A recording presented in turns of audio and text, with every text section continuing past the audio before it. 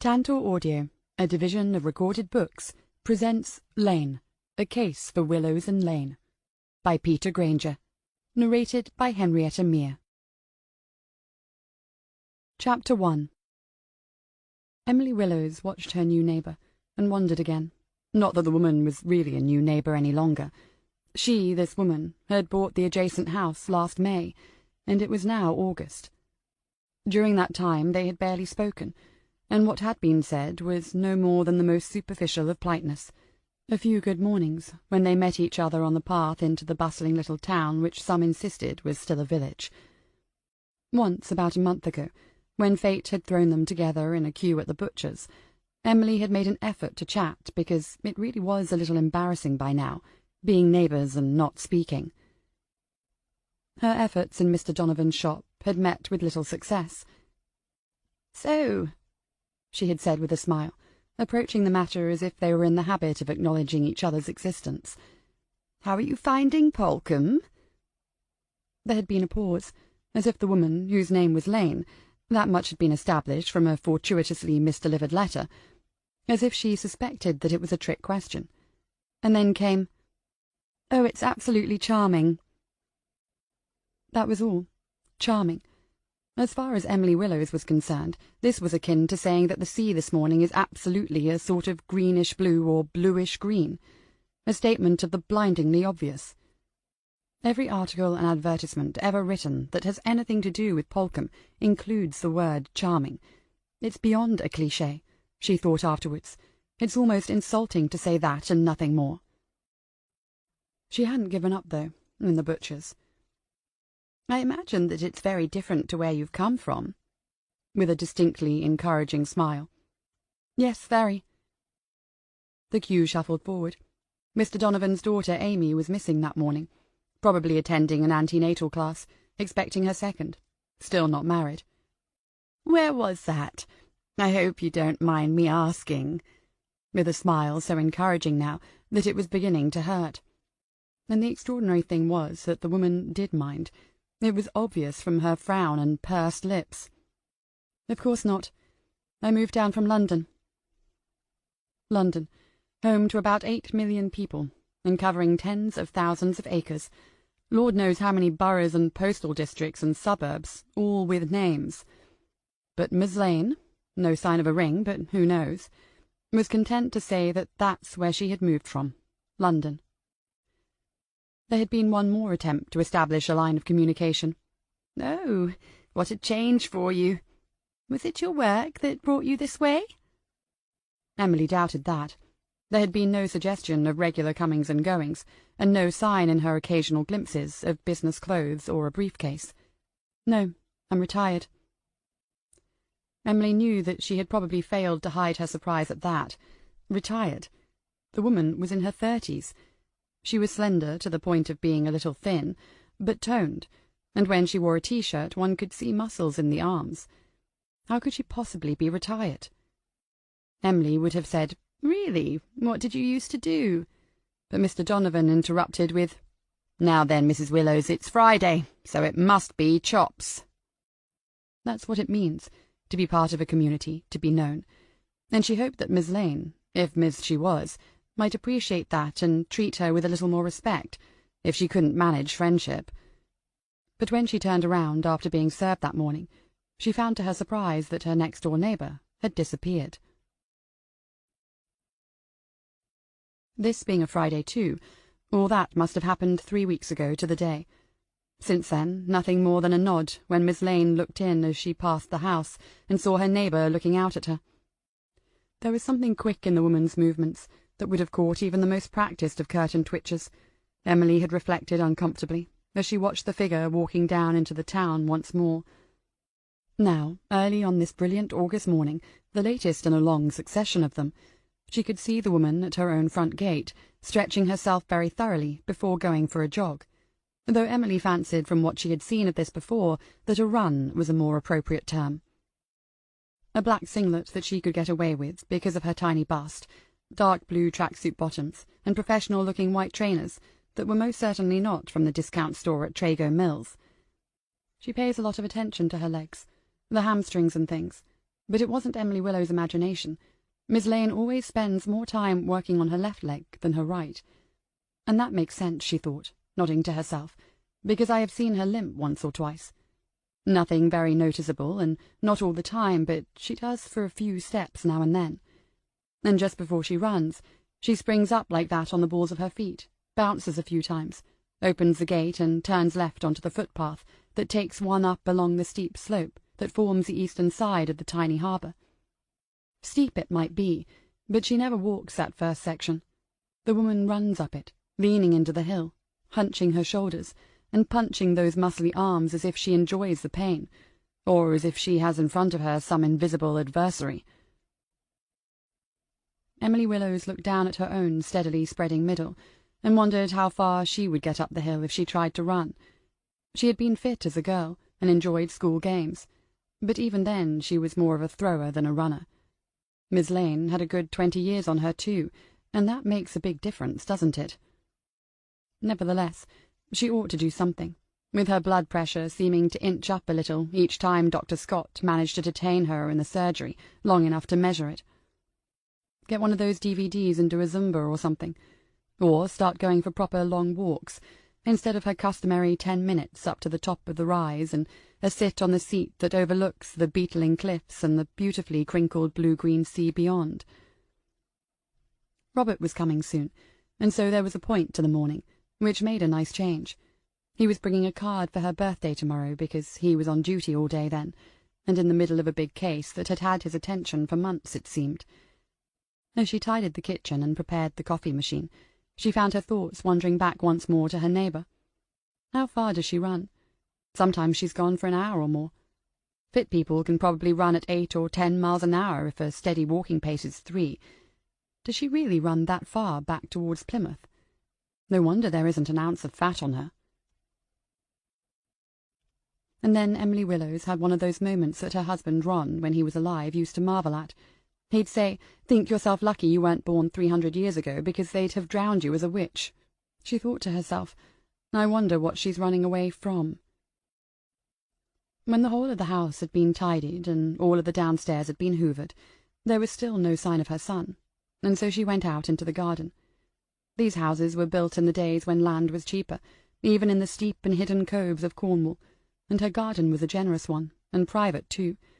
It was overlooked only at the far end by the upstairs of Miss Lane's property, which was further up the hill.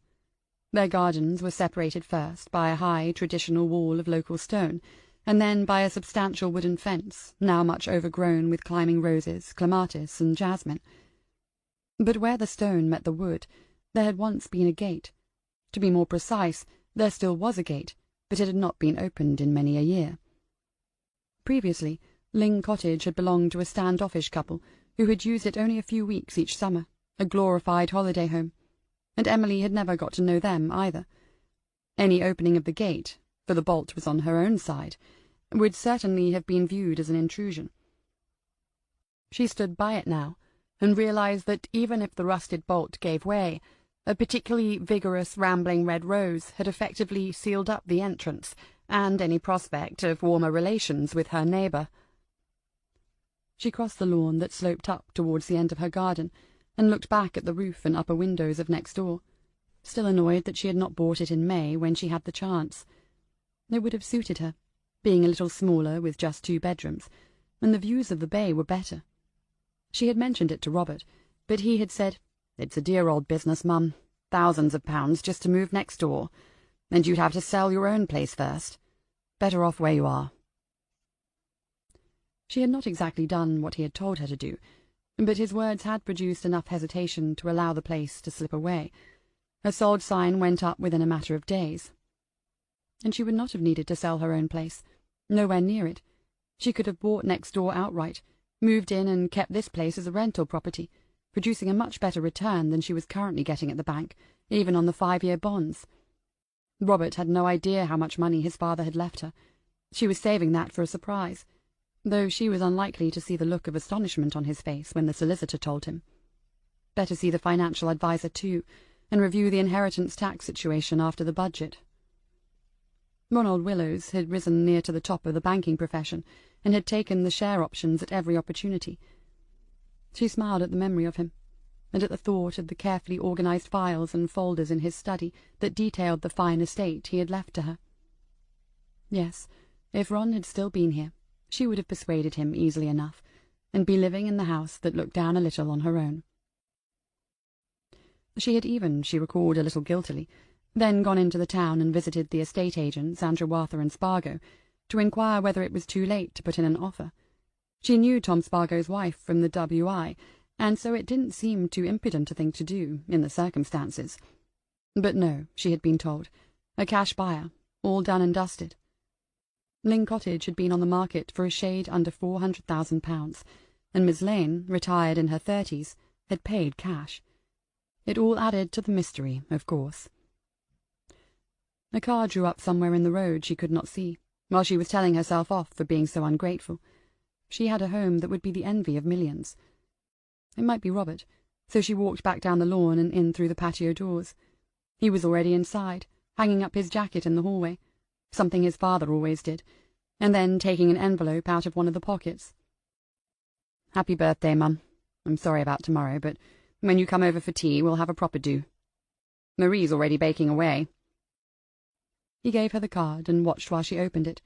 Many happy returns, lots of love from the both of them. It would be nice to see a little squiggle or two at the end, but Marie, who was French, was yet another one of these career girls, presently in charge of marketing Cornwall to tourists around the world. Judging by the queues of traffic coming into the town every day, she was doing a wonderful job. No chance of a grandchild in this country for a few more years, by the look of it. Robert walked through to the lounge to turn on the television, apologizing as he went, but the court case was due to begin on Monday, and there was talk at the station that it might make the local television news. If they got the result they deserved, he said, it would make the nationals as well. It could be the highest-profile people-smuggling case ever. The copy machine began to hiss and bubble, but she could hear Robert's voice saying something like, "So, Mum, how are you doing? Everything okay?" as he fiddled with the tuning. The signals in Cornish coves are as famously temperamental as the weather. Emily called back, "Yes, dear, I'm fine. Just bored to death as usual." She heard a vague, "That's good then," followed by a burst of television noise. "So I thought I might take up paragliding. You know, buy one on eBay and just jump off the cliff one morning." "Good idea, Mum." He was still tuning it in, and taking not the slightest notice of her. Promotion to detective sergeant had come very quickly, and now he obviously had an important role in this case. Her irritation at being ignored fought a brief battle with her pride in his ambition and success, and lost. Robert Willows appeared in the doorway with a puzzled frown and said, "What did you just say, Mum?" "Never mind, my love. Here, take your coffee through, and there's a plate of homemade biscuits as well. Eat some. I don't suppose you'll get a proper lunch." There was nothing on the news, but he told her a little about the case. No details, obviously, but this was a potentially significant investigation. Private airfields and isolated coves had been used to smuggle people into the country over the past 2 years. Nothing new there, Robert Willows said. It's a near epidemic.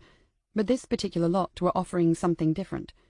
Business-class illegal entry to small numbers of wealthy, influential people and their families, with all the necessary paperwork provided as a part of an individually tailored service. And that's where it gets interesting, he said. Some of the documentation being provided is genuine. Somewhere along the line, these people have connections into the higher echelons of government bureaucracy. Emily Willows had looked suitably impressed and concerned.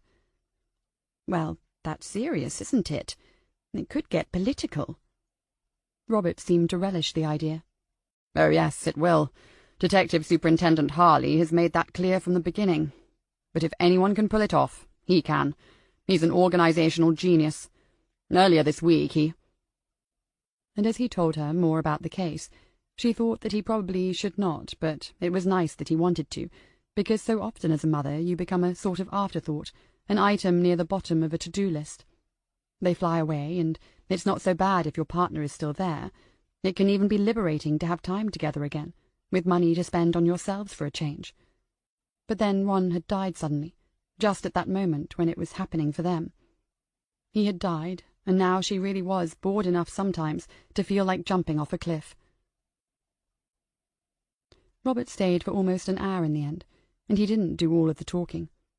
She told him about her neighbour, aware of how trivial her concerns seemed compared to his, but he pretended an interest and said laughingly that if she had any real worries, he could always make a few inquiries about the mysterious Miss Lane.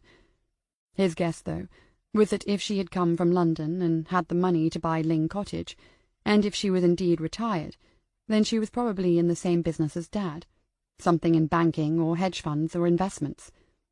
The new generation of money superstars could make enough in bonuses in 5 years not to need to work for the rest of their lives.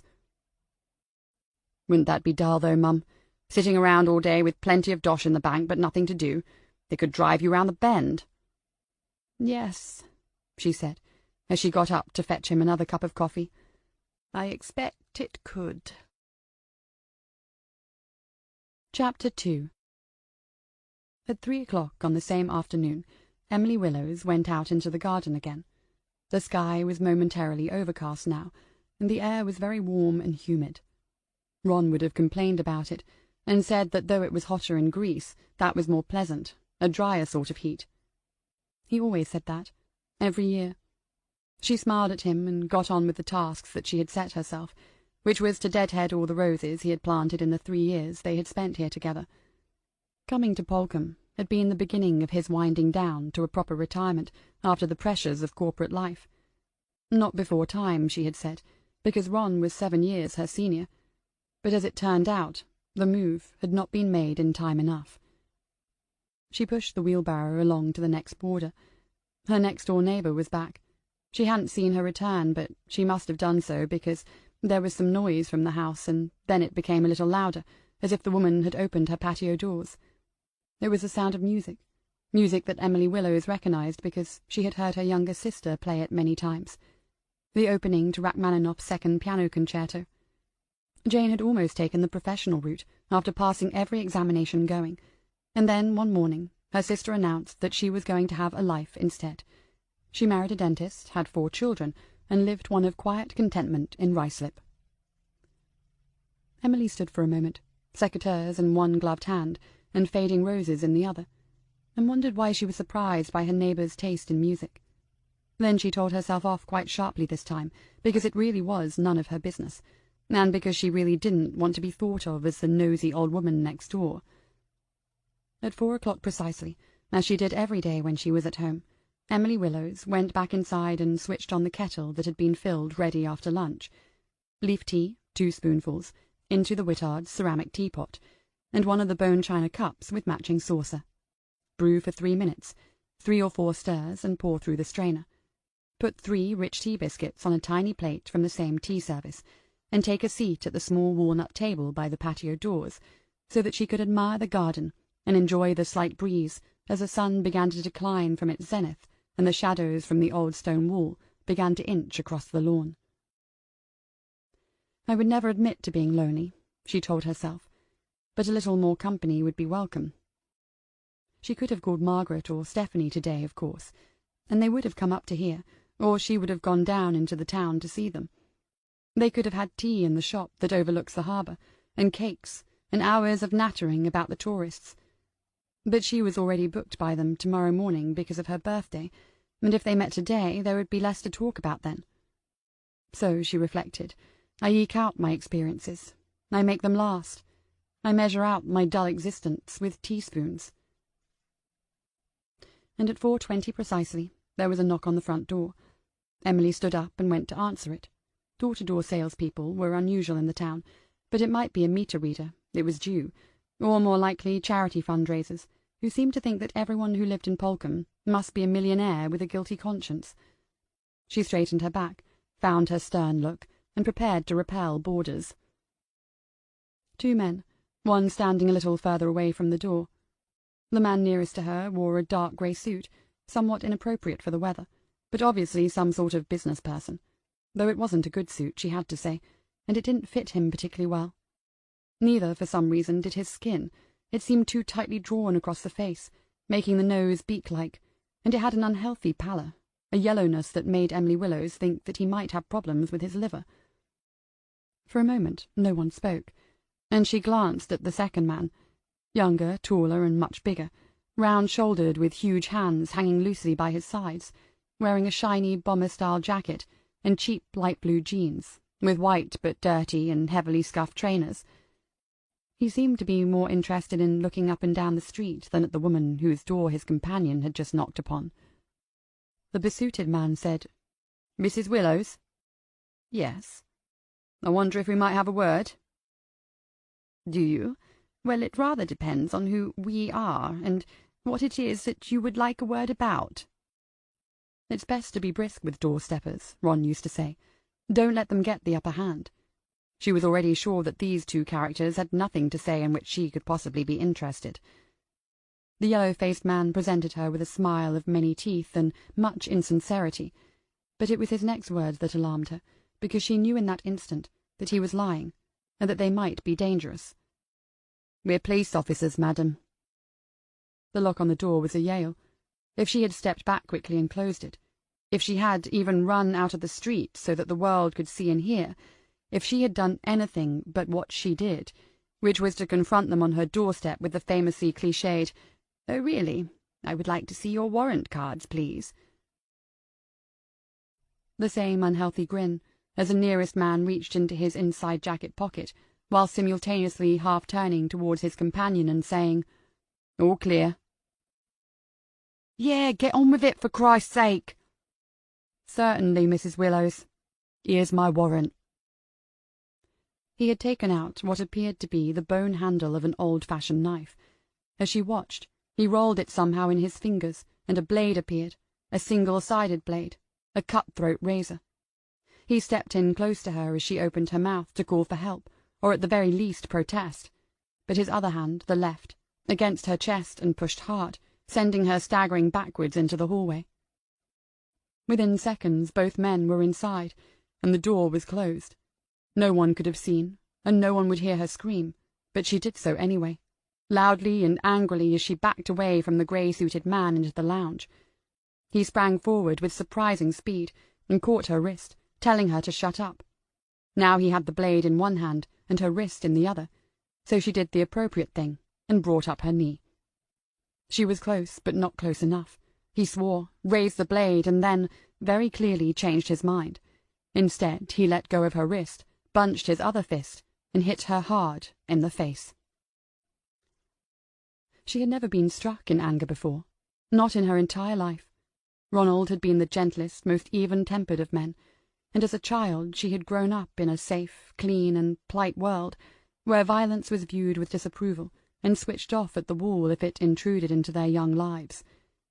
And as she stumbled backwards onto the sofa, with no pain yet, just a lightning strike of stars, she thought, "Men don't hit women. Men do not hit women. But he has hit me hard in the face, and I can already taste blood. I'm going to die. Or worse." The younger man had watched these events from the doorway of the lounge, as if viewing a mildly entertaining scuffle in the street. When it seemed to be over, he came further into the room, passed in front of her, and drew the curtains across the patio doors. Then he went through into the dining room, and she heard him do the same thing. No one would be able to see in from outside, even if they did manage to get into the back garden. After that, she heard him moving about the house, no doubt making certain that nobody else was home. The hatchet-faced man, finally satisfied that her resistance was at an end, straightened up and waved his fist at her. He said, "See that? That was me being nice. This," now slicing the blade through the air a couple of times, "is me being nasty. If neither of them works, you can have a chat with my friend through there. He don't say a lot. Don't need to. He can crush the bones in your withered old hand just by shaking it." She looked down at her hands, spread either side of her on the sofa. They were not withered at all, and she still did pretty well on the pinch test. She knew what was going on. This was a psychological beating, designed to bruise her inside as well as out. She said nothing in reply. "So, first of all, I need to get a couple of things straight, just to be clear. You're Mrs. Emily Willows, yes?" She nodded. "And Robert Willows is your son?" Another nod, but try as she might, she could not keep all the fear out of her eyes then. Robert. What had this to do with him? We have to be certain. Don't want no mistakes. The second thing is this. If you do as you're told, you won't get hurt any more than you have been, and neither will your son. Got that? Do what I tell you, and this will be over in a couple of hours. Something to tell your grandchildren. Except you don't have any yet, do you? Let's hope Robert behaves himself as well. Otherwise you might never hear the patter of tiny feet. You getting all this? She nodded for a third time, looking him directly in the eye. Her mind was working surprisingly well despite the pain in her cheek and nose, and it had already come to a number of conclusions. This was not a robbery, though she was beginning to wish that it was. She was to be some sort of hostage. Robert was involved in something awful and dangerous. These men had a plan because he had just said, over in a couple of hours, and they knew things about her family, which was almost the worst thing of all. How? Good. We're getting somewhere. Got a downstairs bathroom? Through there. Go in and wash the blood off your face. Clean yourself up. Don't want you looking a mess. Leave the door open. 60 seconds. Go on. In the mirror, she could see that there would be a bruise on her cheek, and the right side of her nose was painfully sore. She eased it around gingerly, but there was no click or grating of bone. Probably not broken. She had bled onto her upper lip, so she took the chance to wash her whole face in cold water and gather her senses. Fighting them was out of the question, and she had little in the house she could use as a weapon. If she managed to stab one with a kitchen knife, the other would exact a terrible revenge. She might be able to escape. They had already let her out of their direct line of sight for a minute, but they would be watching the windows and doors. Call someone. The landline was on the tiny table in the hallway, and her mobile phone was in her handbag, on the work surface in the kitchen. If she could call Robert and warn him. Hatchet-Face was in the bathroom doorway, watching her and scowling. That's 2 minutes. You do exactly as you're told, remember? Back on the sofa. He followed her through the hall, and she heard him rip the plug out of the landline socket. When she was seated again, he said, Where's your mobile? I cannot remember. I often lose it anyway. And with all this... Shout all you like. I'll only get more confused. She could see him considering whether this was resistance worth dealing with, or simply the truth. After a moment he said, Do your best to remember. It might not be me asking you next time. The round-shouldered giant of a man came into the lounge, and was asked whether it was all clear. Apparently it was. Okay then. You watch her, and I'll make the call. Let's have the family snap first. He took out a phone. The younger man stepped in behind her, and put one of those huge shovel-like hands on her shoulder, an act of violation that made her grit her teeth. She caught the faint odours of stale sweat and greasy food. The phone clicked, and its owner said, There we are. All done. So that was the proof that she was being held hostage, and the chances were that Robert would see the picture soon. She could only imagine how he would feel, and the imagining frightened her. What on earth was he involved in? Let's hope Robert behaves himself, the man had said. The sickly yellow face was watching her own closely, and he saw the fear.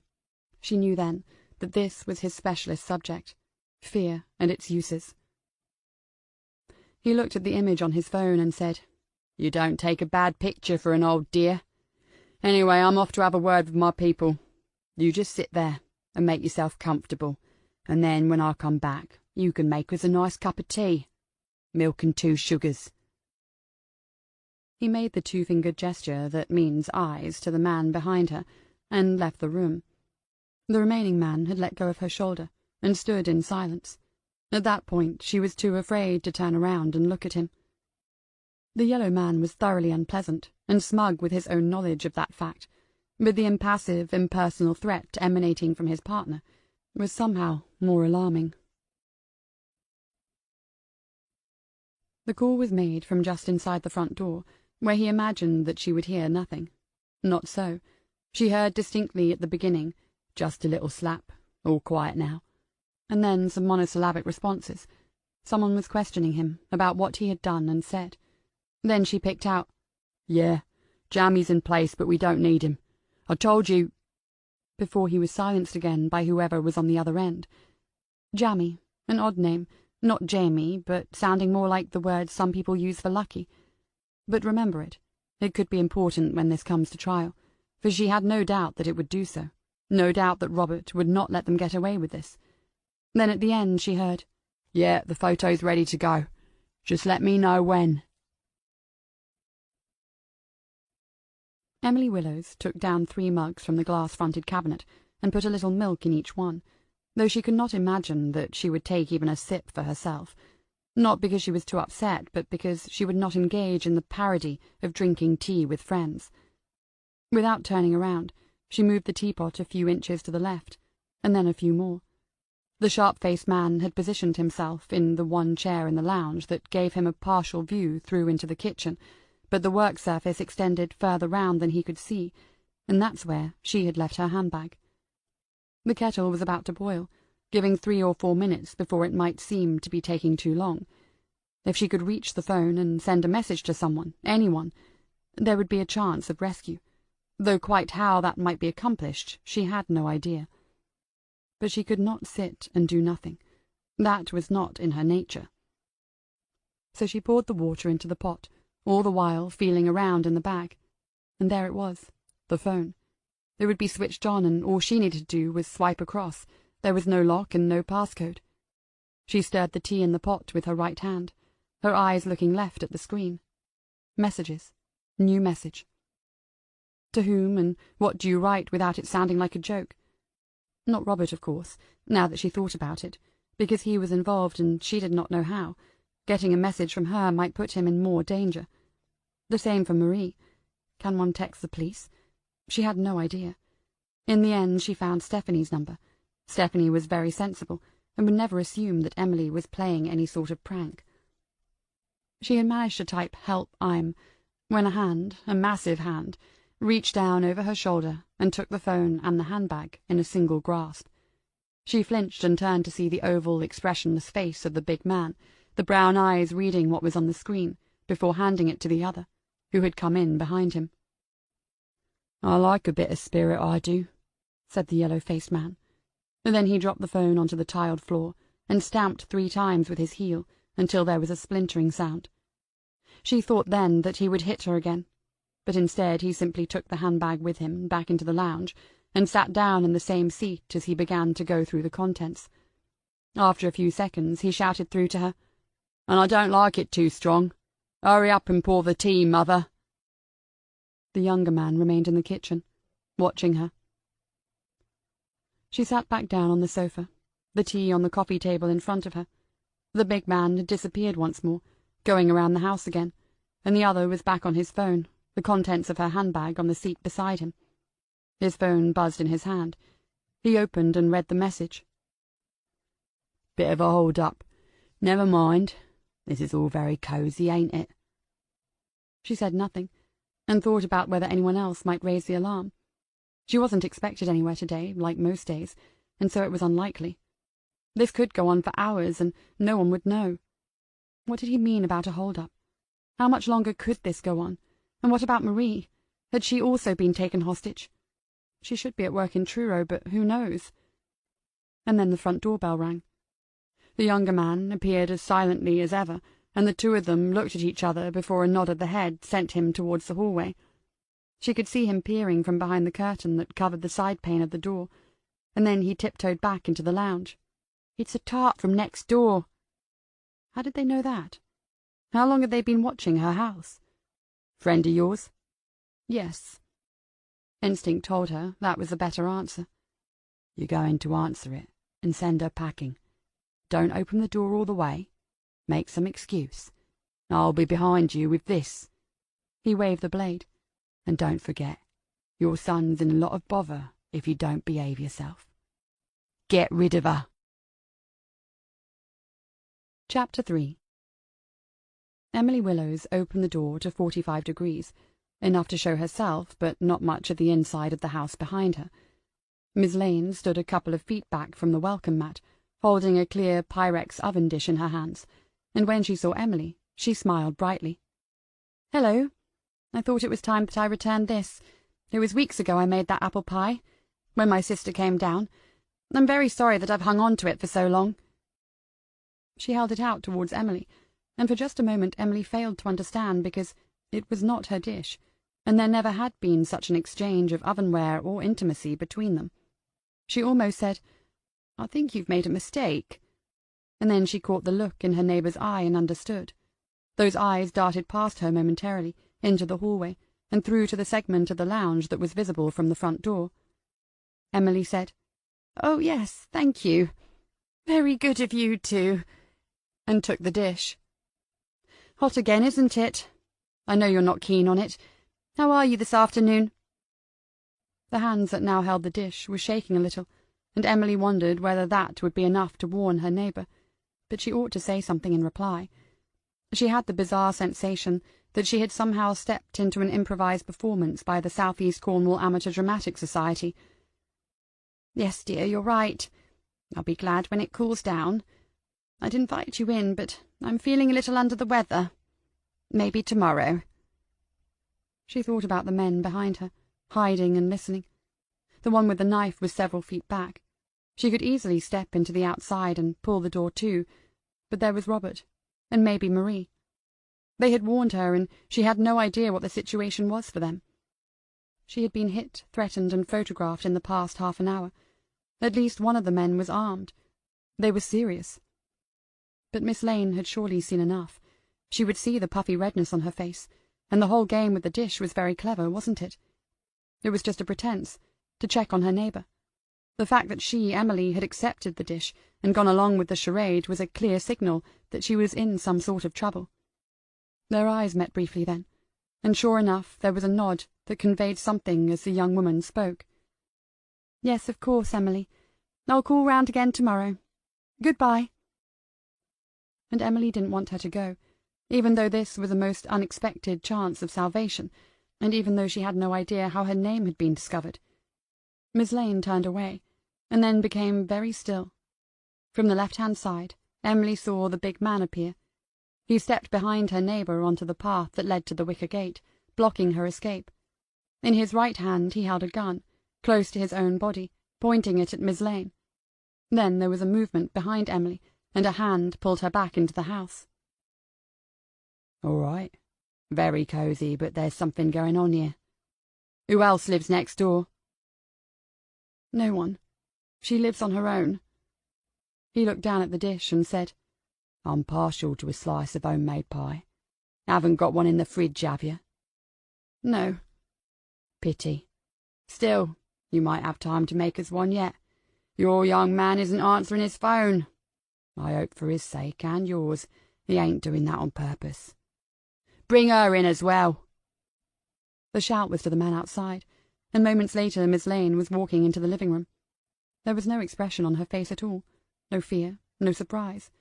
She looked at Emily closely for a moment, and then around the room, as if she was simply curious about seeing the inside of her neighbour's house for the first time. She stood very still while her pockets were patted, but she was wearing only a t-shirt, jeans, and trainers. It was obvious that she did not have a mobile phone with her. When she was told to sit on the sofa next to Emily, she did so, but without hurrying or acknowledging the hatchet-faced man in any way. She simply sat down, but her eyes never stopped taking an inventory of the contents of Emily's living room. "Ain't you got no questions?" 2 minutes had passed, and Lane's continuing silence had clearly unsettled the older man. Still she said nothing in reply to him, and the sneer came back to his face. "What was all that outside? Playing some sort of game? Nosy neighbour? Now look where it got you." Like the man, Emily listened for an answer, for some sort of response, but none came. Again she had the sense for a moment that this was a very convincing drama rather than reality. Why wasn't Robert answering his phone, though? And how was he involved? Then she remembered the details he had told her of the case, and thought, well, that might explain this. Some sort of corruption at the highest level would mean powerful men with a lot to lose, and that makes people do desperate things, such as hiring thugs like these. And then, without warning, Miss Lane turned and said to her, "Are you all right?" "Hold your bloody noise, you interfering cow. I'm asking the questions. I didn't say you could talk to her." There were seconds of silence. The Lane woman's eyes never left her neighbour's, never went once to the man who held the cut-throat razor out towards them. Then she said again, "Are you all right?" Emily Willows answered quickly, "Yes, I am," hoping that doing so might avoid the need for anyone else to be punched. When she looked at him then, the yellow face was as much surprised as outraged that the newcomer had very deliberately ignored him. He was assessing the changed situation, and it had changed. Emily could feel that. With two of them on the sofa, he decided not to try and enforce the silence. Instead, he went to the curtain again, where the younger one had taken up his previous position, watching the garden for signs that anyone else was involved. He had also taken out his phone, and she guessed that someone was being informed of what had just taken place. Emily looked at her new companion then. When she caught Emily's eye, Lane smiled briefly and shrugged, as if to say, "What a nuisance, getting caught up like this," and Emily found herself quite unable to smile back, because now they were both in danger, and she did not understand how that had happened. When she had looked around the entire room again, Lane said quietly, "What do they want? Have they told you?" The younger man left the curtain and went out of the lounge and back up the stairs. There was no sign of the gun. No doubt he had concluded that he didn't need to show it to control the two women. Hatchet-Face was still by the patio doors, looking at his phone and glancing into the garden. He was probably listening to them, but still, apparently, allowing them to talk. "No, they haven't. They think I'm some sort of hostage. My son, Robert—" She stopped, a little choked at having to voice her fears, yet suddenly grateful there was someone to whom they could at least be voiced. Lane said, "The young man who visits you 2 or 3 times a week?" Emily nodded, and then Lane said, "His job, isn't he?" "Pardon? His job? Are you asking what he does? That's what—" "No, sorry, I meant he's police, yes? Plain clothes?" "Yes, he is. How did you know?" Miss Lane was watching the man at the curtain as she answered. "About a month ago I saw him dropped off by a squad car. From the way he was chatting to them before he came in, I guessed he wasn't being brought home after a night on the tiles." Despite their circumstances, Emily managed to feel and look slightly offended by the suggestion. Lane continued her questions. "What's his job? Has he got rank?" "He's a detective sergeant." "And you think that's what this is about?" "I know it is. They told me he'd better do as he's told, or else." She lowered her voice to a whisper and said, "He's working on a case to do with legal immigration. I'm sure that's what this is about." The other woman was quiet then, and Emily looked at her properly for the first time. The face was on the narrow side, with high and strong cheekbones. What at first seemed to be a gaunt look was, in fact, the natural geography of her face. The chin was pointed, the lips straight but quite full. There was, Emily noted, no trace of makeup anywhere, and the nose was a match for the cheekbones, with a high bridge that was slightly aquiline. And the eyes were as large as they could be for this face, and dark and deep brown, beneath strongly arched eyebrows. The hair was almost black and thick, but cut quite short, exposing her ears and 3 or 4 tiny gold rings in each. It was a face that might perhaps be missed at first glance in a large crowd, but which, once noticed, would not soon be forgotten. 2 more thoughts passed through Emily Willow's mind as she watched her companion. She is younger than I first thought, maybe no more than 32 or 3, and she undoubtedly has some foreign blood somewhere. "So," said Lane, "not good. They don't often go for the police so blatantly as this. Your son, is he straight? Is he honest?" Too much was happening for Emily to be properly annoyed by the suggestion. For example, this entire conversation had quickly gone in the most peculiar direction. Why was this woman asking her such things? Shouldn't they be consoling each other, or at least reassuring each other that if they could keep calm, everything would be all right? Instead, Miss Lane seemed to have begun her own investigation. And talking of that, had she called the police before she got herself involved so calamitously? Emily glanced at the man over by the curtains before she whispered the question. "Did you phone the police before you came round? Surely you did if you suspected something. And my son is honest." "No, I didn't call them." And then Lane turned her head away, as if she was listening. There were other things too, Emily realized. Miss Lane had said, They don't often go for the police so blatantly. And how would she know that? It simply wasn't what a normal woman would say in these circumstances. And she had not even called the police before getting caught.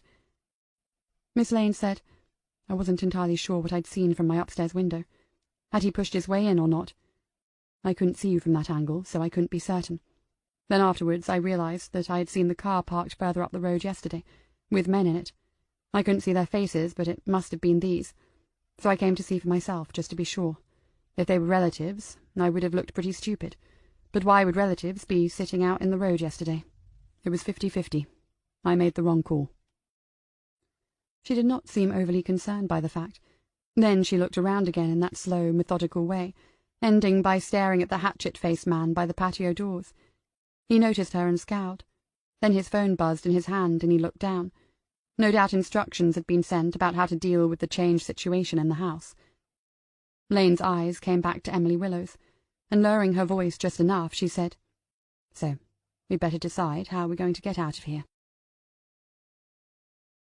Chapter 4. Lane had noticed the broken phone on the kitchen floor. That would be Mrs. Willow's phone, and no doubt he had smashed it in front of her, as some sort of attempt at an act of terrorism. It might have frightened a goldfish in a bowl if there had been one. No sign of any pets at all, but breaking that phone suggested that these were not pros, just thugs incapable of thinking for themselves. He should have kept the phone, studied it, and waited for someone to ring or text, because if the situation was as Mrs. Willows had described it, the son might contact her directly, depending on how much he was actually involved. There were only 2 doors out of the property, and the back way was a non-starter. Lane would be able to climb over the wall or the back gate herself, as the Hulk must have done, but her companion would not. If there was any kind of pursuit, they'd be caught, and she, Lane, was not anticipating that she could disable both men for long enough to get away at a sedate pace. So it would have to be the front door. When she had brought back the dish that she had never borrowed, she had seen the lock, a Yale type that wouldn't need a key to get out. Then they would need to get to a car as quickly as possible, and the nearest was Emily's, a red Skoda Citigo, parked on the short drive, facing the house. They would need to reverse out into the road. Not the ideal getaway vehicle. Her own Audi was locked in her garage, a mistake, she told herself sharply, which would mean going back into her house to fetch the keys, and there might be no time for that. Once they were away from the house and on the move, make contact with the police and head for a place of safety. A police station, a fire station, anywhere that held enough strong, sensible people to get between Mrs. Willows and these lowlives. Working backwards, then, the question was how to get from this sofa to the other side of the front door. The sickly-looking man seemed to have accepted the fact that they were sitting side by side and still talking, more evidence that he didn't really know what he was doing, and so, quietly, Lane asked Emily to tell her everything that had happened since the nightmare began about an hour and a half ago. At one point she interrupted and said, "He let you go into the kitchen?" "Yes, I made some tea. That's when I tried to use my phone, and he broke it." "Never mind. A for effort. And then they actually drank the tea?" "Yes." After a pause, Emily said, "Why? What are you thinking?" "I was wondering whether you happened to have any rat poison under the sink." "I do not. And even if I did, I couldn't—" The large dark eyes came back to her. "Couldn't what?" "What you were suggesting. I simply could not." "Okay. We all have our red lines, I suppose. But there's no easy way to break this to you, Mrs. Willows. These people's red lines are very different to yours. There's a real possibility that you and I will get hurt before this is over, mainly because these two are so incompetent." The older woman was watching her face closely, looking for any sign that their predicament was being exaggerated, and finding none. Lane said then, "Still, at least you'll die with a clear conscience. For myself, I'm willing to risk feeling a little guilty in return for still being here to feel it. But don't worry, rat poison would be too slow for us. You don't have a gun in the house, obviously."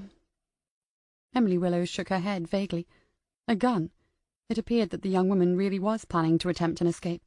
What would she do with a gun, if there was one?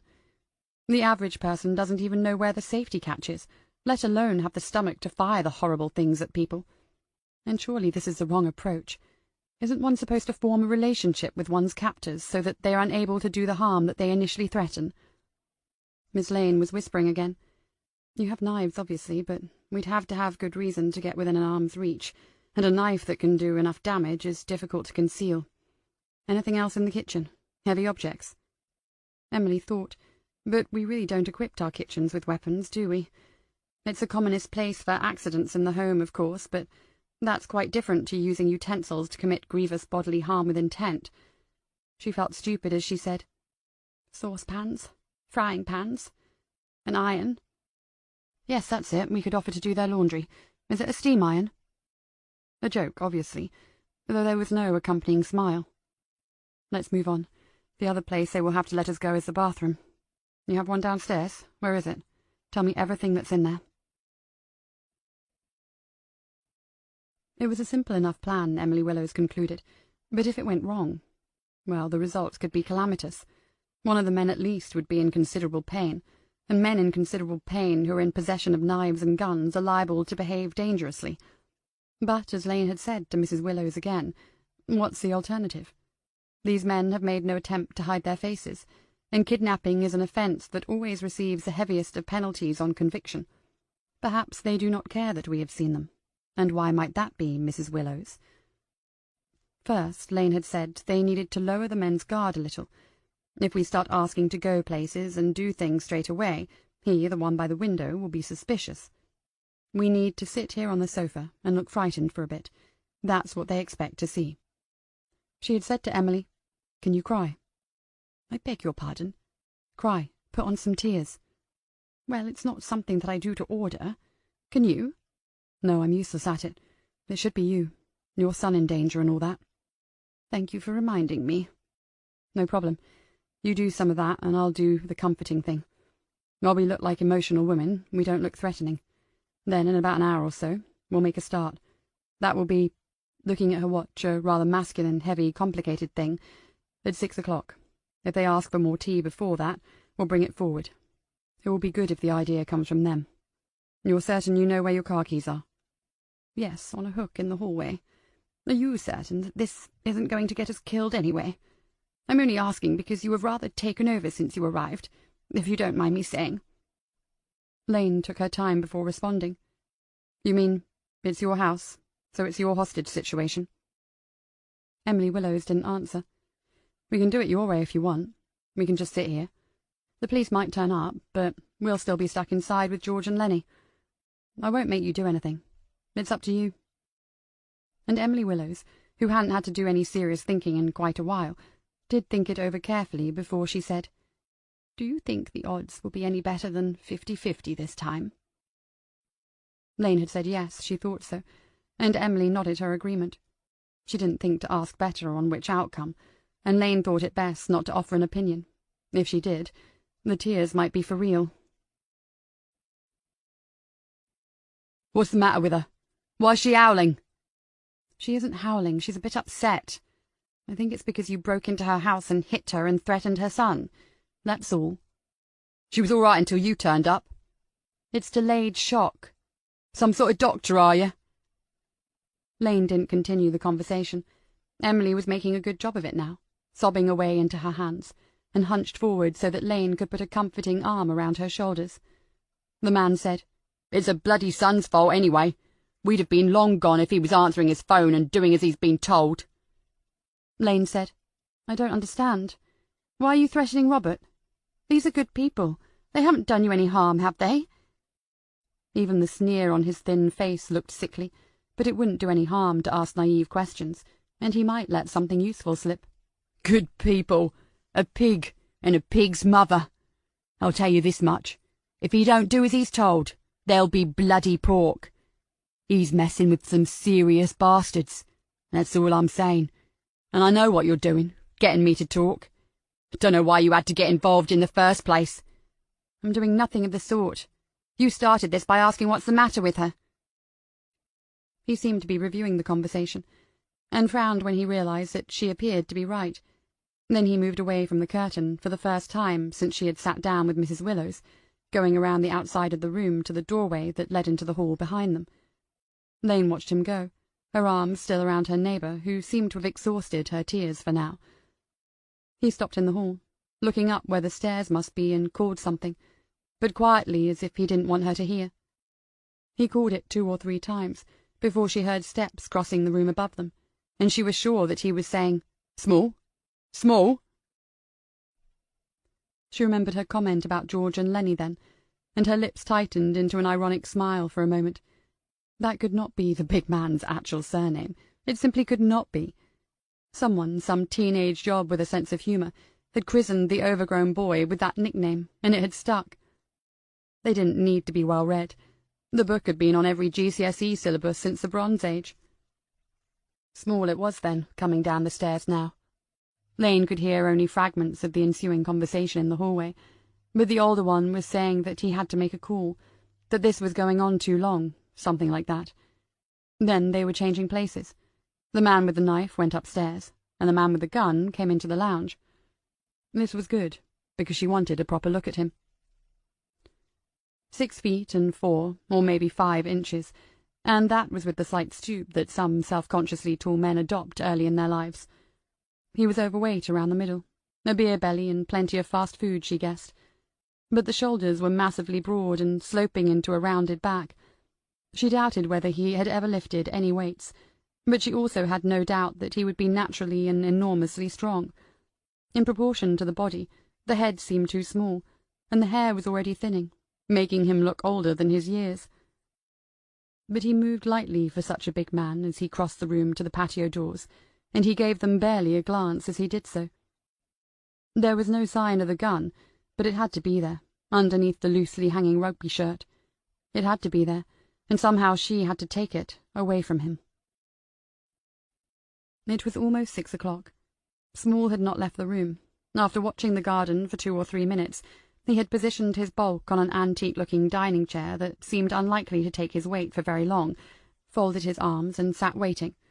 He had hardly looked at them in 20 minutes, and Lane was certain that he was the more dangerous of the 2 men. It would be impossible to make any sort of connection with him, even an antagonistic one, because the 2 women in the room were nothing more than a circumstance in the job that he was being paid to do.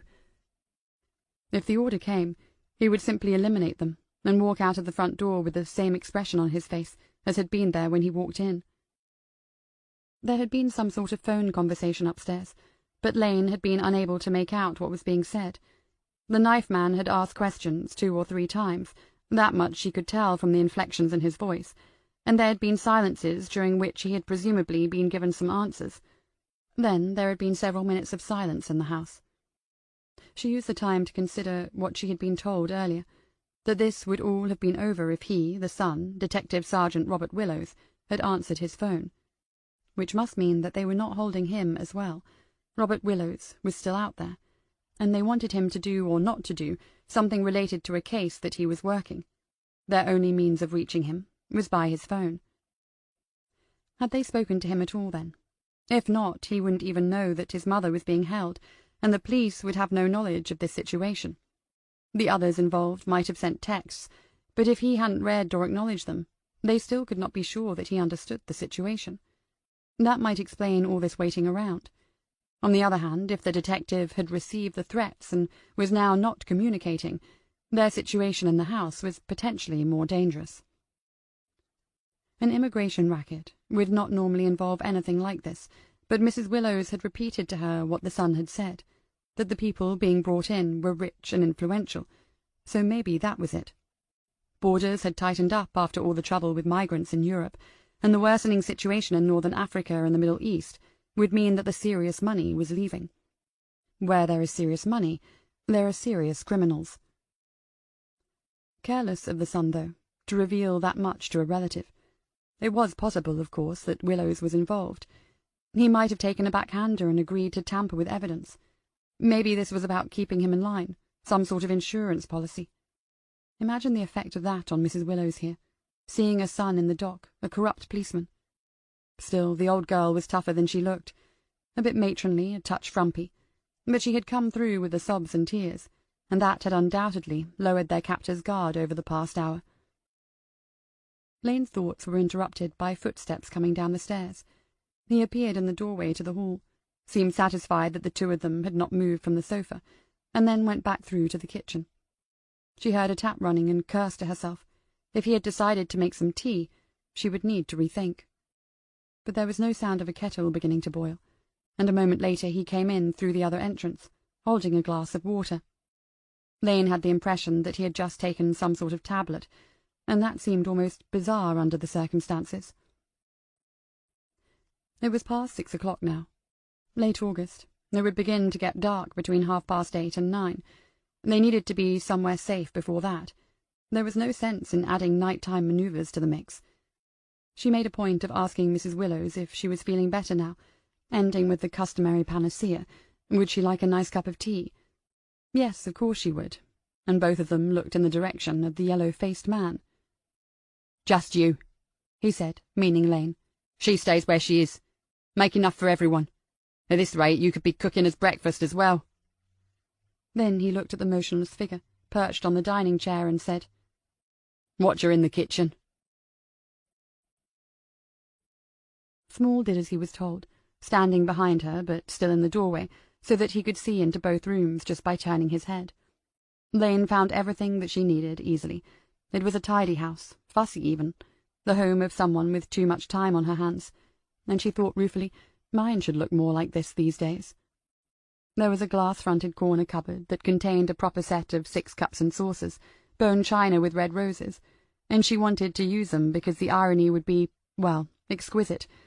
But she needed something more substantial for what she intended to do, and so she found mugs instead.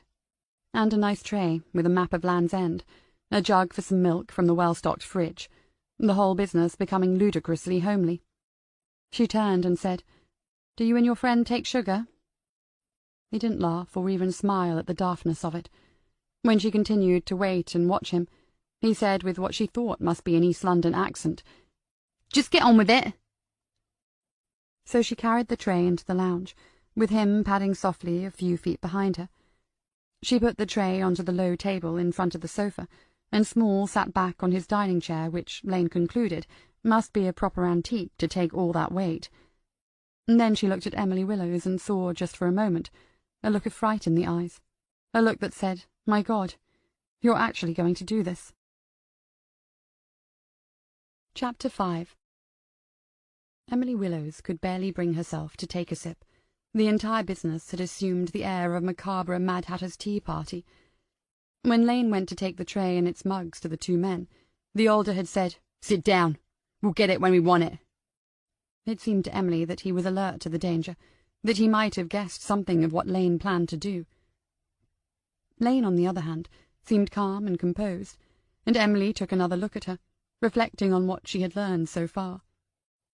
There were some things distinctly odd about the woman, not the least of which was the way in which she had just sort of got on with it since she arrived.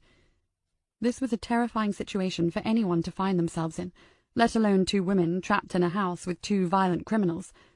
And yet Lane seemed to treat it as no different to being told that her neighbour's washing machine had broken down. Instead of saying, "You'd better call a repairman," or "Is it under warranty?" the young woman from next door had rolled up her sleeves and said, "Right, where's the toolbox?" That was not normal. The yellow-faced man could not sit still for long, and Emily wondered whether it was the growing sense that something had gone wrong with their plan, or whether he was ill and in some sort of pain. He got up from the armchair facing them across the table, and went back to the patio doors. Both men seemed to think that the garden was where the next problem would arise. Then his phone buzzed, and he read the message that had arrived. He looked at the women with a smug, knowing smile and said, "At bloody last. I'm sending him the picture of his darling mum. Let's hope he thinks as much of you as you do of him." Emily looked at Lane, and their eyes met. Lane's expression gave nothing away, but she upended the mug of tea, which was in itself a kind of signal.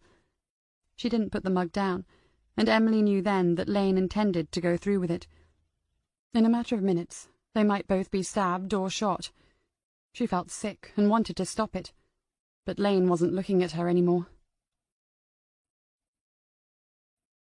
It's all in the timing, of course, but even then there is luck involved. Last time, when she went into the kitchen, old Yellowface had sent Small to watch her. She needed him to do the same now. If he decided to come himself this time, it didn't work. There would be no point in her taking the knife if the other man still had the gun. Could she time this to improve the odds of making things happen the way she wanted? She watched and waited, the empty mug in her hand, wondering whether either of them would notice it.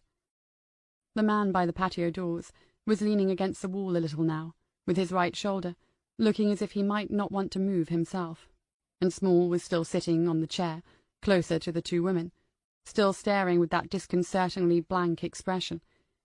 He had shown no signs of impatience like the other one, had followed his orders without comment or question. If she missed, or if it simply failed to work, he would probably kill her. "Excuse me?" Both men turned. "I need to go to the bathroom. To the loo." She almost said, "Too much tea," and then stopped herself. She didn't want to draw attention to the mug in her hand. Lane had been in the house for almost 3 hours, and so the request should not seem unreasonable. That was one of the reasons she had waited this long. The older man straightened up and turned to face Lane, but before she could curse silently, he said, "Go with her. The door stays open." She dropped her jeans and her underwear, making absolutely certain that the mobile phone she had concealed in her drawers didn't clatter onto the floor. Small had not placed himself where he could see her fully.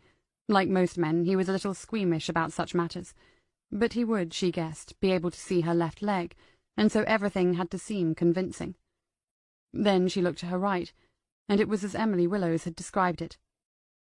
She put the mug onto the floor by her right foot and reached for the plastic bottle.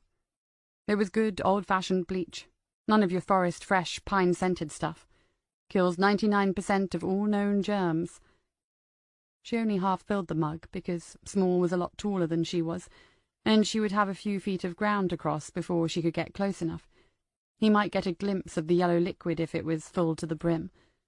Half a mug would do the job, if her aim was good. When she stood up, she moved a little to the left so that he could see more of her as she pulled up her clothes. Another little distraction that might keep him thinking about other things for a split second longer. Then she bobbed down out of his line of sight, replaced the mobile, picked up the mug, and placed it on the sink while she washed her hands. Those 3.5 minutes were an eternity for Emily Willows. Silly things went through her mind. Ron and what he would have told her to do in a situation like this. For a start, offer them more money than they are currently being paid. The grandchild in Australia that was about to be born, and whom she might never see. What sort of party Robert and Marie had arranged for her tomorrow evening. And of course the instructions that this lunatic Lane person had given her. As soon as you hear anything, get off the sofa and run for the hallway. What she heard first was a gasp, followed by a fit of coughing, a man coughing violently. And then that became a moan, that became a scream. Emily found herself on her feet and running, literally running across the lounge and into the hall. Lane was bending over the man, trying to turn him onto his front. He was on his back, had both hands over his face and was clawing at his eyes. Emily could see the bleach dripping onto her carpet.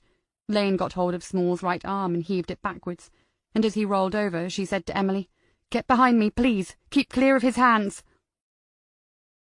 Small's right arm was now waving around, trying to get hold of his assailant.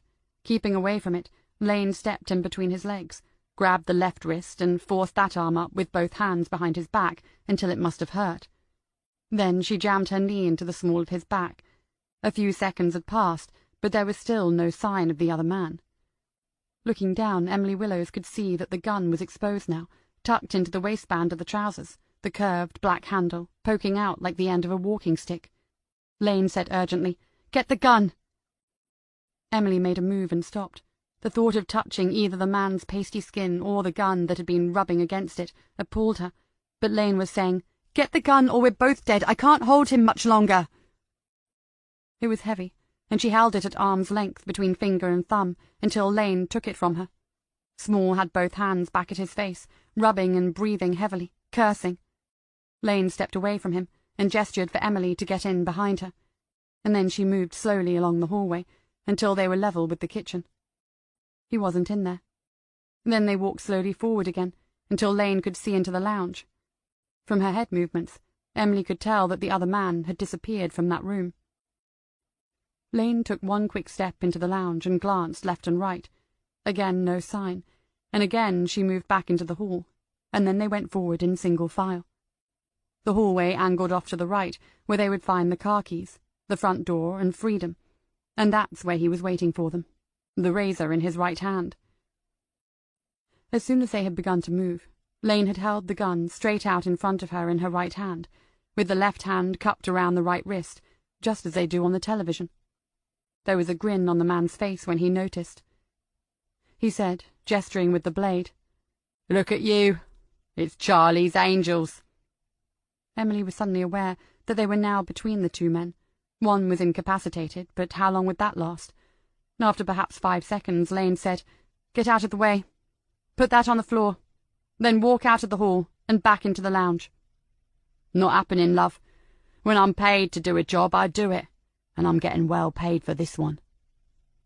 And that, thought Emily Willows, is that. So much for guns. Someone only has to call your bluff, and the weapon is of no more use than the iron this woman joked about earlier. She might as well be pointing that at him now. Without taking her eyes off the man, or moving the pistol a millimetre, Lane said, "What's the other one doing?" Emily turned and felt the fear rise yet again. She said in answer to the question, "He's up on his hands and knees." Lane said more quietly now, "I've given you fair warning. Get out of the way, or I will fire."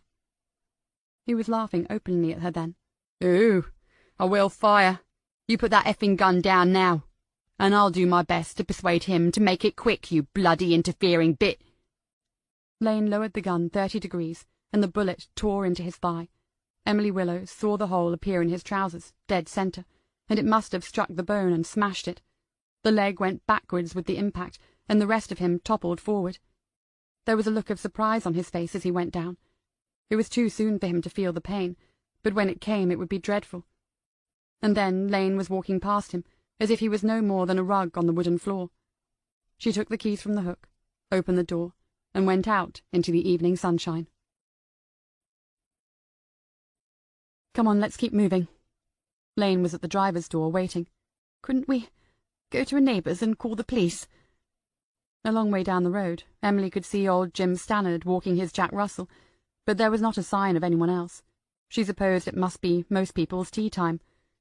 Lane said, "Do you really want to go knocking on doors and maybe not getting an answer? Or getting in, trying to explain what's happened involving someone else? Best to keep moving, put some miles between us and them." As she spoke, Lane wasn't looking at Emily. Her gaze was going up and down the road, methodically again, the way she had looked around the house when first taken captive. Emily realized then what Lane was looking for, signs that the two men in the house had not been working alone. She opened the passenger door and got into the car. 1, 2, 3 attempts, and it wouldn't start. Emily's ears were ringing from the gunshot in the confined space, and she was a little disorientated for all sorts of reasons, which is why it took her a moment to remember. "Oh, yes, it isn't starting very well. It's booked into the garage on Monday." Lane stopped turning the key and put both hands onto the steering wheel. When she eventually spoke, she continued to look straight back at the house. "Really? You could have mentioned that a little earlier, Mrs. Willows." "Yes, I realize that, but in all the... How can you just sit there? You just shot a man." Lane was still watching the front door, breathing in a very controlled manner, and Emily Willows wondered whether she was counting to 10, but Lane said nothing. "I really do not understand how you can... I don't understand any of this. Why? I don't understand." "You mean, why did I shoot him?" "Well, among other things, yes." "Well, among other things, I think he was about to use the B word. I hate that." Emily's mouth dropped open a fraction, and Lane's eyes narrowed a little because there was some movement behind the front door. Something had darkened the frosted pane for a moment. Lane said, "What exactly is wrong with the car?" "I'm not really sure. Something to do with the fuel pump." Lane's right hand went back to the key, but she did not turn it. Instead, she pumped her foot up and down on the accelerator pedal several times. Her gaze never left the front of the house, and eventually Emily Willows followed it, only to see that the horrible oaf of a man was now back on 2 feet and standing on her front step. His left hand still covered that eye, but the other eye was open enough for him to have seen them. He took a staggering step forward, and then another. Lane pushed down the central locking button on the driver's side. Then she pumped the pedal some more and turned the ignition key. The engine fired, and then died again. He was getting closer, maybe just 20 feet away now, and Lane was still working the pedal before she tried the key again. When the engine caught this time, she pushed the pedal to the floor, and the rev counter needle flew into the red zone. Small reached the car and began banging savagely on the bonnet. It wasn't clear why. And then he lunged for the driver's door as the car began to reverse away down the drive. His wrist caught behind the wing mirror, and the car began to drag him along. They could hear him shouting in pain above the noise of the engine, and then he fell face down onto the drive. As the car swung out backwards onto the road, Lane was looking at the man struggling to his feet again. "He's not having the best of days, is he?" She drove rapidly, racing up through the gears, but when they reached the T-junction that led onto the main road of the village, Lane stopped and fixed her attention on the rearview mirror. Emily asked why and got no answer, so she turned to look back down the road herself. They had travelled perhaps 100 yards. Small was standing on the pavement outside her house, still waving his arms about in anger, the pathetic man, instead of calling an ambulance. And then she realized that he was waving to someone, angrily beckoning someone from further back along the road. A blue car appeared, a large blue car, and Small went around it, opened the passenger door and got in. Lane pulled away quickly, turning sharply right, and the tyres squealed. The familiar houses and buildings became a blur, and then they were climbing up the steep hill, the Coombe, with the woods closing in on either side. After a little while, Lane said, "In case you hadn't realized, it's not over yet." Chapter 6. The road twisted and turned and rose and fell for 3 miles as it made its way north towards the first of the holiday routes that bring tourists into the west of the West Country. Whenever she could see 100 yards ahead, Lane had the little red Skoda up to 60 miles an hour, easing down into the next bend with a mixture of gearbox and brakes. The car had never been driven like this in its life, and Emily Willows clung on to the courtesy handle above the passenger door, convinced that sooner rather than later the vehicle would slide off the road and crash into the trees.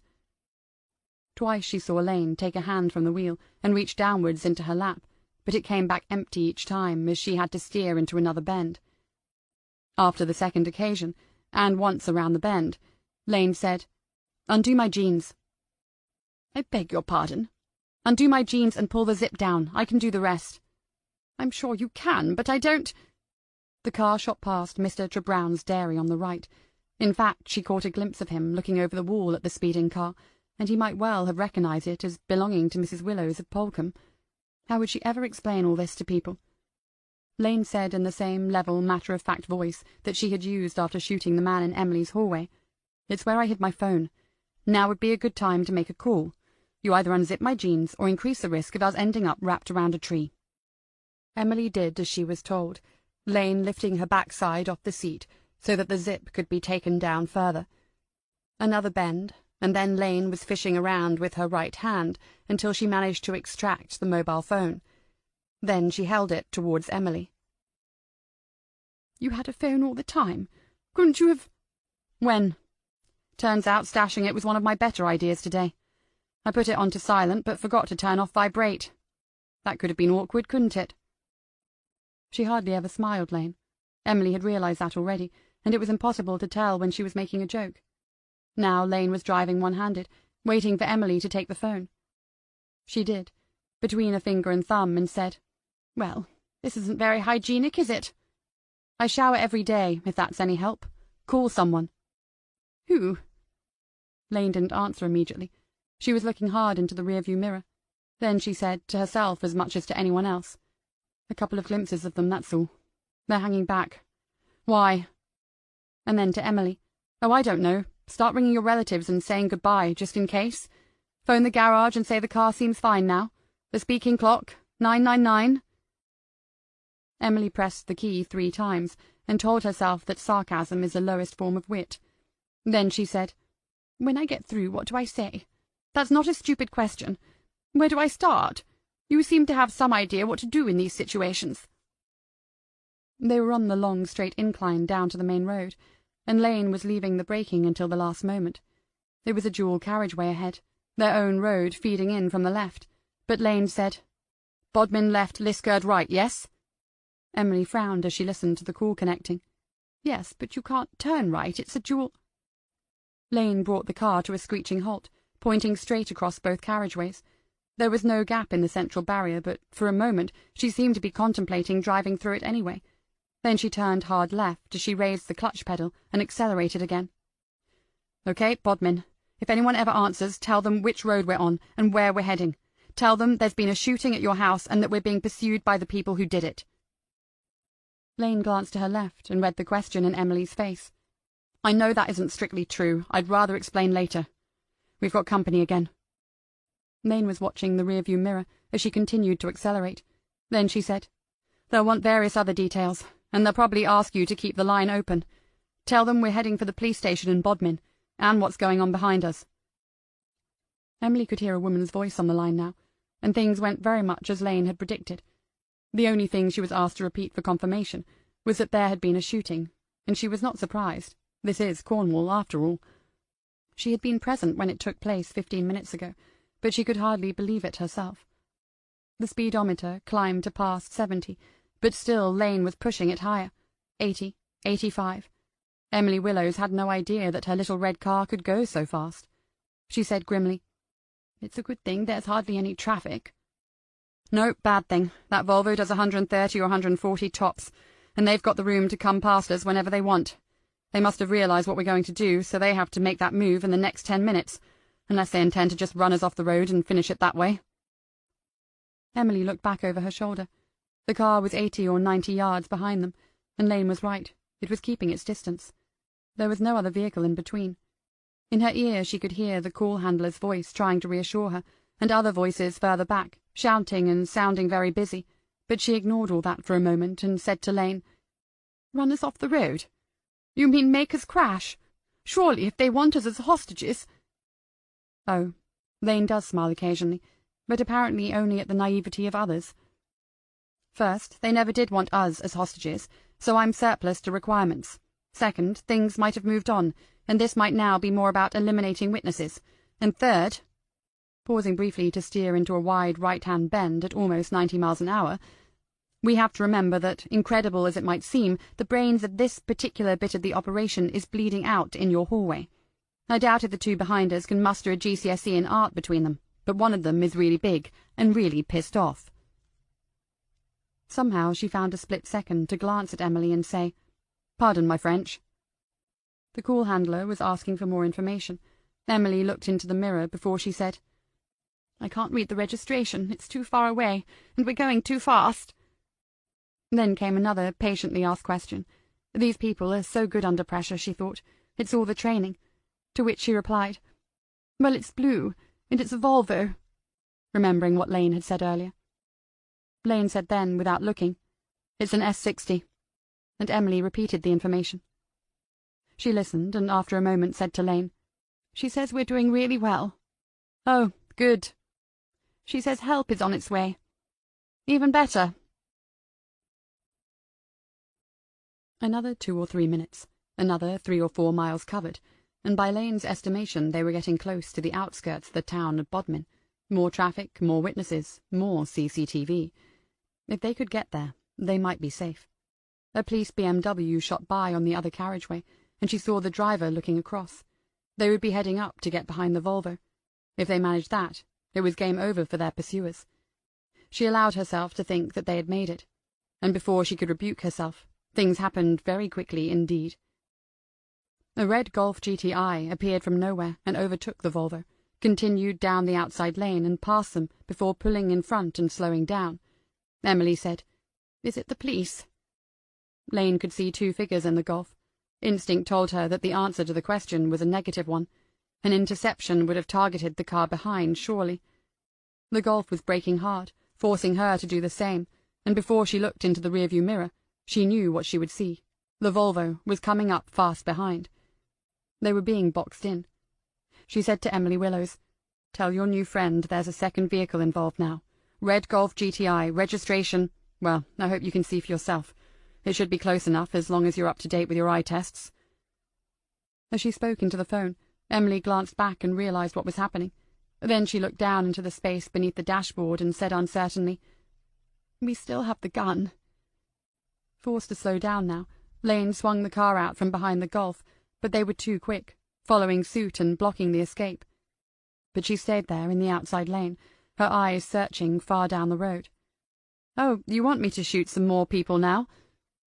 Emily was silent and suddenly afraid again. They were slowing down, the needle falling from 70 to 60 to 50, and the cars in front and behind were edging closer. Lane said, "Sorry, no need for that. Here's the situation. I count 2 men behind and 2 in front. There are 2 more shots in the gun. I checked. Waving it about might discourage them a bit, but even if I nailed 2 of them, there will be 2 left. Still not great odds." Emily Willows watched her companion then for a few moments. Lane's eyes moved systematically from the car in front to the rearview mirror, and then back to the road ahead, as if she was searching for something in particular. She was concentrating, frowning, but didn't look afraid. She didn't look afraid at all. Lane said, "Open your window and have a look upwards. Is there a helicopter?" The men would see her do this, of course, but her best hope, her only hope, was to do exactly as Lane said. There was no doubt about that now. "No, nothing. Just a thought." A black van came down the inside lane, passing them and blaring its horn at the strange behaviour of the 3 vehicles. This seemed to trigger a response from the Golf, which slowed again dramatically, forcing Lane to follow suit. For a moment there were only inches between the 2 vehicles, and then the Volvo was only feet behind. They were trapped. Then Lane said in a whisper, "At last." She was staring intently ahead. They were on a left-hand bend which was opening out into a straight. Emily could see nothing. "Okay, Emily, if you were wearing a hat, I'd be telling you to hold on to it. Reach down and pick up the gun. You don't have to shoot anyone. I just don't want it flying out if this goes wrong and I roll the car." "What are you going to do? But she could see it then, as she got hold of the gun. The gap in the central reservation, and the hatched area of road surface where 1 vehicle could wait in relative safety. Beyond the eastbound carriageway, she could also see a single-track road leading away opposite the crossing point. This must have been put in place for a farm when the road was originally constructed. Lane was allowing the Skoda to drift into the middle of the road. There was a momentary pause before the Golf followed suit, and a slight space had emerged ahead of them. The gap was no more than 50 yards ahead, and Lane braked firmly, the needle dropping to 35, 30. Behind, the Volvo had backed away a little, anticipating something but not guessing correctly. 25, 20, and then Lane took her foot off the brake, revved as she declutched and pulled on the handbrake. The front wheels held position, but the rear of the car slewed to the right, the wrong way, surely. But Lane spun the steering wheel. The skid was corrected, and the Skoda shuddered to a halt crossways, perfectly in line with the gap in the central reservation. Emily had been thrown first forward and then sideways against the passenger door. The gun became suddenly very heavy, and she let go of the phone so that she could hold the weapon with 2 hands. There was a long, angry blast on a horn, and a huge lorry thundered behind them, half on the verge as it managed to avoid the rear of the car. Further down the road, the Golf was stopping, but it was at least 60, maybe 70 yards away.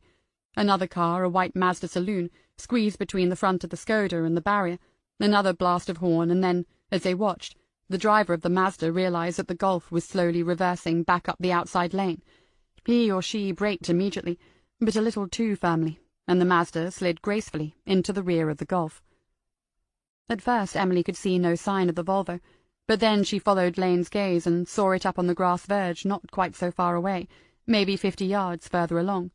Lane revved again, pushed the gearbox into first, and went through the space onto the opposite carriageway. There was a bang and a scraping sound down the driver's side as she caught the end of the metal barrier. An iron gate blocked the entrance to the farmer's road, and so Lane turned right onto the main carriageway and began racing up through the gears again. Emily was simply speechless. Lane said, "If the line's still open, you'd better update control on the situation. We're heading for Liskeard now." Emily reached down for the phone that lay near her feet. The screen was dark. She shook it a little, and tapped it a little with no particular aim in mind. It was an iPhone thing, and she had never seen the need to spend that much money on a mobile. She told Lane, and was ordered to press the central button below the screen. There was a flickering, on momentarily, then off, then on again. She half shouted, she didn't know why, and was relieved to hear that the voice was still there, asking what had happened and whether they were all right. When she had finished the update, Lane said, And while you're at it, ask them if they've only got one bloody police vehicle in the county. If so, we're behind it now." Emily thought that she most certainly would not say any such thing, and Lane had said it loudly enough for the woman to have heard anyway, but she did inquire whether they could expect help any time soon. She was told that an armed response team had been mobilized. They were to drive quickly but safely and to stay on the main route. Their phone signal was being monitored now. Lane appeared to be back in control of her temper. She said after a silence, "Sorry about your door. In the grand scheme of things, it doesn't matter, does it? Especially today.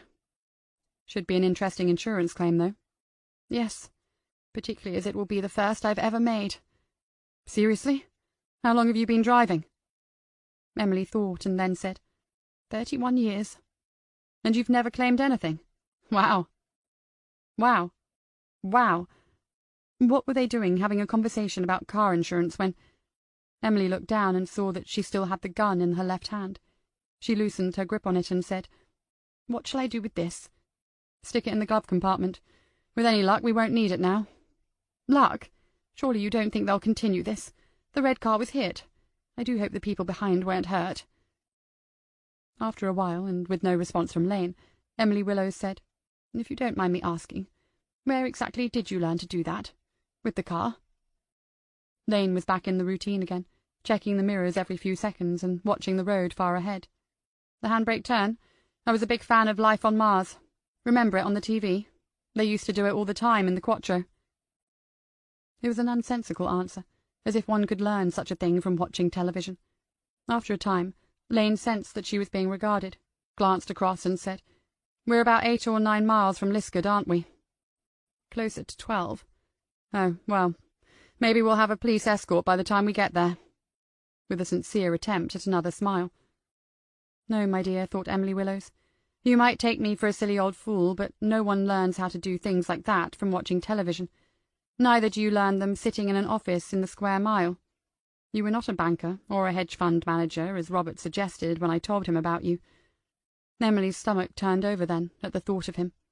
What had happened now they had escaped and the police were involved in this pursuit? Was he safe? Had they made things better or worse? She turned to look at Lane again, wanting to ask her something about this, gain some reassurance, and realize that they were accelerating once more. The fixed expression was back, the slight working of the mouth as if the young woman was biting the inside of her cheek, the deliberate, controlled breathing. Emily tried to do something similar, steeling herself before she looked into the wing mirror, because she knew exactly what she was going to see there. Chapter 7. Detective Superintendent Harley listened carefully to everything that the Assistant Chief Constable, Operations, had to say, and agreed with most of it. When the call came to an end, he put down the internal telephone and gave himself exactly 2 minutes to prepare. That included the scribbling down of a few brief lines on his desk notepad before he went to find Detective Sergeant Robert Willows. He had hoped by now to be the bearer of better news. The station had been purpose-built and had opened less than a year ago. It still felt and smelled new in parts, and they had a superfluity of rooms. Superintendent Harley went into 2 of the interview suites before he found Willows standing by a window that looked down across the town. Further north and east, the dark mass of Bodmin Moor itself loomed on the far horizon. Jennifer Spall sat at the table with 2 mugs of tea in front of her. Her own was half empty, but the other had not been touched as far as Harley could see. Spall was a fellow detective sergeant and a friend of Willows.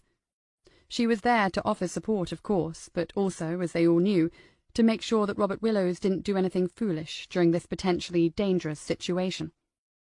Harley said, "Let's all sit down, Robert. I've got an update for you, and a few more questions."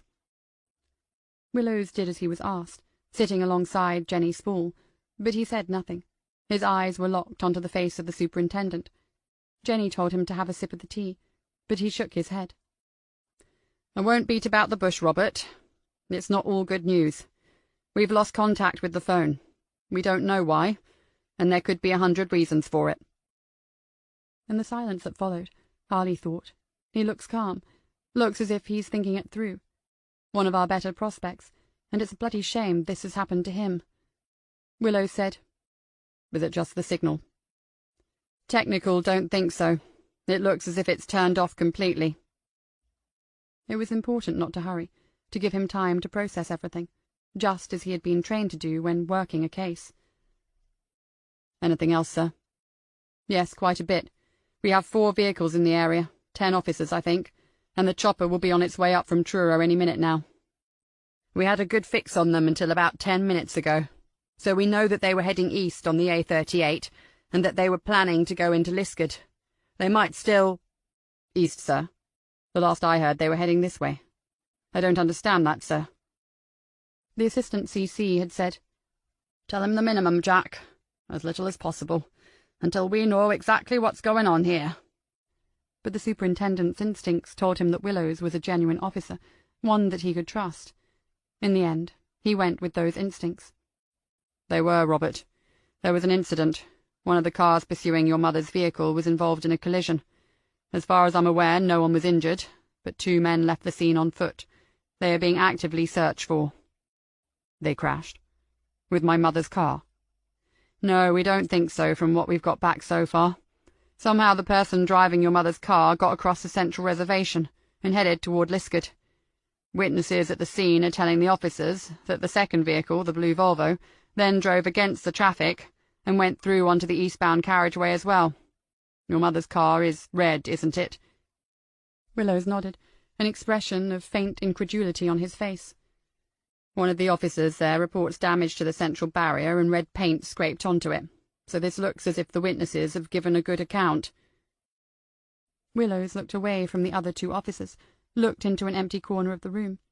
Jenny Spall raised her eyebrows towards Harley, and he nodded in return, understanding what she wanted. She said, "What about the house, sir?" "All as Mrs. Willows described it. Your mother seems to be a pretty strong character, Robert." And he had Willow's attention back with that. "A man has been shot there, a serious leg wound. Paramedics are on the scene, and he should be on his way to Plymouth General by now. There will be an officer with him and a car following. He'll be under police guard at all times. Once we have him identified, things will move forward quickly." Willows said, "A shooting in my mother's house. I was only there this morning. It's a nightmare, sir." "No, it isn't. It's a situation. We deal with situations, and we'll deal with this one. You can help, Robert. I need to ask you more questions if you're up to it." Jenny Spall looked surprised, and Robert Willows momentarily angry, which was fine. Harley said, "Good. The first officer to get a visual on your mother's vehicle this afternoon confirmed that it was being driven by a young, dark-haired woman. We have to assume that this is your mother's next-door neighbour. What can you tell me about her?" Not much, Robert Willows had said, and with good reason. His mother had taken to calling this neighbour the woman of mystery. She had found out her surname, and Harley wrote that down, but little more. As far as he knew, the 2 of them were not really on speaking terms, though his mother, he was sure, would have made attempts to be so. Harley said, "How long have they been neighbours?" And when he received the answer, "Not quite 6 months, sir," his expression altered a little. He didn't think that either of the sergeants had noticed, and the concern was covered quickly by, "OK," and the show of writing all this down. But Harley's mind was racing now. Not quite 6 months. The investigation that they were all involved in was 18 months old, and the evidence they had implied, proved, that there was corruption at a high level. A senior member of the civil service and perhaps even of the government might be involved.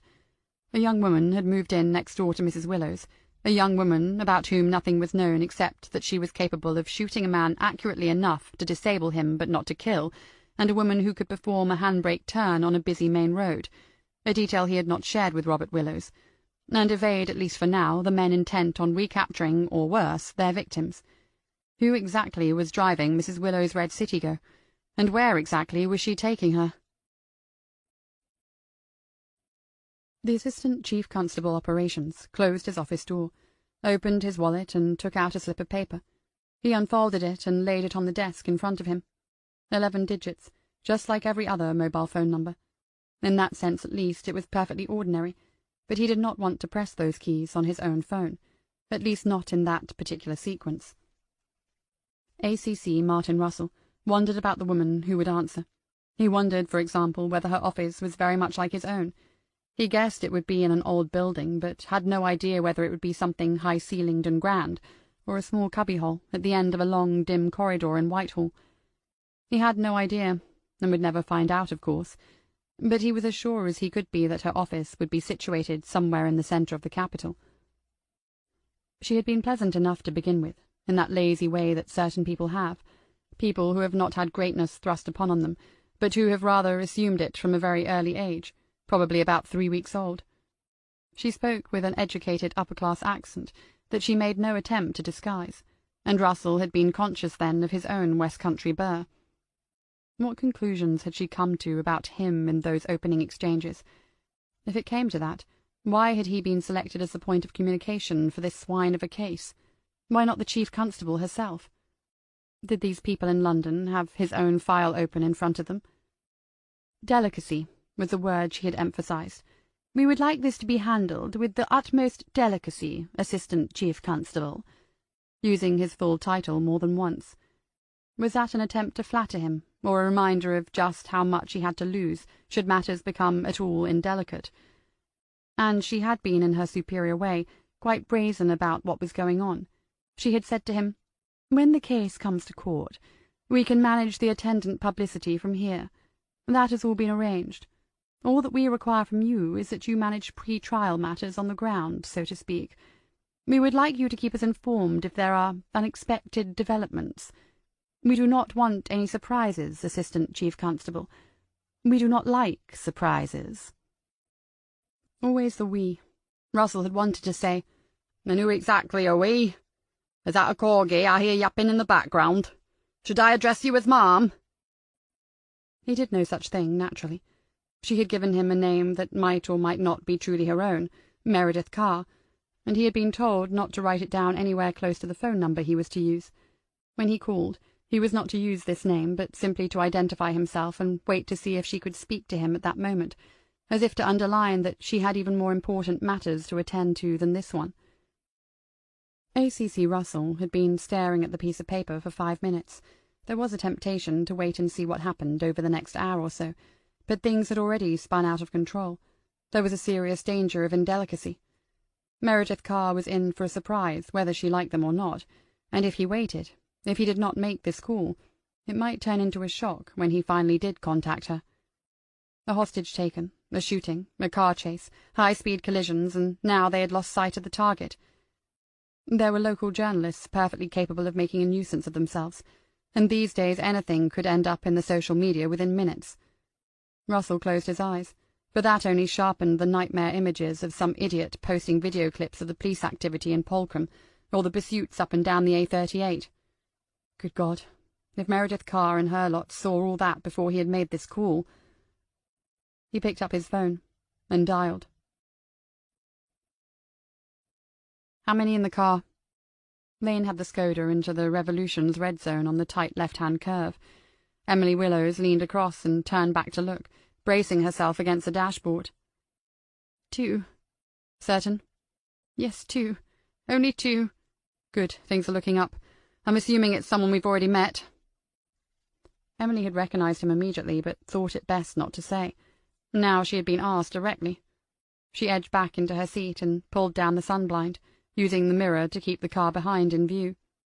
"Yes, it's him, the man from the house. You can see his face is red on the left side. He really should have stayed there and kept running cold water over it." Lane had to glance across to see if Emily Willows was being serious, and then shook her head as she refocused on the road. This made no sense now. The 2 in the Gulf might already have been arrested, and the whole game was surely up anyway. The point of taking his mother hostage was presumably to lean on Robert Willows, whether or not he was involved in anything corrupt. But that only works if it's done secretly. The shooting, the car chase, what Emily had told the police on the phone, meant the plan had blown apart. So why weren't the pair behind, drawing ever closer, heading back to the smoke at a rate of knots? Lane could only explain what was happening in one way. The 2 men behind had reverted to type, gone native. Or at least Small had, and the other one was doing as he was told, as one might if an angry giant with a damaged face and a wounded ego had got into the passenger seat and said, "Follow that effing car." That much she could picture, and of course he had been made a fool of by a woman. The desire for revenge, the insult to his primitive masculinity, could have overridden any ability he might possess to think things through. Taking anyone hostage now was pointless, but that's not what he was after any more. All he wanted was to get hold of the woman who had done this to him. Lane thought, so I'm the target now, not Emily. What were the options?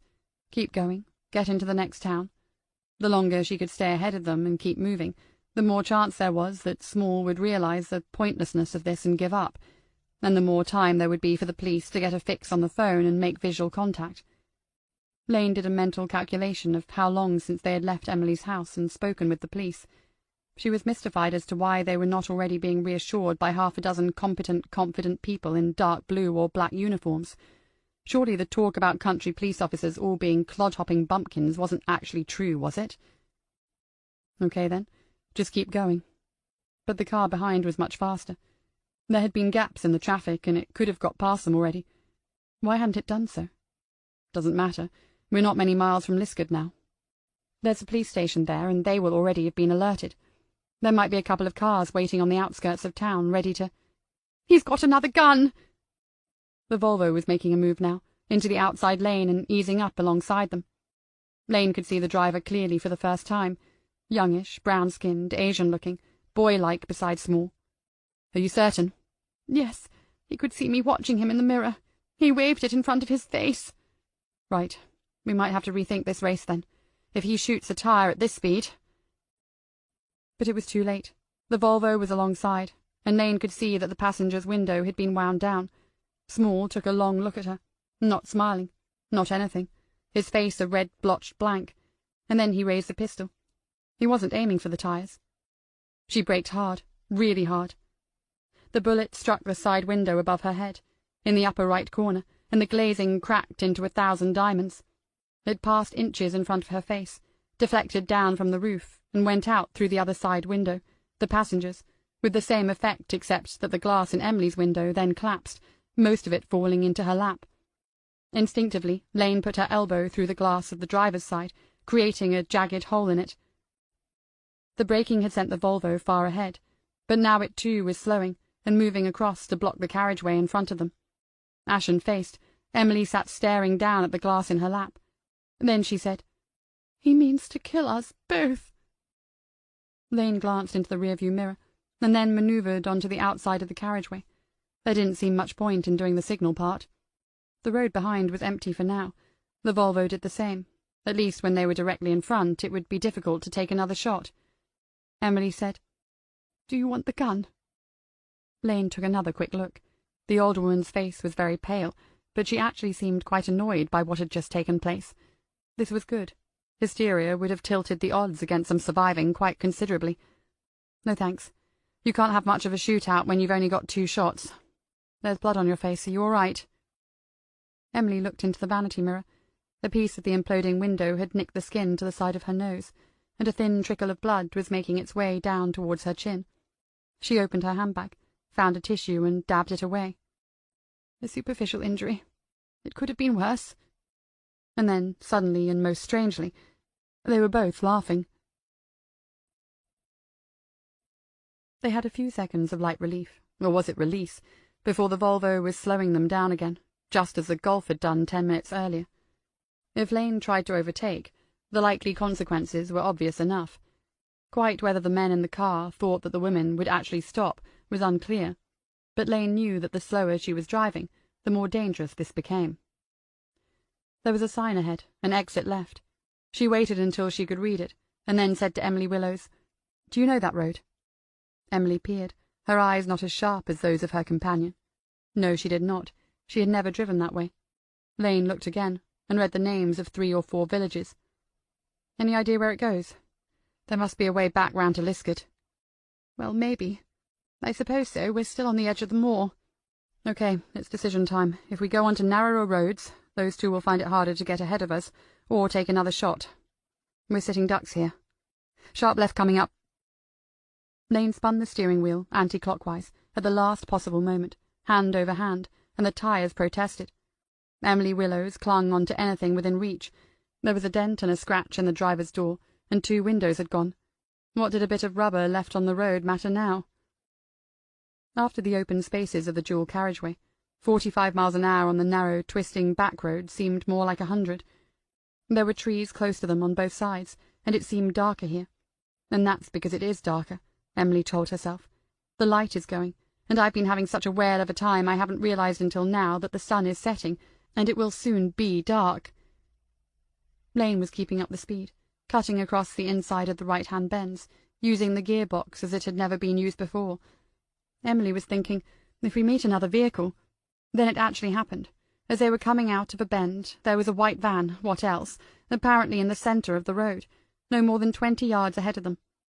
In the split-second window open to her, Lane had braked and taken 2 wheels of the Skoda onto the verge, itself little more than a yard wide. There were thumps and bumps, but somehow the van got by them, or they got by the van.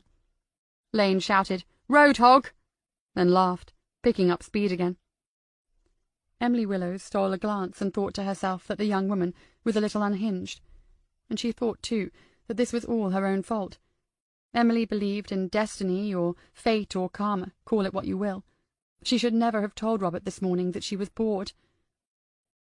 "Let them know we're taking a detour, will you? And ask them if they'd like to join us at some point." Emily pressed buttons and swiped things on the iPhone, but there was no response. It remained a beautifully smooth piece of black glass. Lane reached across, took it, and drove at the same speed one-handed, eventually performing some sort of manoeuvre that involved pressing 2 buttons simultaneously with a thumb and a finger of her left hand. She waited and then glanced down, before putting the phone into the empty slot below the car's radio and CD player. Lane said then in a matter-of-fact way, "We've lost them." More to the point, they have lost us.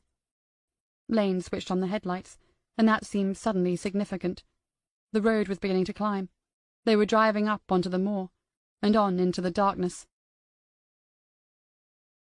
Chapter 8. "There may be lives at stake, Bob. Your own mother's life. If you haven't been entirely honest up to now, this would be a good time to say so." The one doing the talking's name was Cooper, a detective inspector, and the tall one keeping quiet, his name was Hannaford, but Robert Willows had forgotten his rank in all the confusion.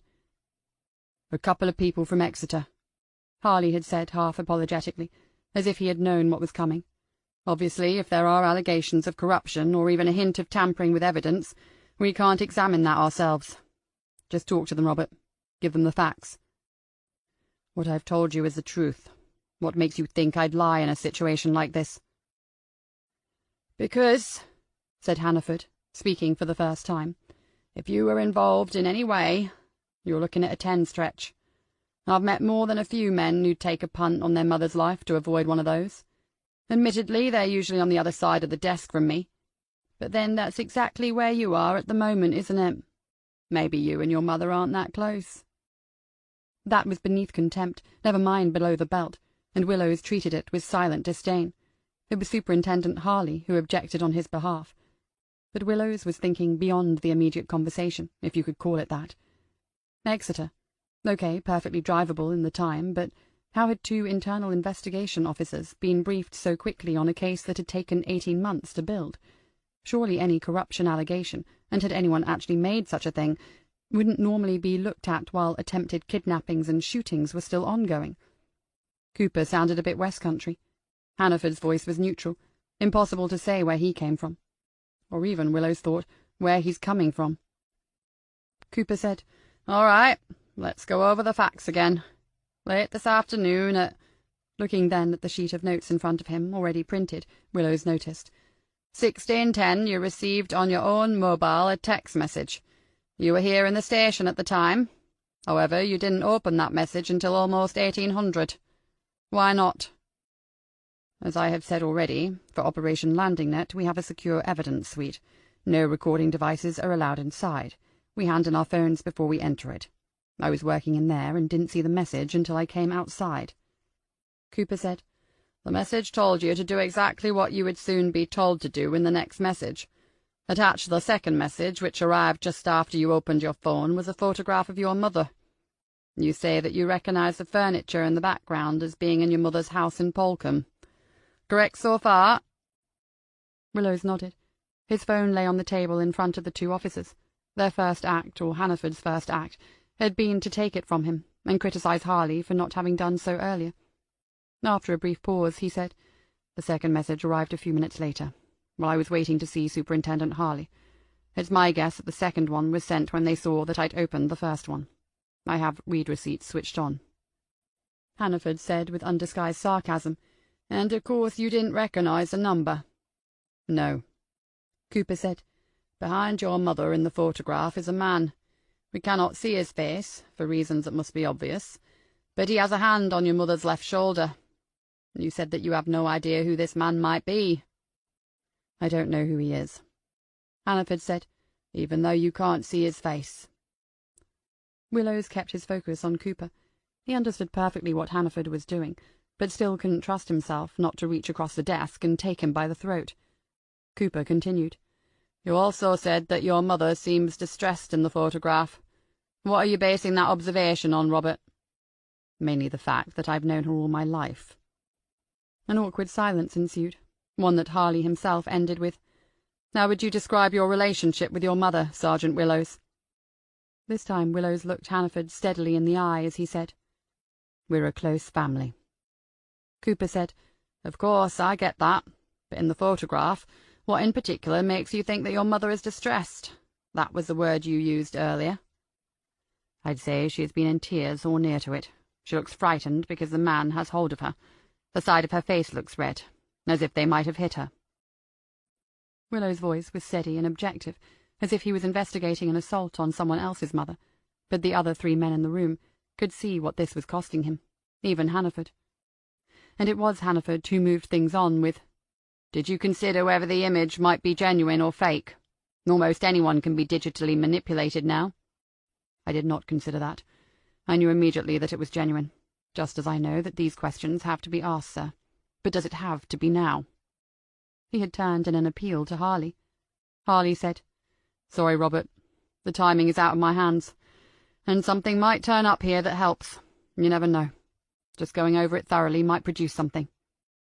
It was lame, and Harley knew it. Hannaford said, "The second message reads, 'Your mother is in a spot of bother. If you want to get her out of it in one piece, say nothing. Await further instructions.' What did you take that to mean?" "Exactly what it says. It's a threat, using her to get to me." Hannaford said, "We'll come to why anyone might want to get to you in just a moment. What did you do, once you'd read the second message?" "I continued to wait outside Superintendent Harley's office. Obviously, I tried to make some sense of it." "Oh, right. Maybe you were considering it then, waiting to see what they would ask you to do in turn for your mother's safety. After all, as you said, you're a close family." From the corner of his eye, Willows could see that Superintendent Harley was shaking his head. Willows concluded that, as he hadn't been asked a direct question, there was no point in giving any sort of answer. Hannaford was a relentless bastard, and was going to say what he wanted to say, whatever Willows did. "Perhaps you knew perfectly well what these people wanted. How long ago did they first make an approach to you?" Willows continued to sit in silence, continued to look back at Hannaford contemptuously. "Had you agreed to do something for them and then changed your mind? Is that what this is about? Did you lose your nerve, or ask for more money? Is that why they decided to lean on you?" Superintendent Harley said, "Detective Sergeant Willows was in my office by 18:20, less than 10 minutes after he got the text and the photograph. 2 minutes it would have taken him to walk up here from the control room. He had to wait outside because I was on an important call concerning landing net, as it happens. That's 7 or 8 minutes accounted for, so you're down to worrying about 2 or 3 minutes. I can't see that as being significant." Hannaford hadn't taken his eyes off those of Robert Willows. Harley continued, "And you're forgetting, perhaps, that the second text arrived while he was waiting outside my office. It was still open on his phone, and he handed it to me to read as he entered my office. So unless you're going to imply that I, too, am somehow involved in this absurd conspiracy theory—" It seemed to be a long time before Hannaford said slowly, "At this stage we don't rule anything in or out." Harley said, "Frankly, this is a ridiculous line of questioning. And more to the point, it's a waste of time. We should be trying to find my mother and her neighbour." Cooper then said, "You then received a third text, Robert, at 18:34. Where were you at that point?" "I was still in Superintendent Harley's office." "Did it make sense to you?" You understood straight away what they were asking for? Yes. 2 pieces of evidence were to disappear today, a collection of emails and a set of phone records. These were all on paper, printed out for the court case. You were to go to the vault, remove the originals and any copies held here, take them out of the building at the end of your shift and await further instructions. Presumably you would then have been asked to hand over these files in return for your mother's safety. Was any of that actually feasible, in your opinion? It was a relief to be talking to Cooper about facts rather than to be dealing with Hannaford, which, of course, was exactly their intention. Willows said that it was just feasible, and then Cooper asked him to explain his role in Operation Landing Net. There are 3 exhibit officers in this case. We all deal with separate areas of the investigation. For something like this, the vault is manned by a desk sergeant, and there is also CCTV. We have to sign in and out, and we have to detail any evidence that we access or remove. Unless I'd stuffed these files down my trousers, there is no way I could have got away with it, and even if I did that, it would only be a matter of time before the finger pointed at me. Also, there are copies out there with the prosecution and defense teams. It would not have compromised the trial. It doesn't make a lot of sense. Hannaford said, Agreed. But once a judge knows that the originals have disappeared, or even that an attempt to interfere has been made, he presses pause. In something like this, a delay could be weeks, or months. So maybe that's what they wanted. A delay. Time to make certain other items disappear. Or certain people. Robert Willows turned his head to look out of the solitary window. The sky was violet and strange-looking. The day was coming to an end. Uniform must have picked them up by now, his mother and the woman who had moved in next door. Only this morning his mother had been talking about her again. And now they must have picked them up, and when he got out of this absurd interview someone would pass him a message that told him so. Hannaford was saying now, Corrupt officers aren't that unusual. What's beyond unusual is for an honest officer to be targeted like you've been, in what is a crude attempt to pervert the course of justice. That's unheard of in my experience. I play the percentages, Willows, and it gets me results. The odds are telling me that you were approached earlier, agreed, and then backed off. Maybe your conscience got the better of you. Best to say so now. What Hannaford had said about delays made sense, of course. A detective sergeant admitting to tampering with evidence, or even just someone under suspicion of it, as he seemed to be now, would have exactly the same effect as disappearing evidence, months of delays while inquiries were carried out. Hannaford hadn't done yet, and he began to voice ideas that had already occurred to Superintendent Harley. It's more than a funny one, all this. Why stay in your mother's home? Why send a sodding picture showing where they actually were? It's like an invitation saying come and get us. What did you do, Superintendent? You must have taken some action by 6:30. Harley said, I had. I directed Uniform to send their nearest car and 2 officers into the vicinity, but with instructions not to approach the property, or to make themselves known until we had good intelligence as to what was going on there. Better than nothing, I suppose. Robert Willows went to cross his arms and stopped himself. Hannaford would read something into body language like that. Then he said, I have told you the truth. I knew nothing about any of this until 6 o'clock today. As soon as it occurred, I reported it to the senior officer leading the investigation at this station. Superintendent Harley has just confirmed all this. Would someone please tell me whether my mother and the other woman are safe yet? In the few seconds that followed, the only sound was that of Cooper turning a single page in the notes on the desk in front of him. Then Cooper said, We do have to ask a few questions about that as well, Robert. This neighbour of your mother's. What can you tell us about her? If anything, the road had become narrower with more twists and turns as it climbed up the southern edge of the great volcanic dome of Bodmin Moor, but that was not the reason that Lane had slowed down a little. She calculated that it must have been 10 minutes since they had made the fast exit from the A road. The Volvo had already passed the junction when they did so. The 2 men would have had to slow, stop, and then drive back again against the flow of traffic. Not that there had been much of that, in order to follow them. There had been no sign since. Perhaps they had not done so. Perhaps it was over at last. Emily Willows had said almost nothing since the near miss with the van, and Lane thought, She doesn't know me from Adam, does she? We've hardly spoken in 6 months, and now, in the past few hours, we have shared life-changing, potentially life-ending experiences. She's had time to wonder about all this as well. That time in the butcher's shop she was being inquisitive, wanting to know who had moved in next door, and I blanked her. Now we're sitting here a couple of feet apart, and some men are trying to kill us. Or one of them is trying to kill me. Emily Willows must have been frightened out of her wits. Still, she's kept it together pretty well, all things considered. Lane pushed the gearbox into third, and allowed the Skoda to climb the next hill slowly, spending as much time looking in the mirror for headlights behind as she did looking ahead. That thought, that she was a target of Small's wounded vanity, or maybe it was his professional pride, had given her an idea. It was dark now. If the Volvo appeared after all, the men would not be able to see how many people were inside the vehicle ahead of them. Dropping Emily off in the countryside, leaving her to wander about, wasn't an option. But if they could find a house, say a nice, safe farmhouse with barking dogs and security lights and a telephone, Lane could leave her there and drive on a while, just in case. Leaving the car parked and visible wasn't an option. There was no point in risking anyone else's safety, but if it came to it, she could use a Skoda to draw the pursuers in another direction, away from Emily. And to be completely, ruthlessly honest, if they were still being hunted down and it ended up on foot, Emily Willows would not cope with that. Lane would be rather surprised if she herself could not outrun the two men, but her neighbour would not be able to do so. For the second, or maybe the third time, Emily took the phone from the dashboard, pressed buttons, and shook it about a bit to no avail.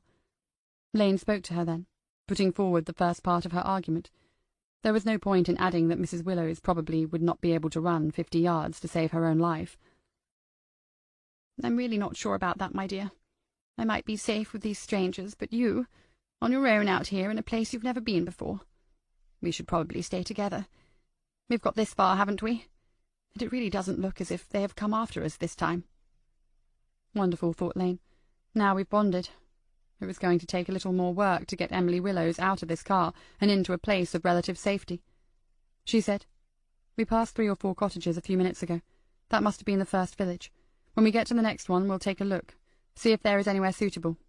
We should at least try to get a phone and tell the police where we've ended up." If she could get Emily inside a home somewhere, with any luck the occupants would make her see sense. But the mention of the police had brought a darker, sadder look to Emily's face, and Lane realized that she would be thinking about her son. Lane said, "From what you've told me, Robert will have done the sensible thing. He'll be safe somewhere at Bodmin, helping the people who are looking for us. They will have sent someone to make sure his wife is all right too. There will be a team of officers at your house collecting evidence of what's gone on today. I would guess that arrests have already been made. Everyone else involved is probably safer than we are, if that's any consolation." After a pause, Emily said, "Yes, it is. Thank you." "What for?" "Doing what you've done today. I think it's safe to say that I couldn't have done it without you." "Right place, right time, that's all." "No, it's more than that. You were the right person as well. That's very clear." Lane didn't answer. They were approaching the brow of a hill, and she slowed, using the height to look back onto the darkness behind them. A long way down she saw a brief flash of headlights among the trees, but the chances were that it was someone else. Friday night after all, bound to be people about. Emily was saying now, "That's what I don't understand. What were the chances that you would see what happened at my front door, involve yourself as you did, thank goodness, and then know exactly what to do? Is it all a coincidence? Because I have to tell you, and I don't even know your first name, I have to tell you that—" "There's a house ahead, look, down this hill on the right. We'll give it a try." Chapter 9. "And I don't really know what to say. My neighbour and I are being pursued by a maniac with a gun. Please may I stay here and use your telephone while she drives off? It's going to sound a little odd, isn't it?" They were standing on the road between the car, its engine still running, and the gate that opened onto the front garden of the house. A substantial house, detached and double-fronted, set back from the road. There were lights on downstairs in all the rooms, and every window had the small, diamond-shaped pattern of Georgian leaded glass. The house looked old, comfortable and secure, exactly what Lane had been hoping for, but Emily Willows had raised a good point. "Okay, I'll come to the door with you. We'll think of something. If they are reasonable people, this has to be a better plan than driving around up here, hoping to see a signpost to Liskeard or a lost panda car. Come on." Lane made a move towards the gate, but Emily was motionless now, looking back up the hill. There were lights approaching, dipping and swaying, the headlights of a vehicle climbing up to the brow. Lane said, "Mrs. Willows? Emily? Come on." "I think it's them." "There's no way of knowing that. There are villages further on. It could be anyone. Let's knock on the door." Emily was still watching the top of the hill. She said then, "I'm not saying that I know it's them. I'm saying that it is, nevertheless. I'm often right about such things." "You can show me your Mystic Meg impression another time. Let's see if these people will help us out. Emily?" The car arrived at the top of the hill, and stopped. It was doing exactly what they had done minutes earlier, using the vantage point to look over the countryside. Lane muttered a curse. The lights of the Skoda were still on and perfectly visible to the car on the hill, though the occupants could not see what sort of car it was. If they drove down to take a look, and if it was the two men, they would recognize it instantly. They could pull ahead, block them in, and the road was so narrow there was no way that she could turn the car around quickly enough and escape. There wasn't time now to ask for help here, but she could leave Emily to hide and then seek assistance once she, Lane, had driven on. She was sure the men would follow the Skoda rather than investigate why it might have stopped here, as sure as she could be. She told Emily to go through the gate and into the shadows of the bushes and the garden. "And leave you to deal with this alone? Besides, if they guess what we've done, they might be able to see us standing here against the lights of the car. If they come into the garden looking for me, if they have torches, how am I going to hide?" The car was still on the brow of the hill, and the longer it waited there, the more convinced Lane became that Emily Willows was right. It was the Volvo, watching the lights of the car down below, and waiting to see whether it was the one that they were pursuing. As to the rest of it, it was 50-50 again. Would the people open the door? Would they offer to help?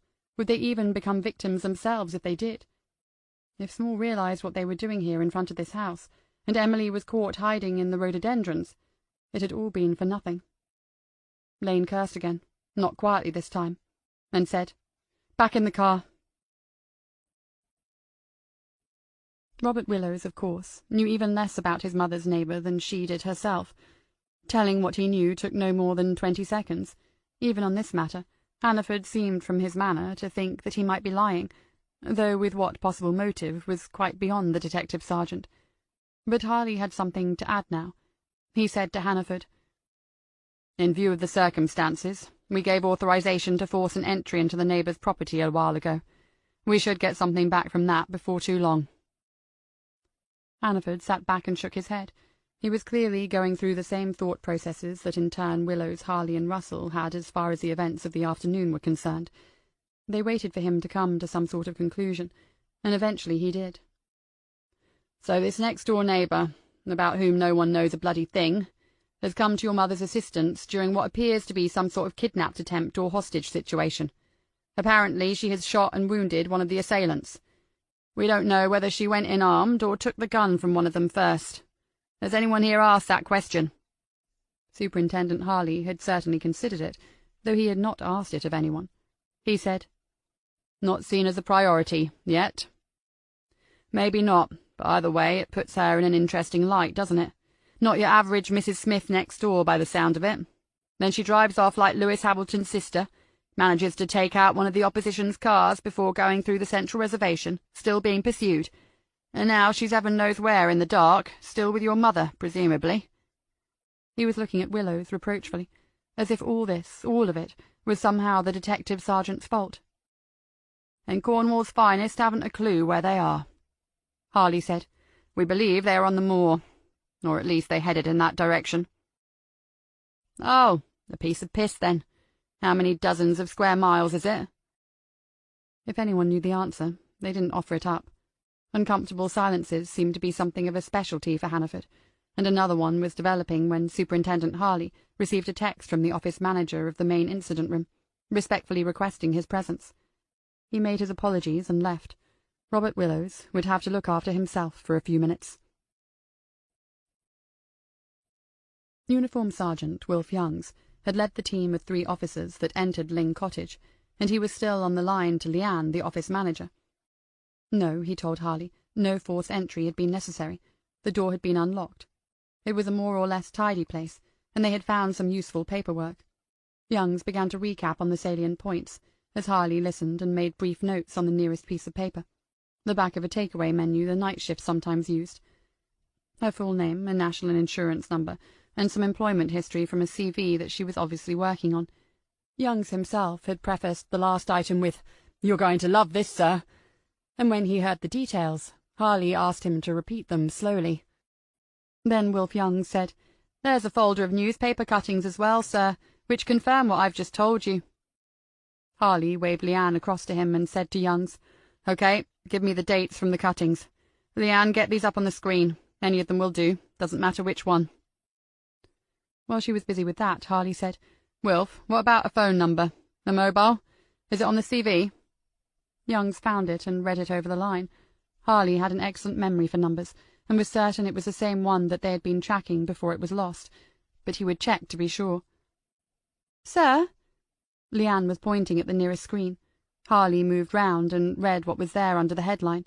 Then he looked at the photograph of a striking, dark-haired young woman, frowning and looking directly into the camera lens as she came down the wide stone steps in front of one of England's most famous criminal courts. "Jesus H. Christ." "Sir?" "Sorry, Leanne. Just appealing for help from above. Take over with Wilf Youngs for me. Make a note of everything he's found and then start getting it all checked out. Can you do a couple of hours this evening? I'll be back in a few minutes." "She was a what?" Superintendent Harley had pulled Hannaford out of the interview room rather than impart the information in front of Robert Willows. Now he repeated what he had said, word for word.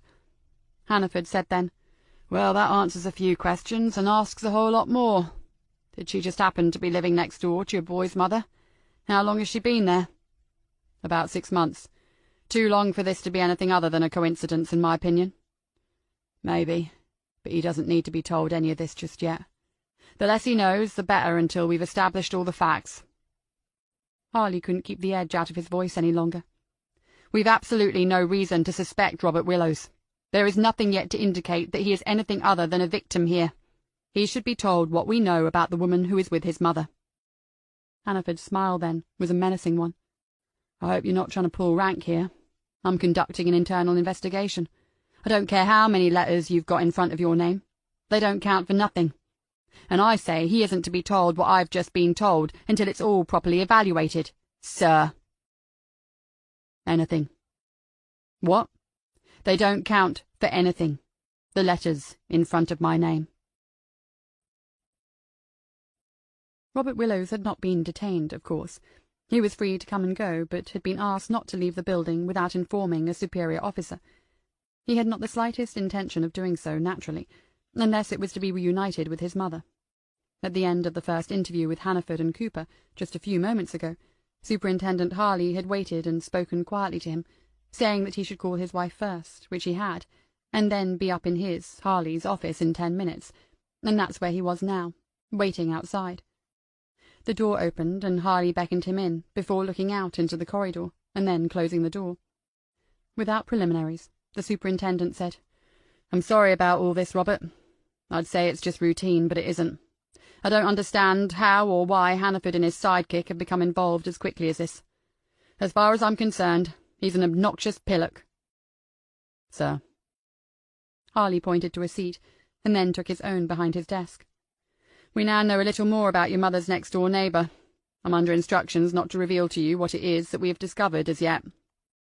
There could be many reasons why the superintendent had been told such a thing, and Willows was bound to assume the worst of them, under the circumstances. The look on his face made it clear that he was doing so.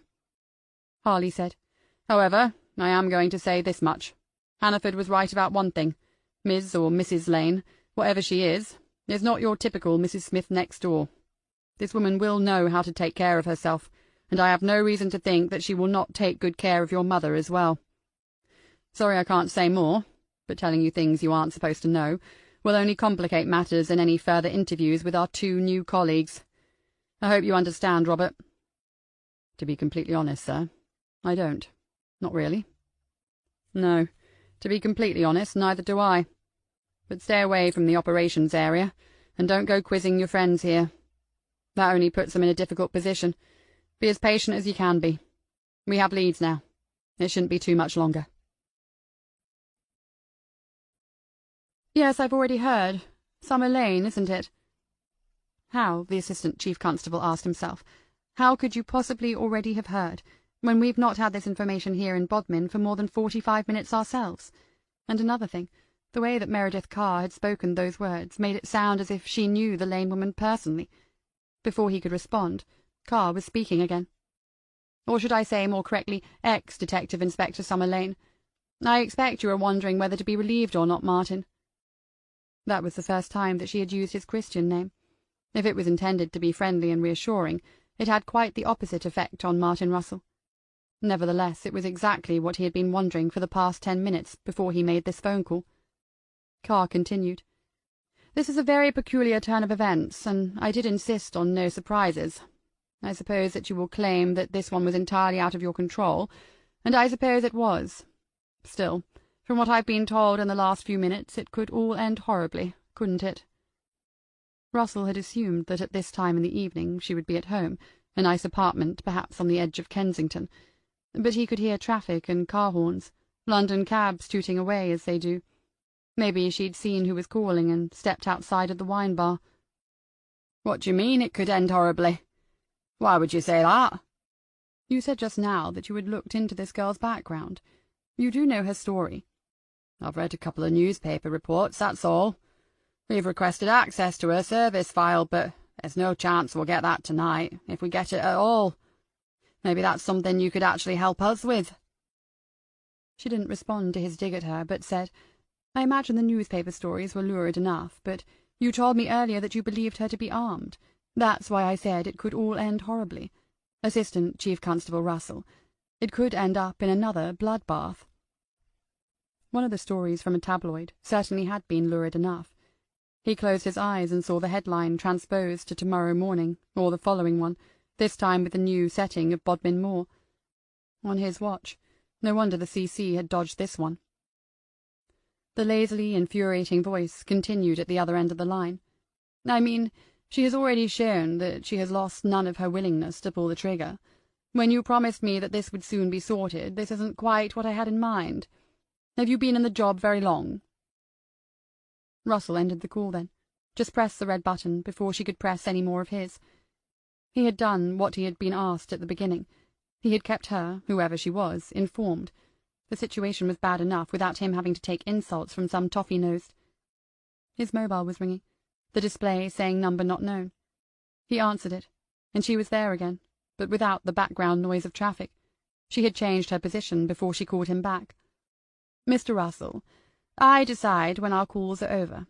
I'm very annoyed with you. So annoyed that I'm going to break one of my golden rules.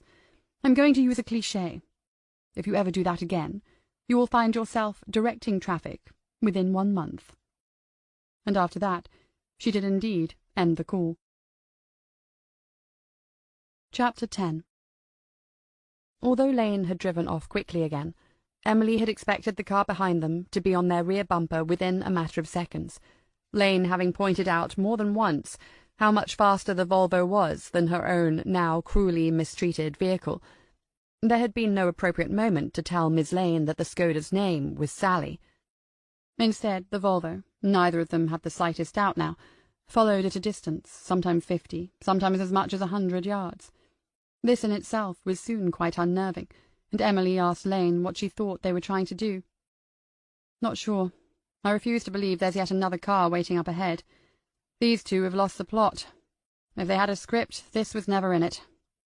They could have been halfway back to whatever stone they crawled out from by now. Neither do I think they know this area. They're driving as blind as we are, except that we're ahead, lighting up the way. Lane was watching the mirrors as much as the road ahead, and at times she was steering into bends that she could hardly have had time to see. On top of that, with both front windows gone, the air was rushing into the car, quite cold at these speeds, adding to the sense of disorientation and danger. Lane said, We've got plenty of fuel and could keep going all night. Eventually we'll get to somewhere where they can't do whatever it is they'd like to do to us. So I'm actually okay with this. I don't think they know what to do. Really, thought Emily Willows. You're okay with this, are you? I am not. I've been punched, had a razor held to my throat, been shot at for God's sake, pardon me. I've been thrown around in this car, my car, which is now a wreck, and it is still not over. I've no idea what has happened to Robert and Marie, and the police force for which I pay a good deal of money every month seems to have disappeared off the face of the earth. Spoke too soon, hold tight." There was a blaze of light, as a car behind was suddenly only inches away from them. Lane accelerated again, the engine howling in protest, and the Skoda hurtled on into the night. Lane said, "Watch behind, tell me what he's doing. At this speed I can't check the mirrors." As Emily turned to look, they went into a left-hand bend with a screeching of tyres. She was thrown into Lane's left shoulder, but the driver's arm was braced firmly against the wheel and held her weight off until she could get herself balanced again. Emily caught sight of Lane's face in profile. The jaw was set hard, the eyes narrowed in concentration beneath just the suggestion of a frown. Lane said, "You all right?" "Yes, sorry." "Tell me when they come again." "They will. They're trying to run us off the road." "Why, for heaven's sake?" "Sheer nastiness. Or maybe that small bloke has got a thing about his complexion, and I went and ruined it. Could be that. He was a real looker before he got bleached, wasn't he?" A right-hand bend, and Emily was thrown against a door this time. More cubed crystals of glass fell into her lap, and she thought, how can you be making jokes at a moment like this? Unless something extraordinary happens now, we're going to end up dead or in intensive care. If I had just sat quietly in my front room, if you had never come to my front door and interfered. The lights were bright again. She looked behind and said, "They're very close again. Getting closer, too close." The bumpers of the cars collided. It was enough to push the lighter vehicle into an angle across the road, and then into a skid as the Volvo eased backwards. Lane countered with the steering wheel, and the Skoda wobbled back into a straight line. She was cursing under her breath, words that Emily Willows was unaccustomed to hearing, the sort that made her turn off any television drama that resorted to them. Unfortunately, there was no red button for this one. Lane said, "We won't survive too many of those. Surely they're just as likely to damage their own vehicle." "Nope. You're not big on cars, are you? See the wall by the side of the road now?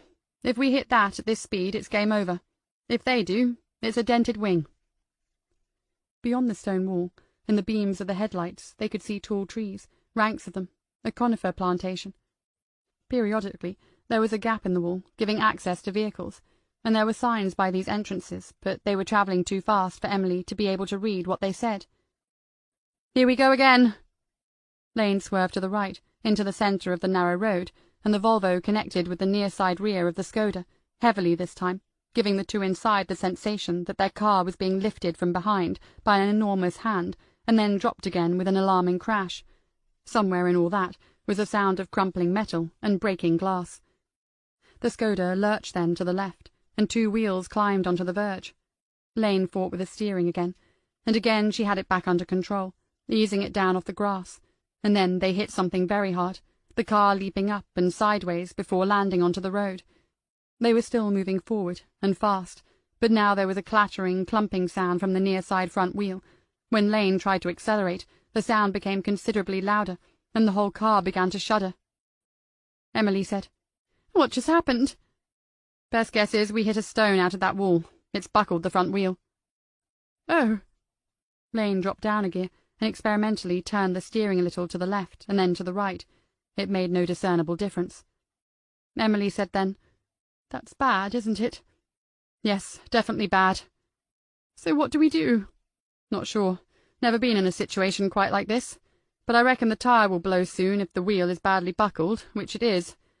Then we're just coming to a halt somewhere ahead." "I see." They passed another of those entrances into the forest, and Lane looked hard into it. "Can you run?" "Almost certainly not far enough or fast enough. But I know you can. You could get away and maybe find some sort of help. I know you think he's after you more than me now. I might be all right." Lane glanced at her. "Seriously, you fancy the odds on that?" "The odds? I've never gambled in my life, and I don't intend to start gambling with it. But if we just grind to a halt on the road, they catch both of us, don't they?" The car behind had dropped back a little. Could they see that they had done some damage? "Fair point. Take the gun out of the glove compartment and hold on to it tightly. But don't pull the trigger, just in case." "What are we going to do?" Lane liked the "we." The old dear had more spirit than some of the people she'd been with in corners not as tight as this one. "If there's just one more entrance into this wood, we're taking it.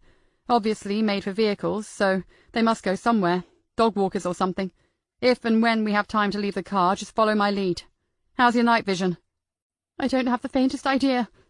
"Mine's good, so here we are, 40 meters. Left turn, Clyde." Lane had braked, and hard, no handbrake this time, and somehow she had managed to swerve the Skoda in through the gap in the stone wall.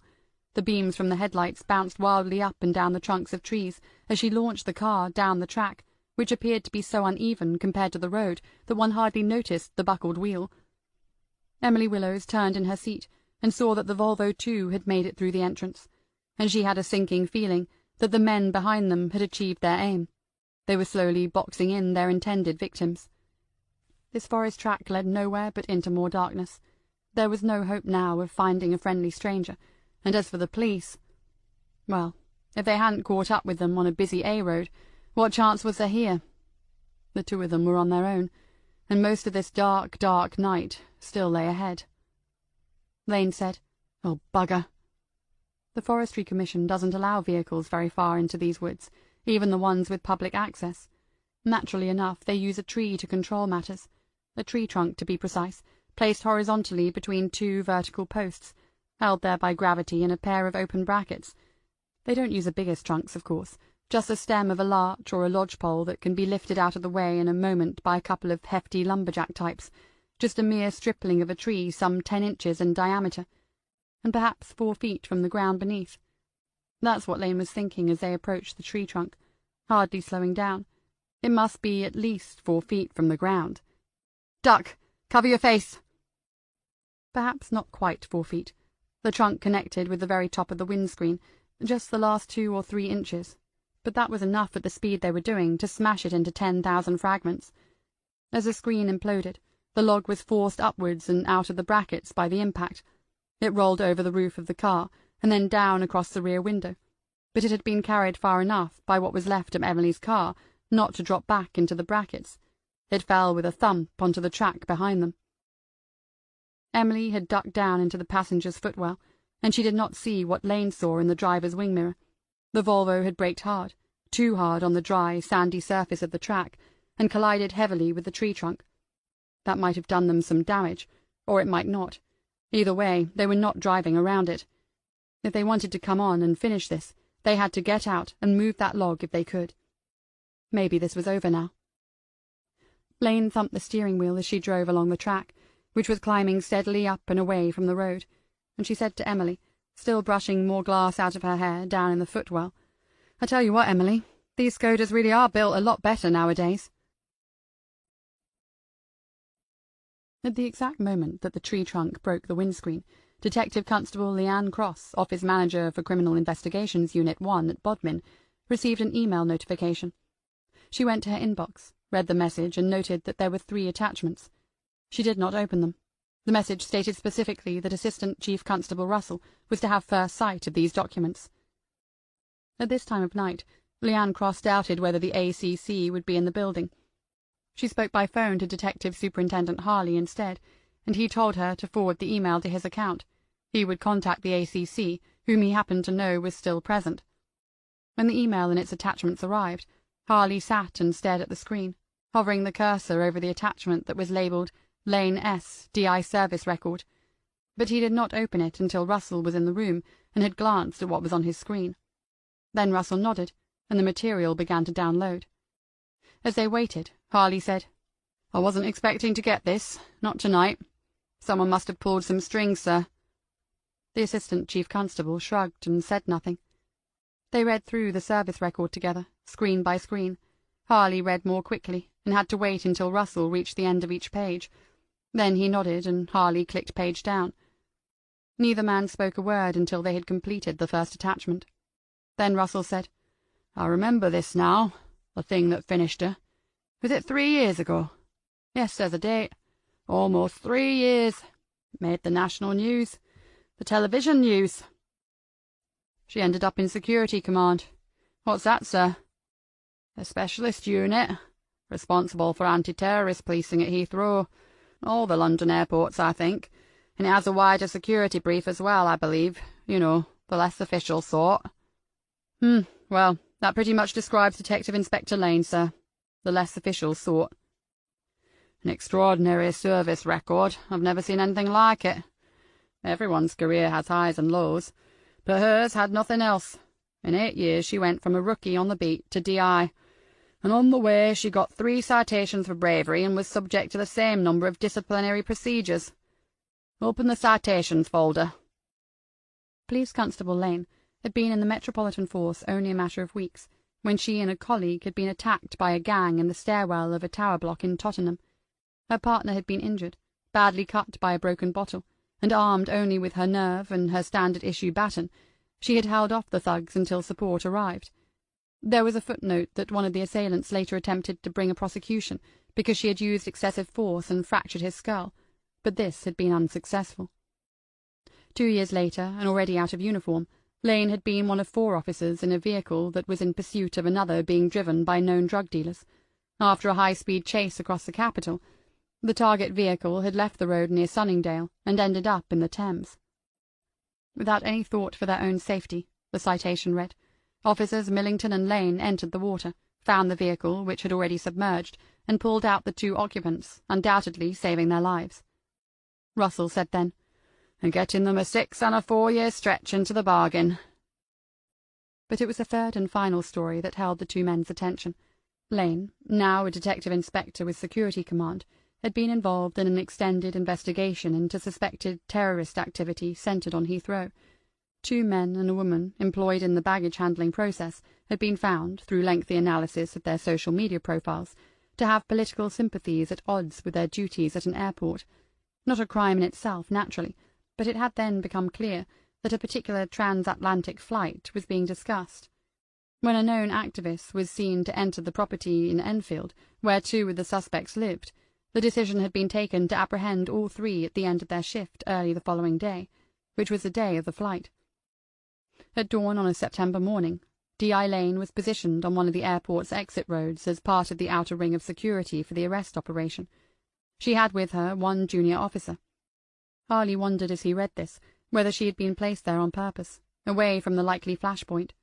Senior officers, off duty, will admit that they always take such things into consideration. The female suspect had been arrested, but managed to shout a warning to the others.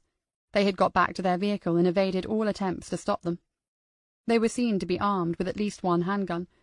By the time Lane's detective constable had received and relayed this message to her, she had already spotted the car speeding away from the handling area where the arrests were to have been made.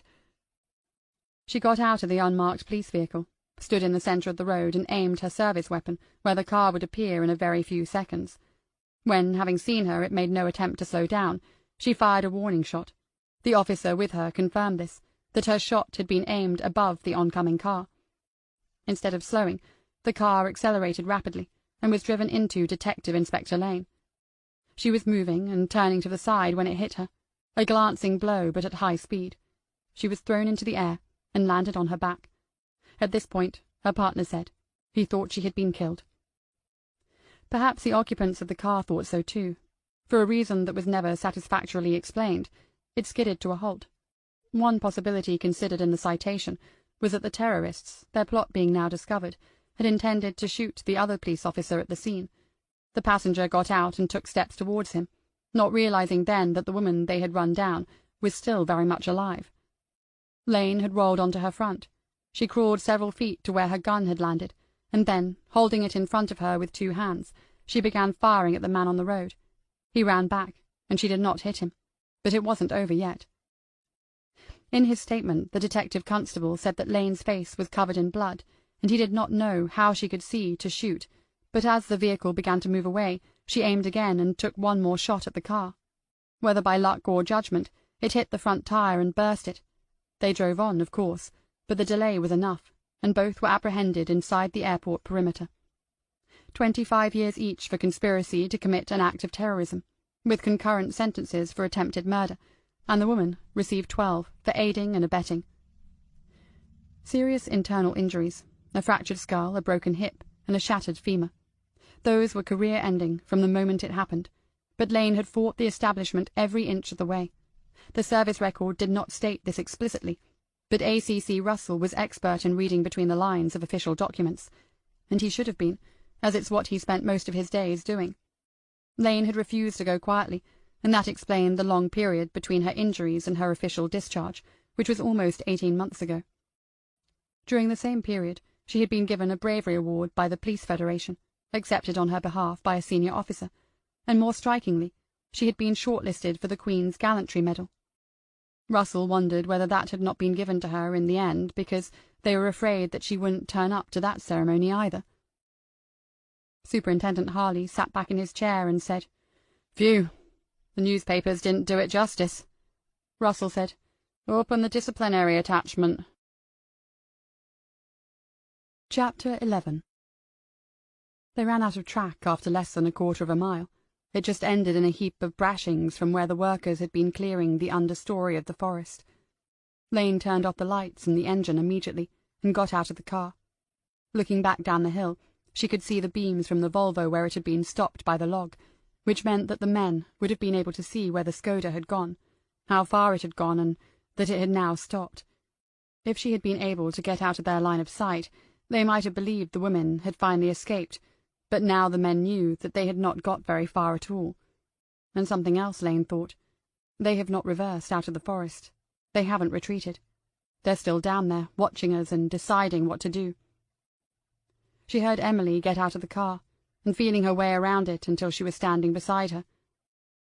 There was no moon at all, at least not yet, but in the starlight, Lane saw that the gun was being held out towards her, handle first, as if Mrs. Willows had been doing this sort of thing for years. Lane took the weapon and checked with her thumb that the safety catch was still on. Emily Willows said, "They're still down there." "Yes, and they can see where we've stopped." After the roar of the engine along the bumpy track and the rush of air with most of the Skoda's windows gone, the night around them now seemed preternaturally quiet. There was a pause before Emily spoke again, in a low voice, as if she was reluctant to disturb it. "I cannot believe that they will now continue this. What on earth would be the point?" Lane was still watching the headlights down below, looking for any sign of activity in front of them, and her eyes didn't move from that as she said, "You mean the logical point? None whatsoever. But I don't think you've met many people like this before." Her mouth twisted then in brief irritation, because she had invited the question that would inevitably follow. "And you have? Where? When?" Lane didn't answer. One of the lights down there had flickered momentarily as a figure passed in front of it. Were they checking the tree trunk, seeing if they could move it, inspecting the car for damage?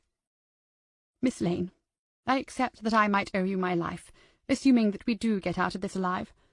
But I think that you also owe me something of an explanation. How do you know anything about people like this?" The same light dimmed again. The men were moving around the Volvo. She strained to hear whether the engine was still running. "And calling you Miss Lane is getting increasingly absurd. What is your name?" There was something almost admirable in the old girl's sense of propriety. Lives might still be at risk, but the social niceties were not to be entirely ignored. Lane did something then that she almost never did. She reached out a hand and took hold gently of Emily's forearm. "Later. Is there a torch anywhere in the car?" "No. My husband Ronald, he always had one.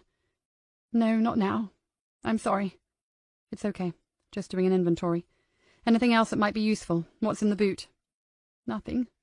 My Wellington's an old rug blanket thing." Lane was already at the back of the car, opening the boot. "Good, we'll take that. If we're here all night, it will be colder than you think by dawn. What else?" "There really isn't anything."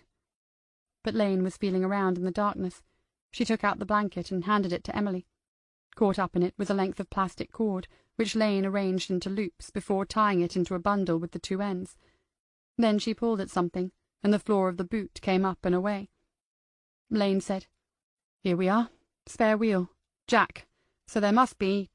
Okay, got it." Emily's eyes were adjusting to the darkness at last.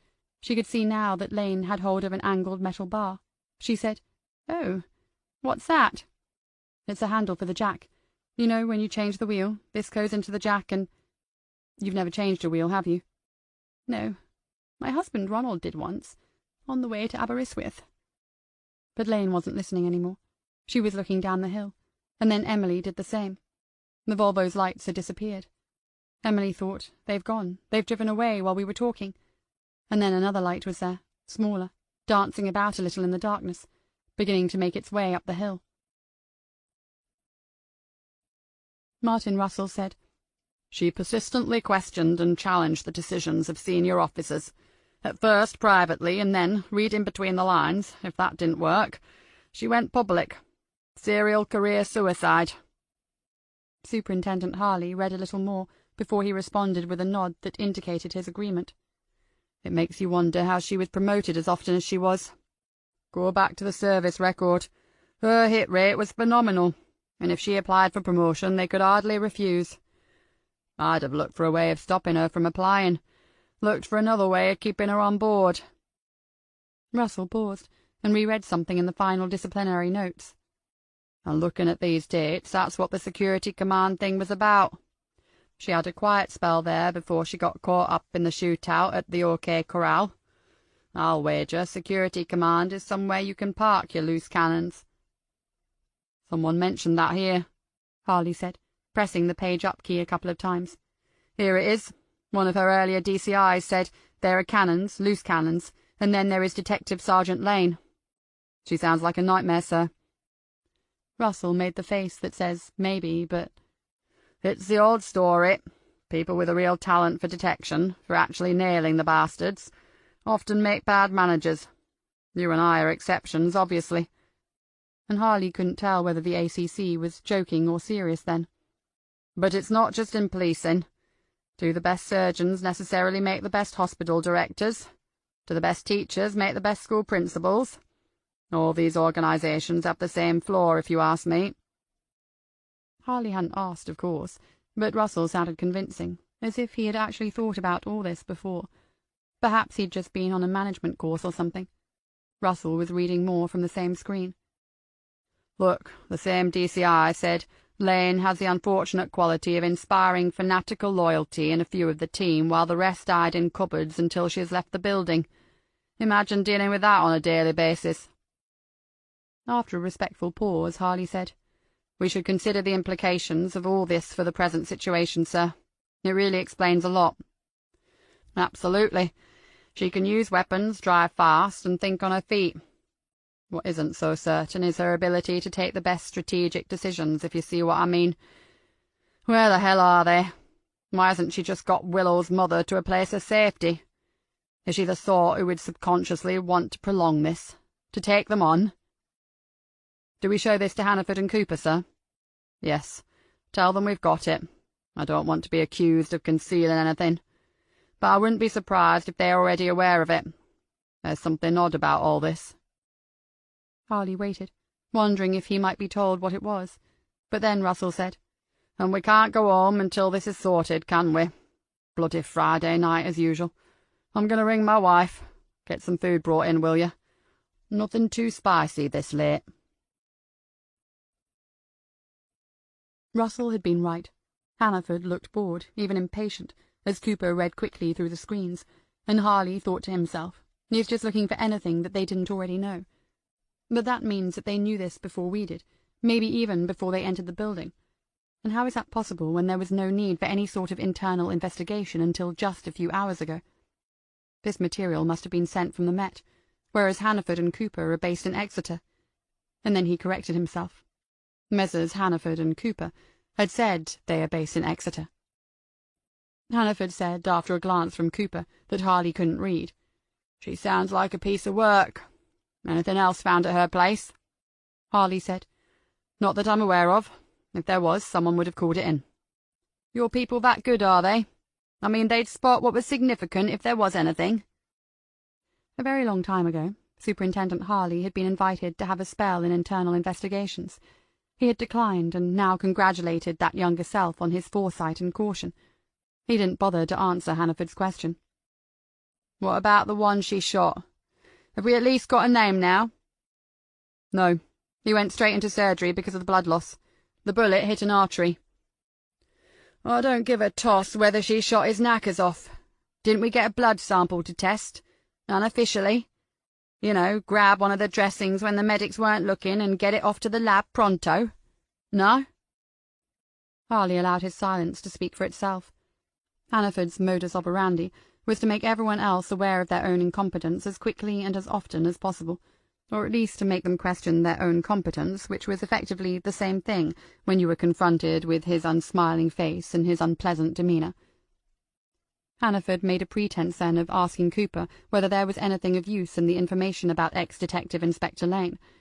The answer was in the negative, and then Hannaford summed it all up again for the benefit of no one in particular. "So we've got a perpetrator in custody. He is under guard, I'm assuming, but we've still got no idea who he is or where he came from. We had 2 more who left on foot just before Cornwall's finest arrived on the scene, but somehow they escaped into the wilds of the surrounding farmland. A maverick ex-cop has driven off with the mother of one of your officers, who isn't telling us a bloody dicky-bird, and we don't know why they haven't just turned up at some local nick. And sometime around midnight I'm going to get a call from some little shit at the DPP asking whether this has prejudiced the case that's due to kick off on Monday morning. Wonderful. Is this a typical Friday night in Bodmin, Superintendent?" "And that," thought the superintendent, "is your first mistake, Hannaford, because no one from the DPP would call an internal investigations officer with a question like that. They might call your boss, whoever he or she is, or your boss's boss, but they wouldn't call someone like you." "The case that's due to kick off on Monday morning. That's what this is really about." Harley was tempted then to say, "Can you show me your warrant cards again? I'd just like to make a phone call." But the men had met with ACC Russell first, and presumably he had been satisfied. Might be worth asking later, though. Harley said pointedly to Cooper, "Robert Willows is an excellent officer. He has my full confidence and my sympathy. If these people had known him beforehand, they would have realized that any attempt to use him to interfere with or remove evidence would not work. From what I have seen, he has cooperated fully. He doesn't have anything else to tell you." Cooper looked half convinced, but as usual it was Hannaford who spoke. "Even so, I want his place turned over now. Cooper will go with a couple of yours." "I believe that to be completely unnecessary and intrusive under the circumstances." "Well, we'll put that in the official minutes. How far away is it?" Harley's face set hard then, despite himself. "Yes, it will be officially minuted and officially complained about. Your entire approach to this is inappropriate and deliberately offensive." It was what Hannaford wanted. "Yes, we hear something like that in every investigation. We're used to it. How far away is Willow's place?" "Trevernick is about 10 minutes' drive. We already have a police officer with his wife. Do you really need to go in and—" "That's the plus. You actually thought to put someone in there. Won't be any bother getting inside, then." Lane tried the phone again, to see if the torch at least would work, but it did not. Then she put it into the rear pocket of her jeans, folded the blanket and handed that to Emily, pushed the bundle of plastic string into a front pocket, tucked the gun into her waistband, and carried the jack-handle in her left hand. With her right she felt the way around the great heap of small branches, and Emily Willows followed her. The brashing must have been done within the past day or two, because the scent of pine resin was strong, and at one point Lane's hand came away sticky with it. Once around the cuttings they found themselves back on the track, though it was reduced now to little more than a footpath. But it still led the way straight on towards the top of whatever hill this forest had been planted upon 20 or 30 years ago. Lane halted, took her bearings, and asked Emily if she was all right to carry on. "Yes, it's a while since I had any proper exercise. This is as good a time to start as any." Maine was looking up at the avenue of stars above them. There was still no moon, but here, in the countryside, far from the nearest town, the thick dusting of light from the Milky Way was plainly visible, running east to west, forming something like a crucifix with the little earthbound footpath that they were about to walk upon. It's impossible to say whether Lane herself saw the beauty of it, but she knew now that they were heading due north. As they began to move, Emily Willows said, "Of course, I know that you get plenty of exercise. I've seen you going off running." Lane was moving at a surprising pace, and Emily quickened and shortened her own steps to stay close. To her the wood around them seemed impenetrably dark. She remembered what Lane had said about night vision, and thought that it must have been true then, just a statement of fact rather than a boast. "Do you run far? You're gone for quite a while." Lane kept walking, only half turning her head to answer. "A few miles." "Really? Miles? Just to keep fit?" Emily was becoming aware of two things then, that her own breathing was already shortening, and that Lane was not going to engage in a long conversation. No, to improve fitness and extend my performance. It all sounded very rigorous and demanding. Emily pulled a face in the darkness before she said, "I see. You have a program. How far do you plan to run in the end?" 26.219 miles. Oh, a marathon. Are you doing something for charity? No. Without pausing in the walking, Lane looked back periodically. Emily would half turn and stumble, but before her eyes could focus, they would be moving forward again, heading for the brow of the hill that was closer now, a dark, smudged line across the deep blue of the night sky ahead of them. Just a personal challenge, then. Very worthy all the same. Commendable. Great sense of achievement when you've done it, I'm sure. Lane said, "We should save our breath." Yes, absolutely. But I've never met anyone who plans to run a marathon, so... I've done it several times years ago. I'm just getting back to fitness, that's all. Their speed wasn't slowing at all. If anything, they were moving more quickly, and Emily Willows wondered whether this was intentional, in order to silence her. Oh my goodness, how impressive! No wonder you're all skin and bone. So you took a break, and now... I got injured. Hamstring, Emily managed between breaths. That's what usually happens, isn't it? No, I got a work-related injury. Emily found a new burst of energy now that the conversation was actually getting somewhere. Right. An injury at work. What did you used to do? They had reached the first summit. Further on, it was clear that there were more slopes to climb. Lane stopped, turned and looked for a good 10 seconds down towards where they had left the car, and Emily was aware that the only sound was her own laboured breathing. Lane said quietly, "Them having the only light gives us something of an advantage, but only as long as they use it. If they realise that, they'll turn it off. They might already have done so, and be moving up behind us, so we need to listen as well, okay?" Emily nodded. Far away on another hillside, a bird hooted, an owl of some sort. Otherwise, the silence lay around them like a soft, starlit blanket. Good. I can't hear anything at the moment. It looks as if we're coming to the edge of this plantation in about another 50 yards. After that, it's open ground. Lane's voice was dropping all the time. Realistically, we can't outrun them if they spot us, so our best bet is to stay hidden in the trees. That way we should hear them if they're close. We're going left here off the path, about 30 meters, and then we'll stop and wait and listen. No more talking. Chapter 12. Superintendent Harley made sure that the officer going with Cooper to the Wilsons' home was Sergeant Jennifer Spall. She was a friend of Robert Willows, and when Harley spoke to her privately she had confirmed that she also knew Marie, his wife. He said to Spall then, "Fortunately, the real pain in the arse is staying here, but don't let the other one get heavy. We don't have to put up with that. I'll already be complaining about the way they have treated Robert. Keep your eyes and ears open." Cooper said little during the short car journey, and his answers to the 2 routine questions she asked him about how he wanted to proceed when they arrived were non-committal, almost neutral. She thought, he doesn't see any point in this. He thinks it's harassment as well. He might be in investigations, but he's just a foot soldier like the rest of us. To Marie Willows, Cooper said, "Does your husband have an office at home? A desk where he keeps things?" And she had showed him upstairs to the spare bedroom. Cooper said then that she was free to stay while he searched the room, but she turned away in contempt and went downstairs to Jenny Spall. "How is he, Jennifer? Really?" "He's okay. Quite calm, just worried about his mum, obviously, and you. He asked if he could come back with them to here, but they said no. Probably best that he doesn't until they know something more." The sound of drawers and cupboards being opened came from upstairs. "Jenny, what on earth is going on? They can't possibly think that he is involved. The idea is preposterous." In much of her speech, Marie Willows would pass for a native, but the situation and demands of the word preposterous made her sound very French indeed. "We all know that, Marie. Some of it is just routine. They cover all the angles. No one at Bodmin will believe it for a moment. This man isn't one of us. They're from out of the county." Marie was bright, and understood the implications.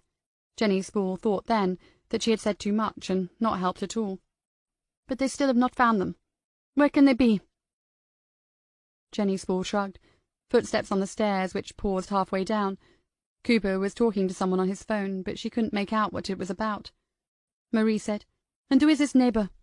I saw her once. She was strange. She looked away before I could say hello." "We really don't know much, Marie." Actually, she thought, we know even less than that. Senior officers were holding hurried conversations behind closed doors, and the underlings were fetching pizza and coffee. Good old-fashioned mushroom management. Keep them in the dark, open the door occasionally, and chuck in a load of... Cooper came into the room, holding up a red wallet file. "I'm removing this material." Marie was dumbstruck and turned to Jenny Spall, who said, "What is it?" "Papers relevant to a case that Robert Willows is involved with. The case." Jennifer Spall took steps towards him and reached out her hand. Cooper withdrew the file and held it under his arm. He said, "This might be confidential material. He might have broken procedures and been a lot of bother because of this. As a colleague, you can't." "Unless you let at least one other officer see what you claim to have found, you'll be in a spot of bother yourself. For all we know, that folder is empty and won't have anything in it until you get back to the station. If you think I won't stand up and say that, try me." Cooper weighed it up, and must have concluded that she had a point. He held the folder towards Jennifer Spall, and she took it. Inside were pages of handwritten notes. She could see no evidential material as such, but it took her no more than a few seconds to realize that what was written here did concern Operation Landing Net. She recognized names, places, and dates. She nodded and handed the folder back to Cooper. It was a moment before she could bring herself to return Marie Willow's stare, and then she said, "It's probably nothing," with a good deal more confidence than she actually felt. 10,000 years, the anthropologists say, since we began the long process of withdrawing from the natural world that fashioned us, and at the same time began the opposing process, the one in which we reshaped and refashioned that world to suit our needs and wishes. First, they say, we left the forests and began to wander the plains of Africa. Then, after the most recent amelioration of the climate, we found our way north. Eventually, perhaps tired of the wandering, we decided to stay in one place, plant crops, and build permanent dwellings. As a species unlike any other, if all this is correct, we took control of our own ecological destiny. But a few thousand years is no more than the blinking of an eye. Before that, our ancestors walked the earth for many hundreds of thousands of years. What they learned, what nature taught them, though it might be forgotten sometimes, had not been erased. It is printed too deeply in our DNA. At the foot of a pine tree, in a tiny clearing, Lane and Emily Willows sat down. They could smell that dampness of soil that is always present in the shade of woods and forests, and their fingers pressed pine needles, little twigs and last year's cones into the humus of time. They began to remember. The silence that Lane had asked for came of its own accord, and so when a bird clattered out of the tree above, a wood-pigeon no doubt, as it invariably is, both women flinched, ducked, and felt the simultaneous surge of adrenaline through arteries and veins. In a gesture as ancient almost as the unfurling instincts, Lane touched Emily Willows for the second time, a brief reassurance of hand on arm. Emily looked at her then, their faces only a foot or two apart, and she could see starlight in the younger woman's eyes. Seconds, or maybe it was minutes later, the divisions on a clock have little meaning in this other, older world. Another creature, frozen perhaps by their unexpected arrival, scuttled away into the darkness. 2 legs or 4? It was impossible to say. Hunter or hunted? The answer was the same. It was Emily who first saw the light. Without saying a word, she drew Lane's attention to it, the beam away down the hill, moving back and forth several times in an arc of 90 degrees. At that point, the light was not coming forward at all. The men, if it was still the 2 of them, had stopped. Lane whispered, "They've reached the car." Emily thought, "We seem to go a long way, but that doesn't look much more than 100 yards. Maybe it's 200, but it isn't far enough. Why didn't we keep going? Why aren't we still going?" But Lane had worked it out, hadn't she? Stay in the cover. Don't get caught on the open ground. If Lane can see in the dark, perhaps one of the men can. Perhaps both of them can. And they have a torch, too. It was the torch itself that had Lane's attention. Not a silly pencil beam thing, that torch, but a proper one that penetrated far into the night with a narrow, intense spotlight. Once caught in it, escape would be difficult, especially if the two of them were still there, one holding the beam on the target while the other moved in. Small she knew about. She had been close enough for long enough to make an assessment of the threat he posed, but the other one she had only glimpsed. Younger, smaller, the one who had been waiting in the Volvo out in the road. Was he just a driver, made to follow them by the bigger and much more dangerous man who had another gun? Perhaps, but that gun must have been in the car, and that meant this driver was no innocent. Surely both of these were city sorts, brought in to do a job before going back to their grubby streets. They were not likely to be comfortable wandering about here in the dark, and so the torch might be the key. Without that, the odds would be much more evenly spread. But as she thought it through and planned, Lane was aware of the other question that buzzed about inside like an annoying fly. Why? The longer this pursuit went on, the less sense it made. Okay, Small was miffed about his face. It must have stung a bit, but the cleaners you find by the loo aren't lethal. The effects ought to be wearing off by now. He ought to be seeing sense, at least out of his good eye. Small had seen her shoot and drive, so he had some idea what he was up against. He knew, therefore, that this wasn't going to be straightforward, and yet here he was in the forest, still looking. It could not be for Emily. Whatever had been going on there was well and truly blown, and the other one, Mr. Hepatitis C, at the very least, was under arrest if he hadn't bled to death. So why weren't these two doing 90 miles an hour somewhere east of Reading? Lane brushed it away and refocused on the light, still where they had left the car. People have fanciful ideas about what one can do with a handgun, ideas that come from Hollywood or the latest television drama. In those, from 20 yards or more, Lane would shoot out the torch at the first attempt. The reality is that, even from a few feet away, one would need to be lucky. She could aim behind the torch, of course, hoping to hit the bigger target, but that too was potentially messy. As these men had followed them this far, clearly intent on doing harm, she could justify it in a courtroom, but it was still potentially messy, and she preferred more elegant solutions. And there was still the problem of the number of shots remaining. Presumably, Small could count to 2. If she missed, as she might, she would have given their position away, and reduced their main deterrent's effectiveness by 50%. No, staying hidden was their best option, and that meant letting the men make the next move. When it came, the move was entirely predictable. The torchlight began to edge a little to the right, as someone made their way around the heap of branches. Lane thought, once they are around it and back on the path, they will pause again and shine the beam along the path, getting their bearings.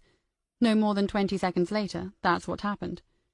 Beside her, she felt Emily Willows stiffen and catch her breath as she realized what was taking place. Lane listened intently as the light began to move again, trying to catch the sound of voices.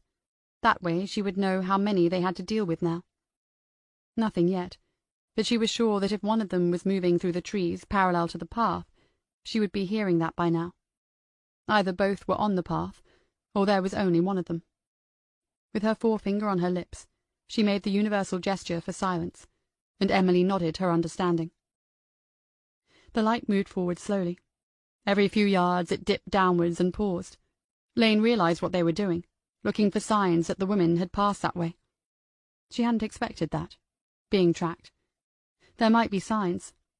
The grass was already wet with dew, wet enough to show where feet had trodden, and once again she re-evaluated their situation. If one of these was Tonto or a keen Boy Scout, they might find the spot where the two of them had left the footpath, and then the rules of engagement that she had set moments ago would no longer apply. Lane felt along her waistband, and made sure that the gun was not caught up at all. The torch's beam halted at that point, and then Lane could hear voices kept low. Both men were present on the path, no more than 30 yards distant. Then the light moved forward again, still on the path, and still dipping down occasionally, which must mean that they had not found the place where the women had left it. Gradually, the distance between the two pairs increased, as the pursuers made their way to the edge of the forest. If it were me, thought Lane, I'd stop there. And that's exactly what they did. For Emily Willows, these last few minutes had been the most nightmarish of the entire day. She could never have imagined that being hit, threatened, chased, and shot at would be preferable to hiding behind a tree, but they were. There is something primeval in being stalked by a predator. One feels terrifyingly alive when one is horribly close to extinction. She watched Lane inch her way around the tree trunk so that she could see where the men had stopped. And she had seen the hand go surreptitiously to the gun tucked into the waistband of the jeans. All women younger than herself wore jeans all the time, of course. A stupid thought, and she told herself to concentrate and focus like Lane did on the next thing that needed to be done to stay safe for another few minutes. She, Lane, seemed to be awfully good at this, and could not have been a banker or a hedge fund manager in the city, unless she had done lots of those outward-bound management training courses that Ronald had despised with a passion. He used to say they'd be better off learning how to use a calculator properly, rather than how to climb a damned rock. The only time she had heard him swear worse than that was the night when Tony Blair got elected for the 3rd time. This will be the end of us, he had said, and it very nearly was. Lane signalled to her then, "Move, get behind me," and the terror returned. Something else must be happening now. If Assistant Chief Constable Russell had not been present, Hannaford would probably have been awkward about sharing the contents of Robert Willow's file, and that's why Harley had made sure that the ACC was present before he asked to see it. Once he had it in his hands, Harley made a point of going to his desk, sitting down and reading through it page by page, slowly and methodically. The other 3 men present, Russell, Hannaford, and Cooper, had no choice but to watch and wait, because Harley was simply doing his job then. When he had done, Harley turned the papers over, tapped them together on the surface of his desk, and then ran his left thumb over the edges again, as if he was refreshing his memory or mentally summarizing the contents. Then he said, "There is, in my professional opinion, nothing significant here. Obviously, Sergeant Willows has been thinking about landing Nett at home, and, like any decent officer, he's made some notes." Hannaford said to Russell, "There are names, dates, and places in there. In the wrong hands, that material could prejudice a case, especially a case like this one." ACC Russell didn't answer straight away. He walked to the window of his office, and with thumb and finger he made a gap in the blinds. Bodmin lay below and to the west of the police headquarters, with the clear skies above and the lights of the town spread out below. The view, he realized for the first time since he had moved into this office, was a pretty one. With the merest glance at Harley as he turned back to the other officers in the room, Russell said, "I don't agree. Superintendent, has everything in this folder been disclosed to the defence as far as you are aware?" "It will have been, sir." Harley certainly sounded confident. Russell continued, "So there is nothing in this that could form the foundation of a challenge? Nothing that could even remotely be used to delay court proceedings because of non-disclosure?" "No, sir." "And am I also right in thinking that Sergeant Willow's role in landing Nett has been largely an administrative one? He has not come into direct contact with any of the persons of interest or with any of the people whose trials begin on Monday?" "Yes, sir, that's correct. He has been one of the 3 officers responsible for collating and preserving evidence. He hasn't—" "That's the old bloody point. This kidnapping is a blatant attempt to interfere with evidence, so who better to target than the evidence officer?" Hannaford's interruption left Superintendent Harley open-mouthed in mid-sentence. Russell didn't respond immediately. He closed the blind and then went back to his desk and sat down again. "Yes, I think we all understand how Willows and his family came to be a target. But what exactly do you think that pointing a finger towards that folder on Harley's desk is evidence of? Because it contains no evidence pertinent to the trial. It has some value as intelligence, yes, but no evidence. There is no documentation here, no copies of anything that should not have been removed from the vaults. I appreciate that if you've been out of the field for a while, you can lose sight of that distinction. But all I can see here is evidence of a good, keen detective doing some unpaid overtime." The barb about being out of touch with real police investigations as opposed to conducting investigations into the police went home. Hannaford's face went pale with anger, and Harley looked at ACC Russell. The senior officer's gaze never wavered as Hannaford stepped forward, picked up the folder, and left the room, followed by Cooper. It was easy to mock the salaries earned by the shiniest uniforms, but on this occasion the Assistant Chief Constable had backed his man and earned some respect as well. Russell indicated that he wanted the door closed before he spoke again, and Harley complied. Then Russell said, "He's off to report to whomever it is he reports to. I expect I'll get another call as a result." "Thank you, sir." Harley didn't need to explain. "If that folder had contained a single bloody photocopy, even someone's petrol receipt or a claim for cheeseburger and chips, Jack." "Yes, I know, sir." "When this is over, tell Willows he's an idiot." "Yes, sir. Thank you again, sir." Chapter 13. The light moved forward again, out into whatever open space lay beyond the edge of the forest, but Lane ignored the temptation to hope. Hope was a distraction. Instead, she simply watched and waited. Sure enough, after it had gone perhaps 20 yards, the light stopped, and was then turned back onto the trees. Whoever had hold of it shone the beam slowly and systematically along the border between the woodland and the open space. They were thinking and evaluating as they did that. Would the two women have crossed this, or would they have stayed in the cover of the trees? The most likely answer was the second option, and therefore Lane wondered whether she had been mistaken in choosing it. But again, no time for regret or self-recrimination. Evasion was all that was required. Had they gone left or right off the path, though? The men could only guess unless a sign could be found, and she knew they had missed any sign that had been left. So the choices open to their pursuers were either to wait and listen, to choose a direction and search together, nor to separate and search, one in the trees to the left of the path, and the other in the trees to the right. Lane was certain she could outwait them. If they began a search, only one of them had a torch, but once away from the light the sky above was bright enough for her to see, and it might be the same for one of them. Staying in the cover of the trees was the best way of avoiding the torch beam, but if they did have to move, there would be sounds that would give away their progress. In the open, they could move much more quietly, but then the light, once it found them, would have them at its mercy. Emily would not be able to run, and then, Lane knew, she would have to take them on. The light started to move slowly to the right along the edge of the wood, beginning a systematic sweeping across the trunks of the trees, and pausing occasionally. Right was away from them, which was good, but it was impossible to say whether both men were with the torch now. Behind her, Lane heard Emily Willows whispering, and she turned her head to shush her again.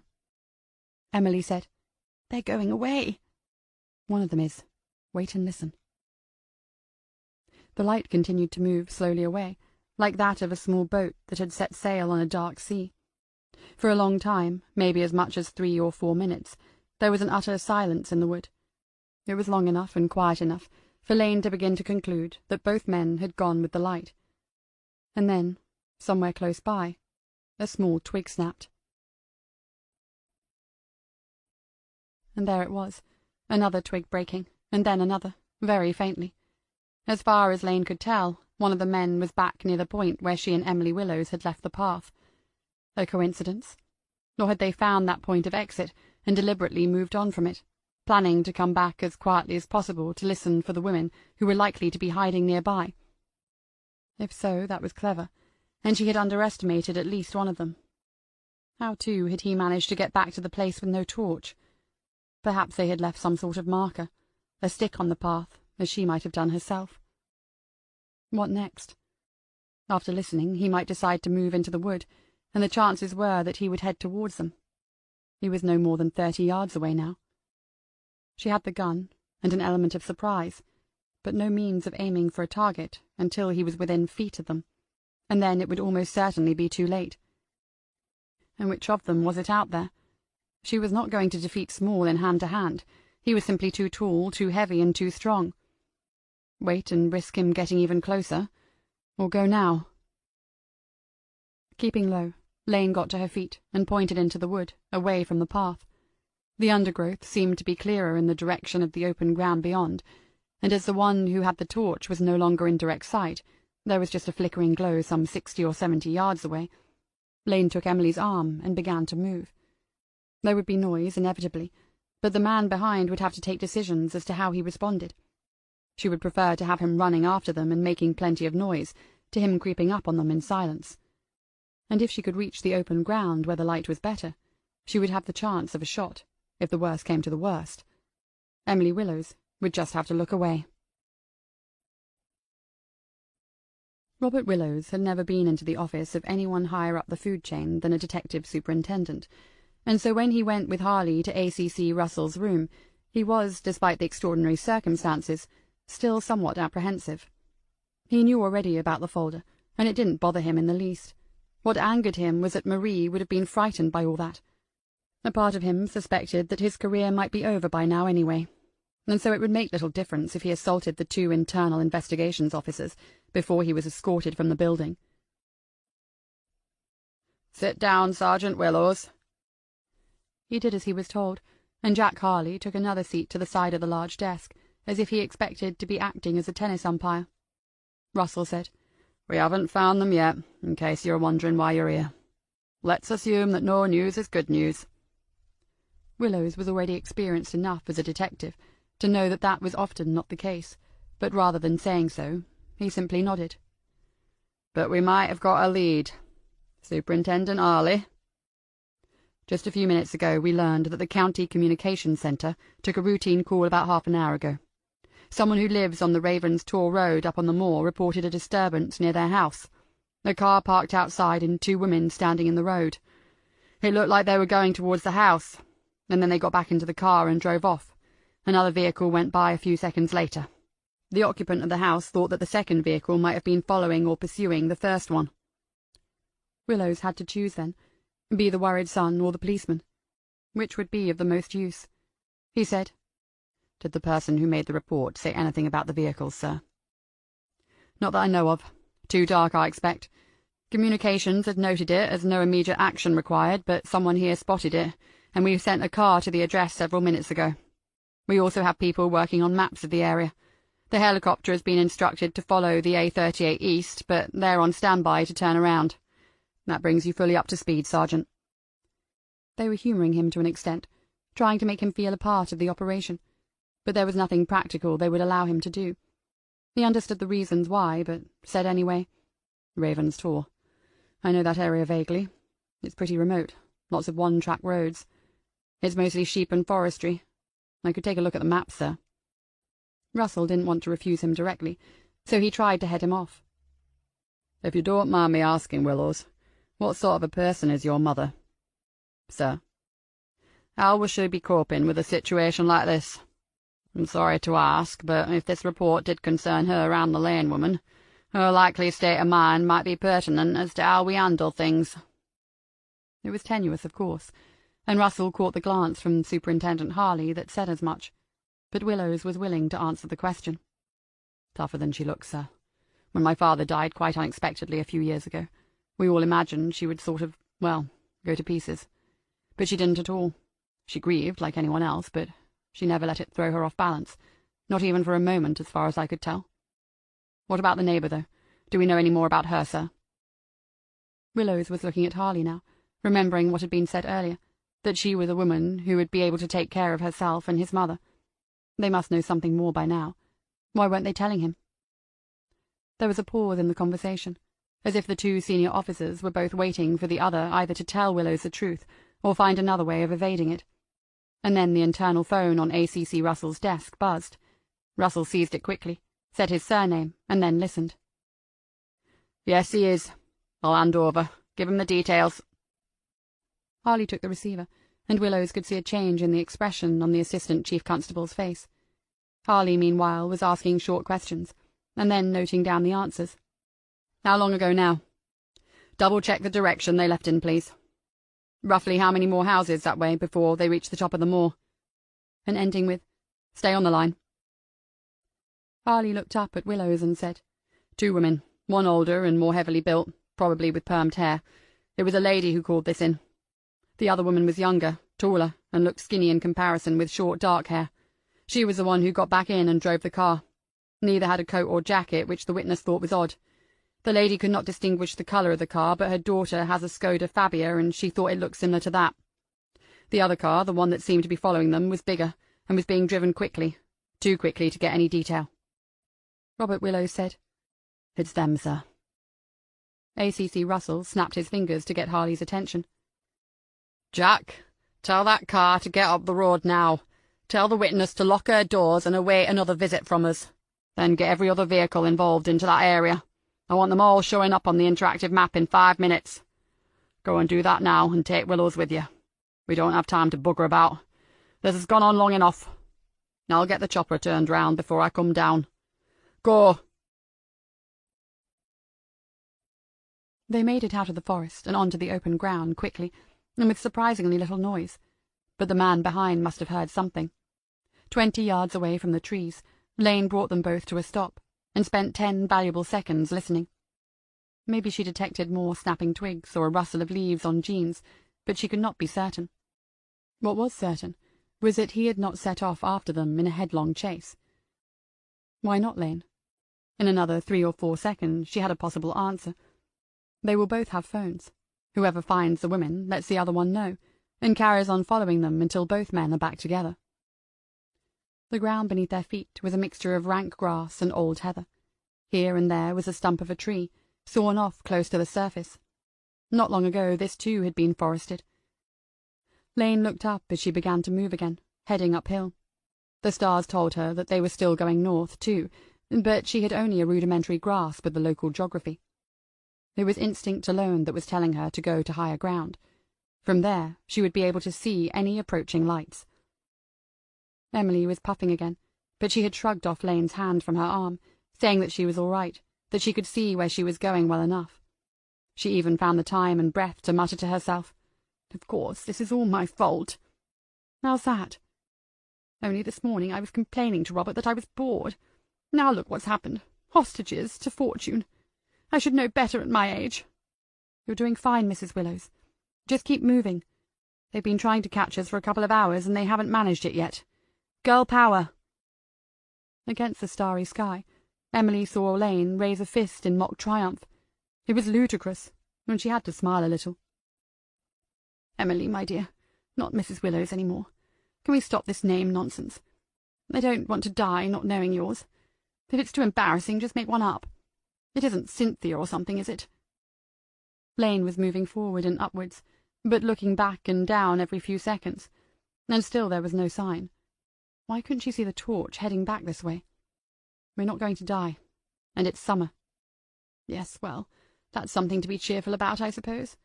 This would all be worse if we were cold and wet." "That's my name. Summer." Emily Willows stumbled a little, as if it had taken her by surprise, and Lane stopped and waited for her. "Oh, I see. Summer Lane. That's a very beautiful name." "Just a name. A rose by any other and all that." "No, you do it a disservice. It's unusual and—" She was losing her breath again, and Lane wondered whether there would be anywhere they could rest. They were 300 feet above the woods now, with a panoramic, dimly lit view of the open ground they had crossed. "It's unusual and beautiful, and you should be proud of it, not embarrassed by it. I expect I sound like your mother now, don't I?" Lane thought, even up here with a couple of psychos on our tail, she's still digging away. I've had less determined DCs working for me than Emily Willows. Now she's after a bit of family background. My parents were the last of the New Age travellers. I say were, but the really tragic thing is that they still are. They live in a yurt somewhere in North Wales. My father grows organic vegetables and my mother makes organic pottery. I'm a great disappointment to them, thank goodness, but I suppose it could have been worse. They might have christened me Star. Emily was quiet for a moment, acknowledging the most sustained contribution that Lane had yet made to their conversations, and no doubt also processing the new information. Below them, emptiness, darkness, and silence. Lane allowed for the possibility, nothing more, that the men had given up the chase. Standing here and watching made as much sense as anything else for now. "In what way do you think you are a disappointment, Summer?" The name was added on intentionally, and with a little up-speak flourish, as if Emily took a particular delight in saying it. "How long have we got? Maybe all night, I suppose. I'll just select a few highlights." Emily was looking up at the face surrounded by stars. In this cold but kindly light, it was a much younger face, and she realized then that the lines she had first thought were those of age were not. They were the lines of pain.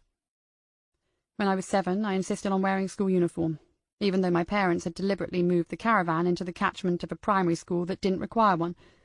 They explained to me that they didn't want me to become institutionalized. I was 7, remember, so I was the only kid wearing a skirt, a blouse, white socks, and black shoes. Everyone else was in jeans and T-shirts. When I was 12 and realized that they really did believe that crystals had magic powers, I did my best to become a Roman Catholic. I'd met a girl who was, and I persuaded her parents to let me go with her to some of the classes. I told them I wanted to be a nun, my parents, and they couldn't say no, you were not, because, well, that would be against their principles, but I expect it really pissed them off for a while. Emily Willows tutted, and Lane wondered whether it was at the stories of such an ungrateful child, before remembering that her use of the colloquial was the most likely cause. So they didn't know whether to be pleased or not when I did well at an A-level and said I would go to university to study accountancy. I did, and when they sort of came round to the idea, I dropped out. All I needed then was the job that they would find most horrifying of all. Which was? I joined the Metropolitan Police. Got in at the first attempt. I must have been part of the latest diversity and recruitment program. Someone liked my wacky background, and the fact that my grandmother was Armenian. They probably assumed I was a lesbian as well. They must have been able to tick no end of boxes. Here were such riches that Emily Willows didn't know where to begin. She listed all the salient details to herself for future consideration, and then decided that bringing matters up to date would be the best course for now. "But you said you are retired. What happened?" A pause. Lane's eyes were scanning the distant area of greater darkness that was the edge of the forest they had left behind. Overhead, the stars seemed to have grown in brightness and number. There was a profusion of them now. Like I said, I got injured. A broken leg. To be fair, it was badly broken. They listened to the surgeon and decided I wouldn't be able to work again, so that was that. And now you're going to run a marathon. Yes, and when I have, they'll have to take me back, won't they? Emily thought it best to treat the question as a rhetorical one, but so much had been explained now, and she had to say something about that. How fortunate that you of all people moved in next door. I mean with regard to today, and fortunate for me. You might not think so at all. It was fortunate, wasn't it? The thought that followed appeared from nowhere. What I mean is, you're not under cover or something, are you? Lane said, mostly to herself, I wish. Something had caught her eye, something moving along the edge of the open ground directly below the hillside where they were standing. She could not see whether it was one thing or two. There was no torch, but they might have turned it off. Whoever it was, they were not heading back to their car. They were still searching, still coming on. Lane said, Rest over. Let's keep going. Chapter 14. They climbed another 200 feet, and with each one the light seemed a little brighter. The reason eventually became apparent. Looking east along the valley whose side they had climbed, a low moon had appeared on the horizon, a low, almost full moon, orange in the narrow band of atmosphere that sustains us, but soon it would be silvery and bright.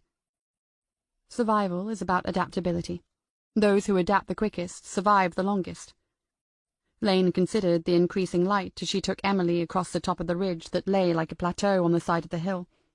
Was the moon a help or a hindrance? Both parties would be more visible to each other. Given a choice, she would have chosen the darkness anyway, was quite comfortable moving like this, using her wits and her ears as much as her eyes. But the two men had shown themselves to be perfectly capable of matching her moves, so the moonlight would change things again, and Emily was tiring again. With each pause, the recovery was taking a little longer. They weren't high enough for the air to be thinning. It was simply that she was an overweight, middle-aged woman who took no exercise. She had done well to get this far, and had not complained once. But realistically, she would not be able to keep going all night. There was no chance of finding help up here, and so somehow she had to hide Emily Willows. A hand came from behind and tugged at her arm, and Lane thought, this is it. She can't go on. She stopped, turned, and saw that Emily was pointing away to her left.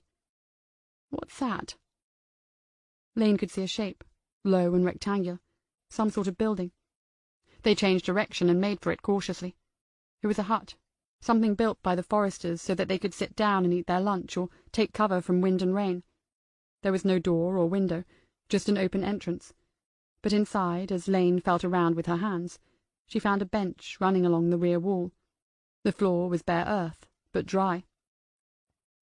Neither the starlight nor the coming moonlight penetrated the little hut. It was as dark as a cave in there. Beyond and above it, bracken began to take over the hillside, bracken that was thick and impenetrable. But there was a path through it, climbing up on the slope that was steeper than before. Lane left Emily standing by the hut and went a short distance on the path. Broken ground here and there, rocks beginning to poke like vertebrae through the thin skin of the soil, as though the hill was the hunchback of some monstrous sleeping giant. She, Lane, could climb this, but Emily wouldn't manage 10 yards of it. Lane went back to the hut and stood outside the doorway watching the hillside. Well? Emily could see that the next phase of the operation was being planned. So Lane had been a police officer, probably not in traffic or HR. She thought about Robert then, and the other officers that she had come to know through him. None of them resembled even remotely the young woman at her side, who apparently was planning to run a marathon to prove that she was fit enough to rejoin the Metropolitan Police. As career plans go, it really wasn't very convincing. But then, Emily reminded herself, because she had reached this conclusion some time ago, I think she is a rather troubled soul. Lane said, if they're not coming, this is as good a place as any to wait until morning. And if they are?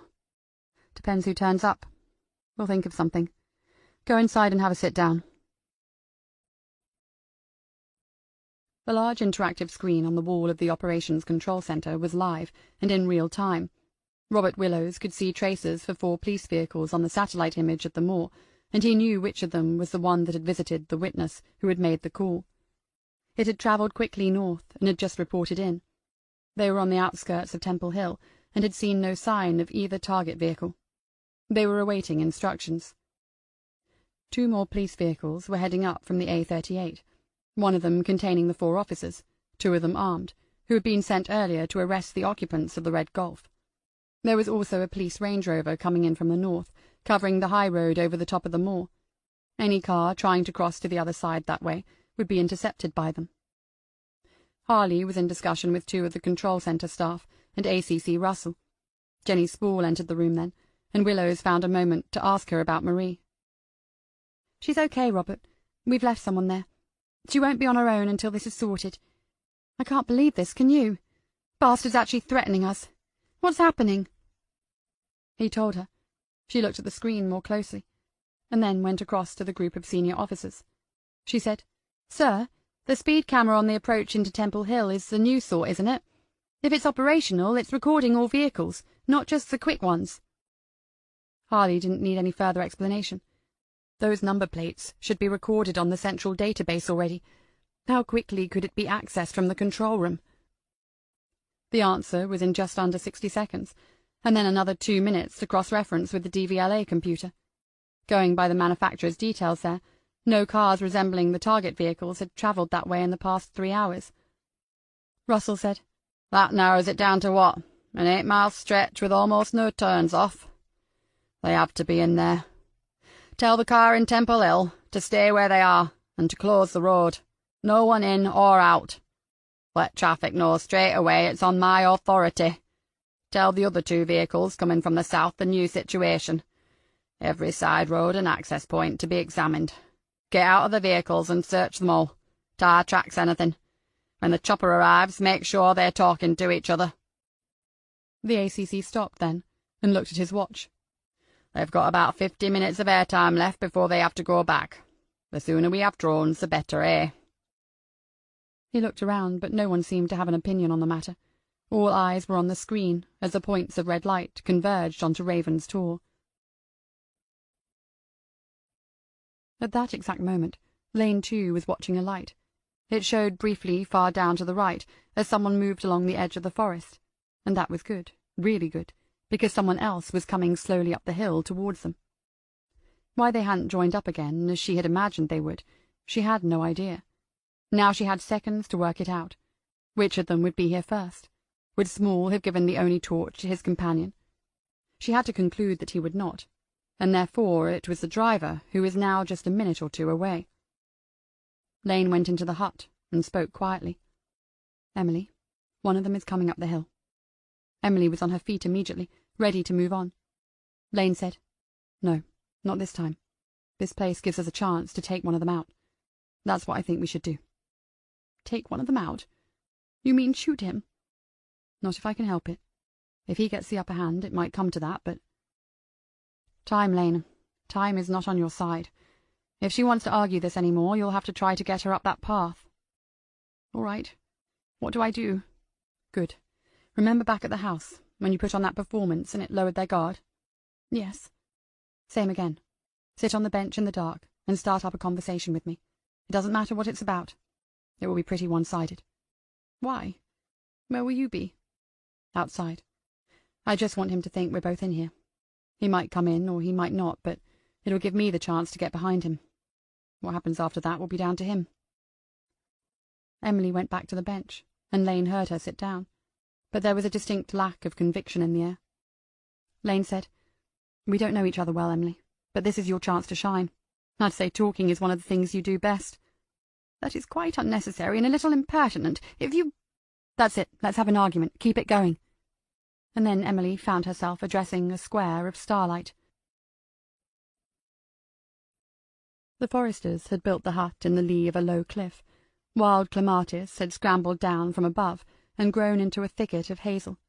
Lane edged into the deep shadow within, giving herself a clear view of the entrance to the hut and the slope that led up to it. She could still hear Emily's voice nattering away, with occasional short spaces, as if the person that she was addressing was answering, but much more quietly. A silhouetted head and shoulders appeared first. Then the upper half of the body was visible. He stopped, hearing the voice, and crouched a little, looking left and right. So far so good, thought Lane. Even at this distance, in the glimmering moonlight, she could tell that this was not small. She had been right about the torch. Had she also been right about the gun? If there was only one more gun, surely Small would have kept that too. If both were armed, that altered things. In that case, this character, now creeping quietly forward again, might decide to go straight in. But without a torch, in the darkness of the hut. She had to go with her first guesses, and waited to see what he would do. Now he was edging around to his right, and that was bringing him closer to where Lane had concealed herself. He was doing this, she knew, so that he did not appear outlined against the sky, visible from the entrance to the hut. Nowhere near as heavily built as Small, quite the opposite, in fact, but she took nothing for granted as far as that was concerned. Anyone who had willingly become involved in attempting a kidnap and interfering with a trial was dangerous, full stop. She breathed slowly and silently, but was otherwise absolutely motionless, watching and waiting. He had heard enough. Instead of going on towards the hut, he stepped further away and into the same patch of shadow that was hiding her. He was only a few feet away, and she could see then what he was going to do. He had taken out his phone, and the screen lit up. He shielded it with his body and pressed a button. There could be no doubt about whom he was going to call. Lane knew that she had as many as 10 seconds in which to stop him. A brain like hers, adrenaline-fueled, is lightning fast in such a situation, and she weighed up the risks in no more than 5 of those seconds. Stop him making the call, take him out of the equation, and leave Small down there in the darkness, wondering what's happened. That gives us the best odds, and that's how you've played this up to now, going with the percentages. Don't do the other thing, Lane, the thing that always got you into bother, even when you were right. She let him make the call. He spoke very quietly, but he was so close to her now that she heard every word. "Where the hell you gone, man? I can't even see the light now." "They're up here in a shed thing, yeah, at the top of that hill I went up. Yeah, go back to where we split, and then up the hill. They don't know I'm here. I'll wait for you, man. Just effing hurry up."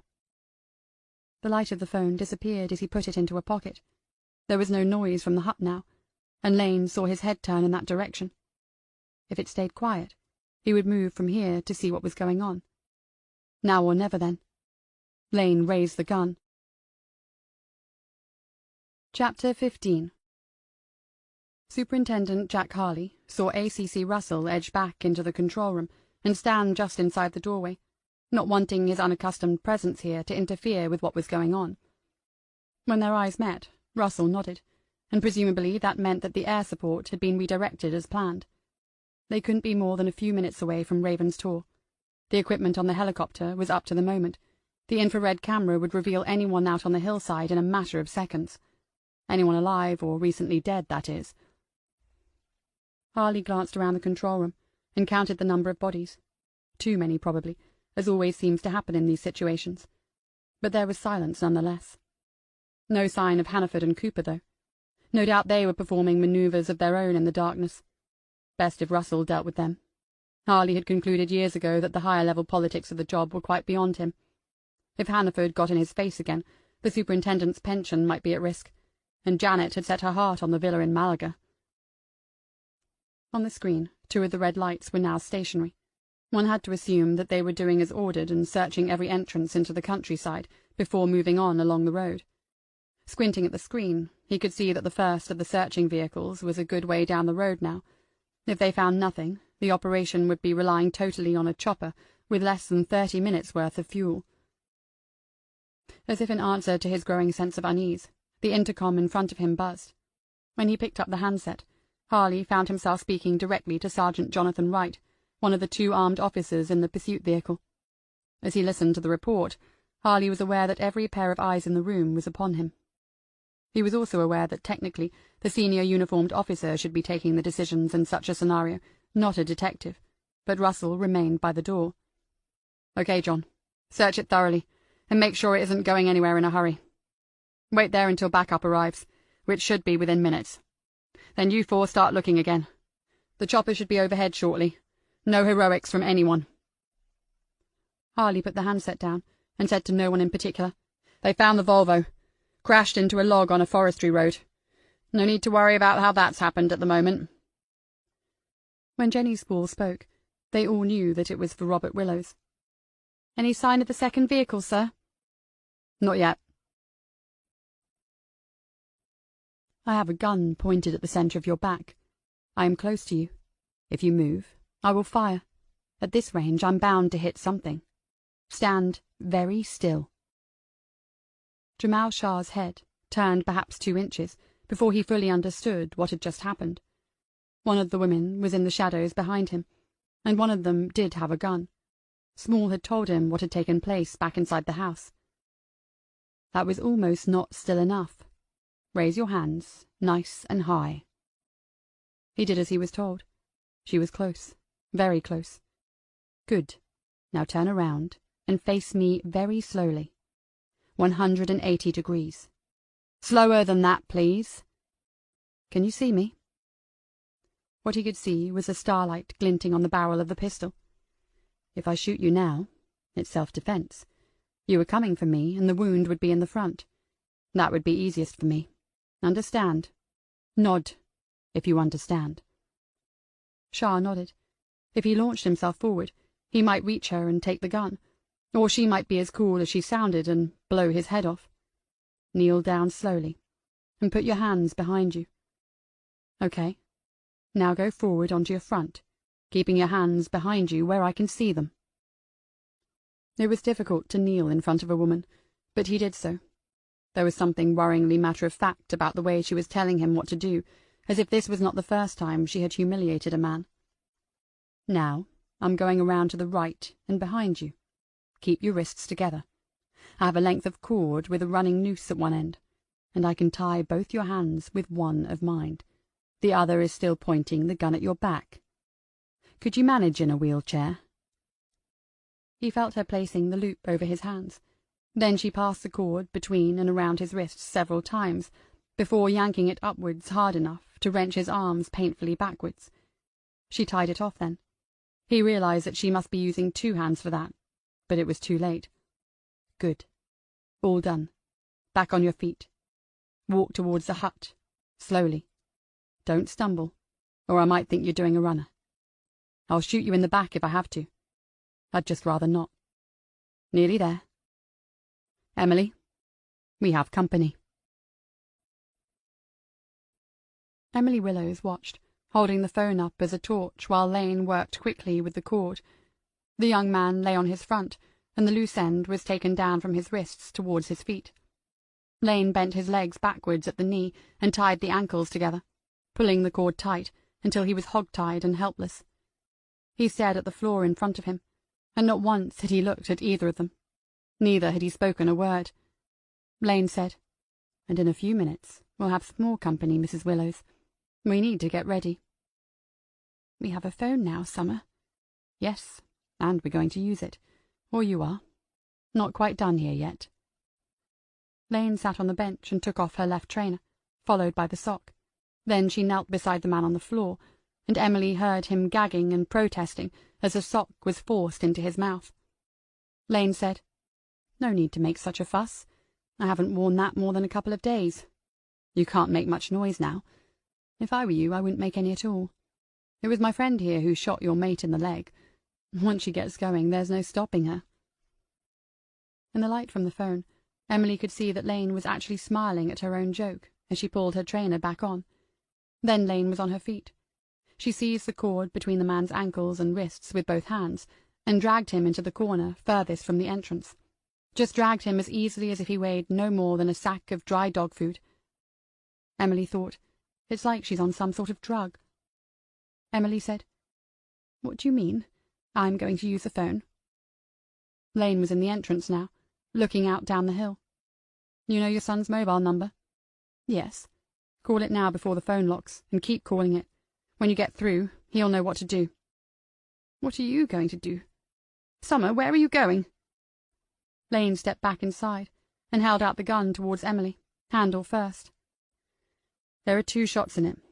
The safety is off, Emily. Just point and pull the trigger twice if he comes to this doorway." After a pause, Emily reached for the gun, and Lane's face came a little closer. "Okay?" "Yes, Where do I aim it?" "In your case, I'd say the widest bit." "What are you going to do? Without this?" "I'm going a little way down the hill. See if I can draw him away from here. Whatever you hear, stick to the plan. Watch the doorway, keep ringing, and shoot if you have to, Emily." Under normal circumstances, Harley would have put all subsequent calls onto the loudspeaker in the control centre, but Robert Willows was still in the room, and Harley didn't know what those officers beginning the search again were going to find. If he asked Willows to leave now, it would make things worse for him, if that was possible, and so he waited, the handset a few inches from his ear, ready to press the receive button. The second and third vehicles had arrived at where the Volvo had been found. Soon they would have boots enough on the ground. Harley had already instructed the control centre manager to have wider search capabilities on standby, as well as an ambulance, and they could have another 20 officers there within 30 minutes if needed. But 2 men and 2 women in several hundred acres of forest, this could still take all night. He saw the light flicker on the base unit, and pressed the button before the buzzer could sound. Jonathan Wright again, leading the officers who had followed the track beyond where the Volvo had been found. Slowly the attention in the control centre focused once more on Superintendent Harley. "All smashed, John. Has it been rolled?" Jennifer Spall was heading towards Robert Willows then. "You don't think so? Anything else?" Harley listened hard, thinking and deliberately avoiding any of the looks. Then, "No, you wait there with it. I'll direct more men up to you. Then you can take over, start looking. You're on the ground, I'm not." To the control room, Harley said, "They found the Skoda about 200 yards from the Volvo. The windows are broken, but it hasn't been in a serious crash. No signs of any injuries, so it looks as if whoever was in it has got away. But where's that bloody chopper?" He caught sight of Russell then, still by the door, beckoning to him because he wanted a word outside. Harley went, his impatience barely concealed. Russell said, "Willows should not be in the room, Jack. You know what they might come across." "Yes, I do, sir. I also know that if I suggest he goes and gets a nice cup of tea in the canteen, 1, he won't go unless I have him carried out, and 2, he'll never forgive me, or you, or any of us." The Assistant Chief Constable had said what he had to say. After a moment he continued with, "Where has Hannaford gone?" "I don't know, and I don't care, sir." "Quite right. Leave that to me. You go back in there and get these people found." Hannaford was outside in the car park, speaking on his mobile phone. Another one of those calls that Cooper was not to overhear. Cooper watched him from inside the glass doors, a paper cup of coffee from the machine in each hand. Might as well wait here as anywhere, not as if anyone in this station would want to have a friendly chat. 25 yards away, in the poky little room that they had been given as a temporary office, in one of those old-fashioned spring-backed box files, Robert Willow's mobile phone began to ring. Chapter 16. If she simply stood and waited for him, staring down the hill, it would look odd enough for him to be suspicious. Lane went a good distance away from the hut, far enough for Small not to be able to see it without the aid of the torch, but not so far that she would be invisible from the line that he was likely to take if he followed the driver's instructions. Then she half-turned her back to that line. She wanted him to think that he had taken her by surprise. Not so easy to wait with her back to him, of course, because Small had moved quietly enough through the forest, and he might get closer to her now than she wanted. She didn't expect him to use a torch either. He wouldn't want to risk giving away their presence to the women that Shah had told him were hiding in the hut. So he would come quickly but quietly up this hill, and somehow she had to intercept him while making it look accidental. A flash of lights far down in the valley, where the road must be, caught her attention. A car passing slowly that might be the first sign of support, but then the lights disappeared, and Lane could not tell whether it had travelled on or they had been switched off. Somewhere there was an incident room dealing with this, but for all the help they had had so far, it might as well be on Mars. What would she have done? She would have got a helicopter up for a start, but there was no sign of one, and she had a pretty good view from up here. Emily must have got some response on the phone by now. A good incident room controller would have had the phone tracking ready to roll since this began. As long as the mast operators were on board, it shouldn't take more than a minute or two. But this, she reminded herself, isn't London. It isn't even close. She glanced down the hill, listened hard, and turned away again. This is when the doubts creep in like cockroaches, during the waiting darkness. If he had come up the far side, wandered away from the route that the driver had taken, it was possible that she would miss him, he would miss her, and arrive at the hut from the other side. He would shine the torch into the hut. Emily would be dazzled, and if he was quick, he'd knock her down before a shot was fired. That might have happened already. And what if, for some reason, Sergeant Willows wasn't answering his phone? They might, under the circumstances, have taken it away from him. She, Lane, should have allowed for that. You'd hope that someone else would answer it, but would Emily realize that she should, after a certain number of attempts, call another number? Was it too late to go back and tell her? Lane cursed herself, turned and took 3 steps back towards the hut, before she realized that it was too late. Small was there, a shadow on the moonlit hillside some 30 yards away. He was standing very still, because he had seen her. Each time she redialed, the phone screen brightened. Emily turned it towards the man on the floor in the corner, and he was looking at her directly for the first time. His eyes were large in the darkness, and probably frightened. He was Asian, or half Asian, and very young. She thought he couldn't be more than 22 or 23 years of age. She wondered how on earth he came to be here. How old was he when his poor mother realized that she was losing him to that netherworld of gangs and guns and crime? But she had to think about her own son first, because he was not answering his phone. Each time there were 12 rings, and then it went to the same message. Lane had said to keep dialing until you get through. Robert will know what to do. But she hadn't said what to do if this was happening. And Lane had not explained why she was to do this, no doubt assuming that Emily was too stupid to understand that the police would be able to locate the signal. Emily looked at the screen.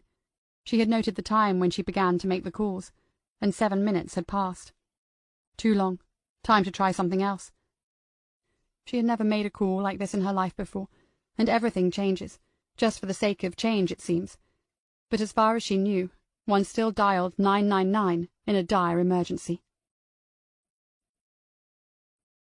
Small stood still for several long seconds, and Lane realized that he was doing so because he thought that she had not yet seen him. She wouldn't be standing there if she had, would she? Okay. This was fine. Every second that passes is one in which he isn't searching for the hut that Shah had told him about. She began to take deep, controlled breaths, flooding her system with the oxygen it would need when the waiting was over. For a split second her eyes wavered to the left.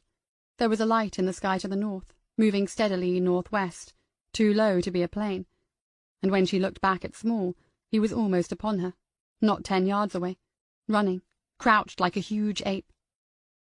He was much quicker than she had anticipated, his grunting breaths loud behind her before she found enough acceleration. The decision about which way to run had been taken 20 minutes earlier, and it was easy to locate the steep path up from the ridge. The moon was illuminating the rocks that showed through the bracken stems so well they seemed to have been painted white for this very purpose. Once moving, Lane knew that she could put plenty of space between them, but that was not her intention. She wanted him close behind, and believing that sooner or later she would tire and he would catch her.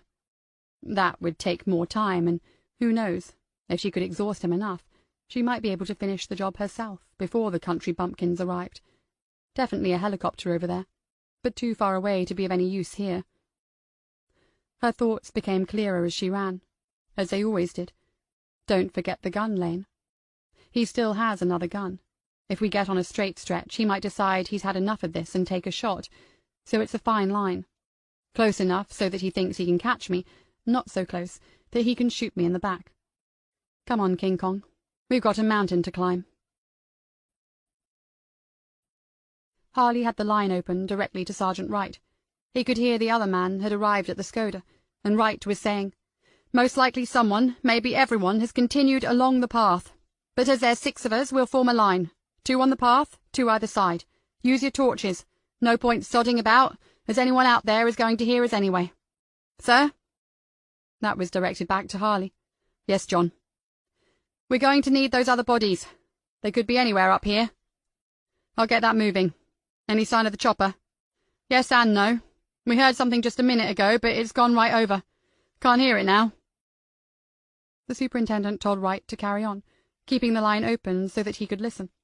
On the interactive screen there was no sign of the helicopter, and he realized then that it never had appeared, even when it must have been above the police cars gathered on the edge of the forest. He checked again, and could see red lights for the car that had closed the road at Temple Hill, and the Range Rover that had stopped by the fork in the road on the top of the moor. The 3 cars close to the Volvo site also showed up clearly, but there was no helicopter. He shouted across to the control room staff, told them to find the bloody thing, and then one of the staff was saying something back to him, a young blonde officer, pretty but nervous, and he didn't even know her name. "Yes, what is it?" "The emergency services call handling, sir. They've got a woman on the line." Harley fought back the 60 possibilities for sarcasm, did his very best not to look annoyed, and simply waited for her to explain. "A woman who says 2 men are trying to kill her and her friend somewhere on Bodmin Moor, sir." Willows hadn't heard that, what with all the commotion over the disappearing helicopter and the open line to the officers who had begun the search. Harley went across to the female officer and took the headset himself. Yes, call handling could let him talk to the woman directly. He waited for a few seconds, and then said his name into the mouthpiece. "Detective Superintendent Harley. Oh, thank goodness for that. Robert has mentioned you often, Superintendent. Isn't this a to-do? I'm so sorry to have caused you all this trouble."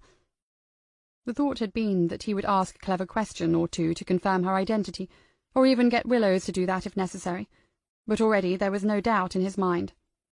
"Mrs. Willows, it's no trouble. Now I need you to tell me quickly where you are and what your situation is, okay?" Harley listened to the story, aware that 1 or 2 pairs of eyes had noticed him wearing the headset now. He had to ask questions, though, because the tale Mrs. Willows was telling him must be a little confused. As quietly as he could, he said, "Mrs. Willows, did you say that you have a gun?" "Yes, and the safety catch is off." "I see. And you have taken prisoner one of the men who were pursuing you?" "Yes. He's tied up on the floor of the hut. It wasn't me personally who captured him, of course. Miss Lane did that. I'm just guarding him." Harley thought, well, I've had a long and some would say distinguished career, but nothing so far has prepared me for this. "Right, got that. Where is Miss Lane now? Could I speak to her?" "I wish you could, Superintendent. She's gone off after the other one. Well, not exactly after him. She's drawing him away from the hut. I think it must have worked. But we do need help. Is help on its way? I really don't want to have to fire this gun at anyone." Jack Harley was only human. He had one of those moments. He pictured Mrs. Willows shooting the first policeman who arrived at the hut, and as that image held centre stage in his imagination, the control centre manager leaned across and said triumphantly that he had located the helicopter. It had rendezvoused with the Range Rover at the top of the moor and was awaiting further instructions. 15 minutes operational time left. Robert Willows was watching him closely, realizing that there had been a significant development, and Harley thought, I shouldn't do this, but if another officer returns fire, we could end up accomplishing what these two thugs have so far failed to achieve. He beckoned to Willows, told the CC sergeant to get the chopper to the hill above the cars, and asked the girl to start the process of tracing the call, though he was certain that by the time they had done so, this would, one way or another, all be over. Chapter 17. More than once he surprised her with his speed and agility. Where the path first became seriously steep, she had had to pause for a moment to find the best way, and he had not done so. Small had thrown himself forward and lunged for her foot as she began to climb, missing it by a matter of inches. She knew his strength from their encounter in the house, an eternity ago now, and if he had got hold of her ankle at that point, she would not have escaped him. But he missed, and she heard him land heavily behind her as she went over the projecting boulders and on towards the summit. Then she had to slow a little and wait for him to come on again. She did not want him to give up. She paused and breathed heavily, deliberately, letting him hear her, trying to make him think that she was almost done. From here Lane could see further down into the valley, and there were the lights of parked vehicles, no doubt about it now. Someone had managed at least half a job then, and they could not have arrived this quickly simply as a result of Emily's call. A hand and then two appeared on the whitened, lichen-covered boulder of granite below her, followed by his head and shoulders. The climb was taking its toll now, and she could hear Small's gasps for air. Again the madness of all this struck her, the inexplicability of this pursuit. Whatever happens, she thought, I've got to live long enough to find out why he has done this. Why getting his monstrous hands on me is more important than getting away. She turned and continued the scramble to the top of the hill. More sky was visible ahead of her now, more of the amazing starscape that she had not known was here, and that must mean that the hill was levelling out. And once on the level, she could leave him for dead if she wished. She could disappear into the darkness in any direction. That's what she would do. Draw him away from the path they were climbing, take him round in a couple of circles, and then leave him to it. Surely by the time he got his bearings again, there would be police in the woods below. Lane slowed again and listened. Small was still there, still coming on, and then the light appeared below her. He had switched on the torch. He'd had enough of this game, she realized. He's going to try and shoot me now. Sergeant Wright waved 2 men to the right and 2 men to the left of the hut. They were using their torches, but all had been told not to shine them directly into the building for fear of alarming the poor woman.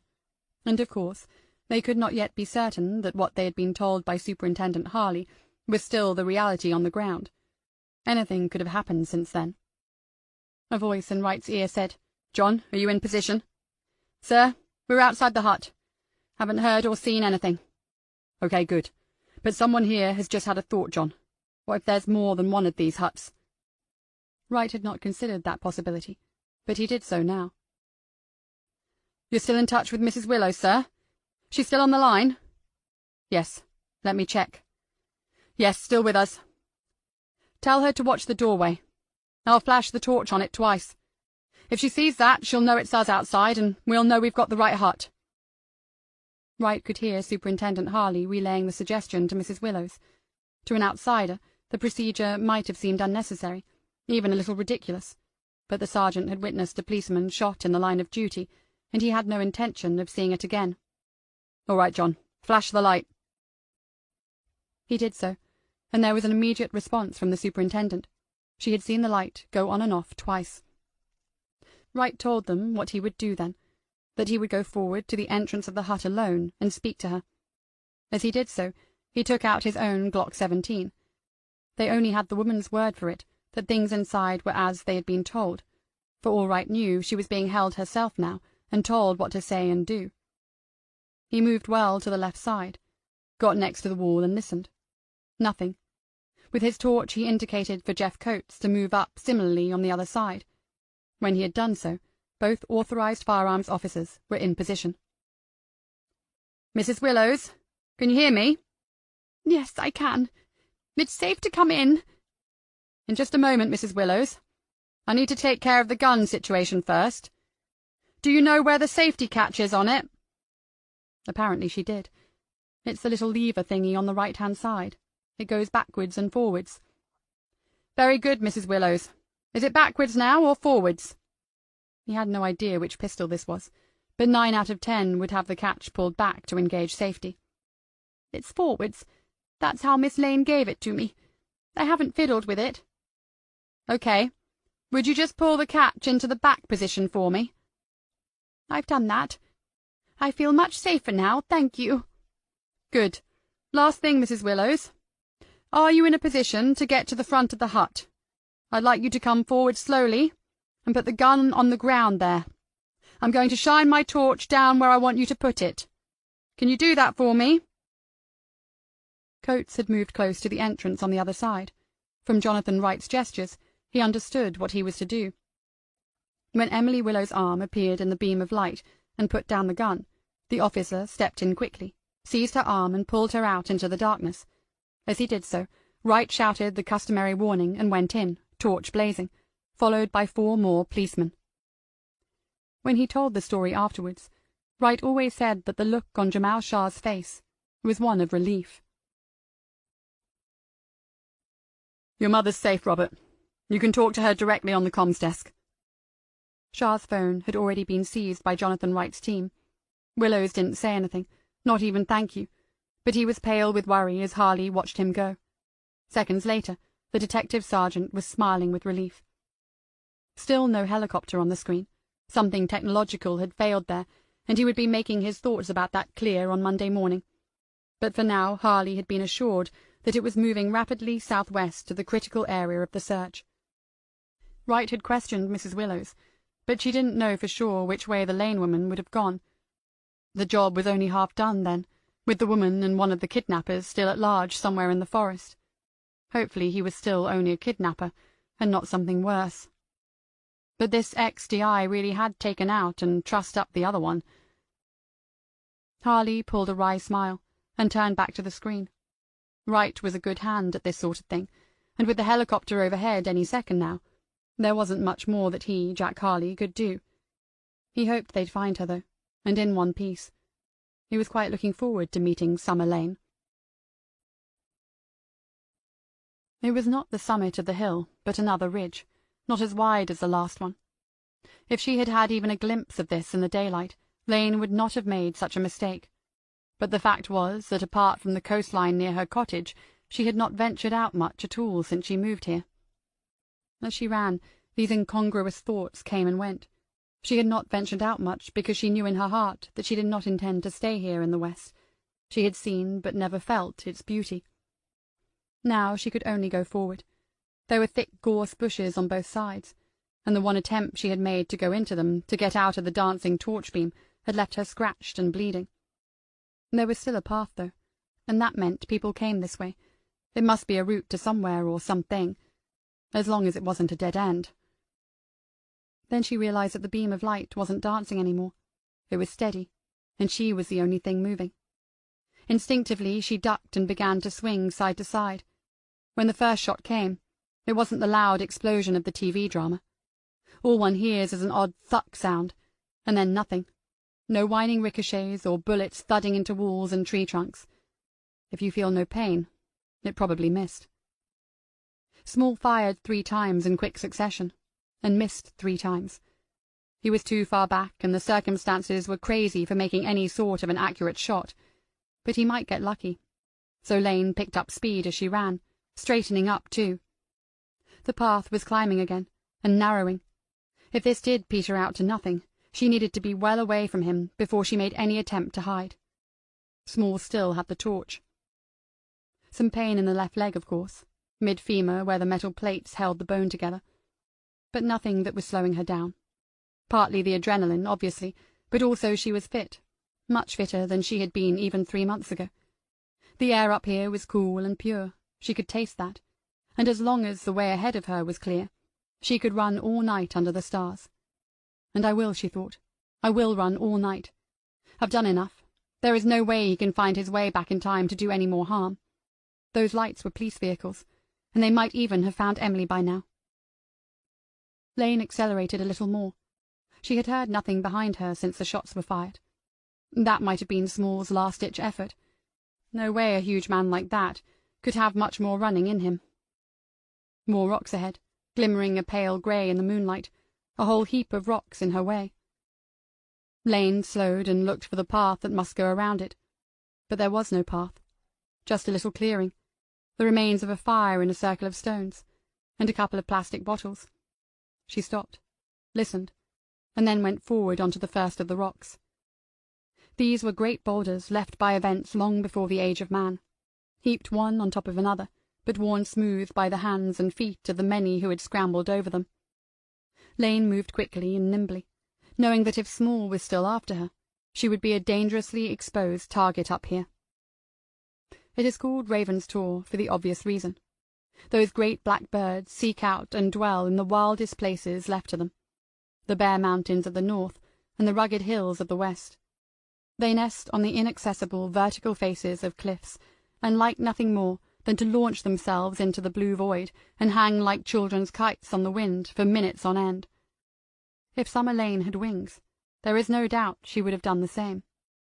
Instead, earthbound, she stared down into the steep, shadowy darkness of the valley below, and understood why people made the climb up to this place. The view in the daylight must be magnificent. A bit of a shame, then, that she might never get the chance to enjoy it. Chapter 18. Assistant Chief Constable Russell had been told that there was a phone call for him from the DPP at after 10 o'clock on a Friday night. He waved it away, but then Leanne Angel, the senior office manager for the station, came back with the same thing. They were still on the line and refusing to hang up. She told him that it sounded like someone important. Russell had never heard of Michael McCourt, but he went back to his own office and took the call there. Mr. McCourt did not mince his words. Once he had established that he was talking to the most senior officer available with regard to Operation Landing Net, he said, "I've just had a phone call about this. What's going on this evening?" Russell said, "What exactly have you been told, Mr. McCourt?" "That there has been an attempt to interfere with evidence in the case. An attempt that involves shootings, kidnapping, and the possible implication of one or more of your own officers. Is this true?" "Which part, Mr. McCourt?" "Any of it. Is any of this true? If so, I will tell you that we have an ongoing situation. I can confirm that one person has been shot and injured. Not a police officer, but thank you for your concern." There was silence then, and Russell guessed that there would be other bodies in the room with Michael McCourt, that he himself was probably on loudspeaker. The lawyer, for at the end of the day that's what he would be, ignored the rebuke and said, "And can you also confirm that these events are related in some way to the operation called Landing Net?" "Yes, I can." "You do understand the seriousness of this, Russell? If there is the slightest suspicion that evidence has been compromised, I have no reason to think that it has been. There was a crude attempt to manipulate one of our detectives, which failed because he reported it immediately to his senior officer. 2 women managed to escape from the men who were threatening them. We have just found one of them safe and well, and expect to find the other one shortly. We have also made a number of arrests. In my professional judgment, the situation is under control and the case has not been compromised in any way." Another pause in proceedings, before McCourt said, "Nevertheless, Assistant Chief Constable, if word of this reaches the defence or the press, it could be grounds for a lengthy delay. Your professional judgment will count for nothing if there is any suspicion that your own officers have been involved. There would need to be an independent inquiry." Russell said, "I will give this guarantee, that there will be no such leak from my station before the trial begins on Monday morning. Can you give me the same guarantee, Mr. McCourt?"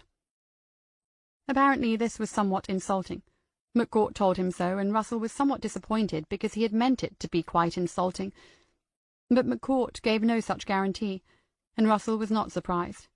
There had been something odd about all this from the beginning, and he suspected now that, however the day's events were going to end, someone had already achieved their aim. McCourt said, "I request that you keep me fully informed of developments.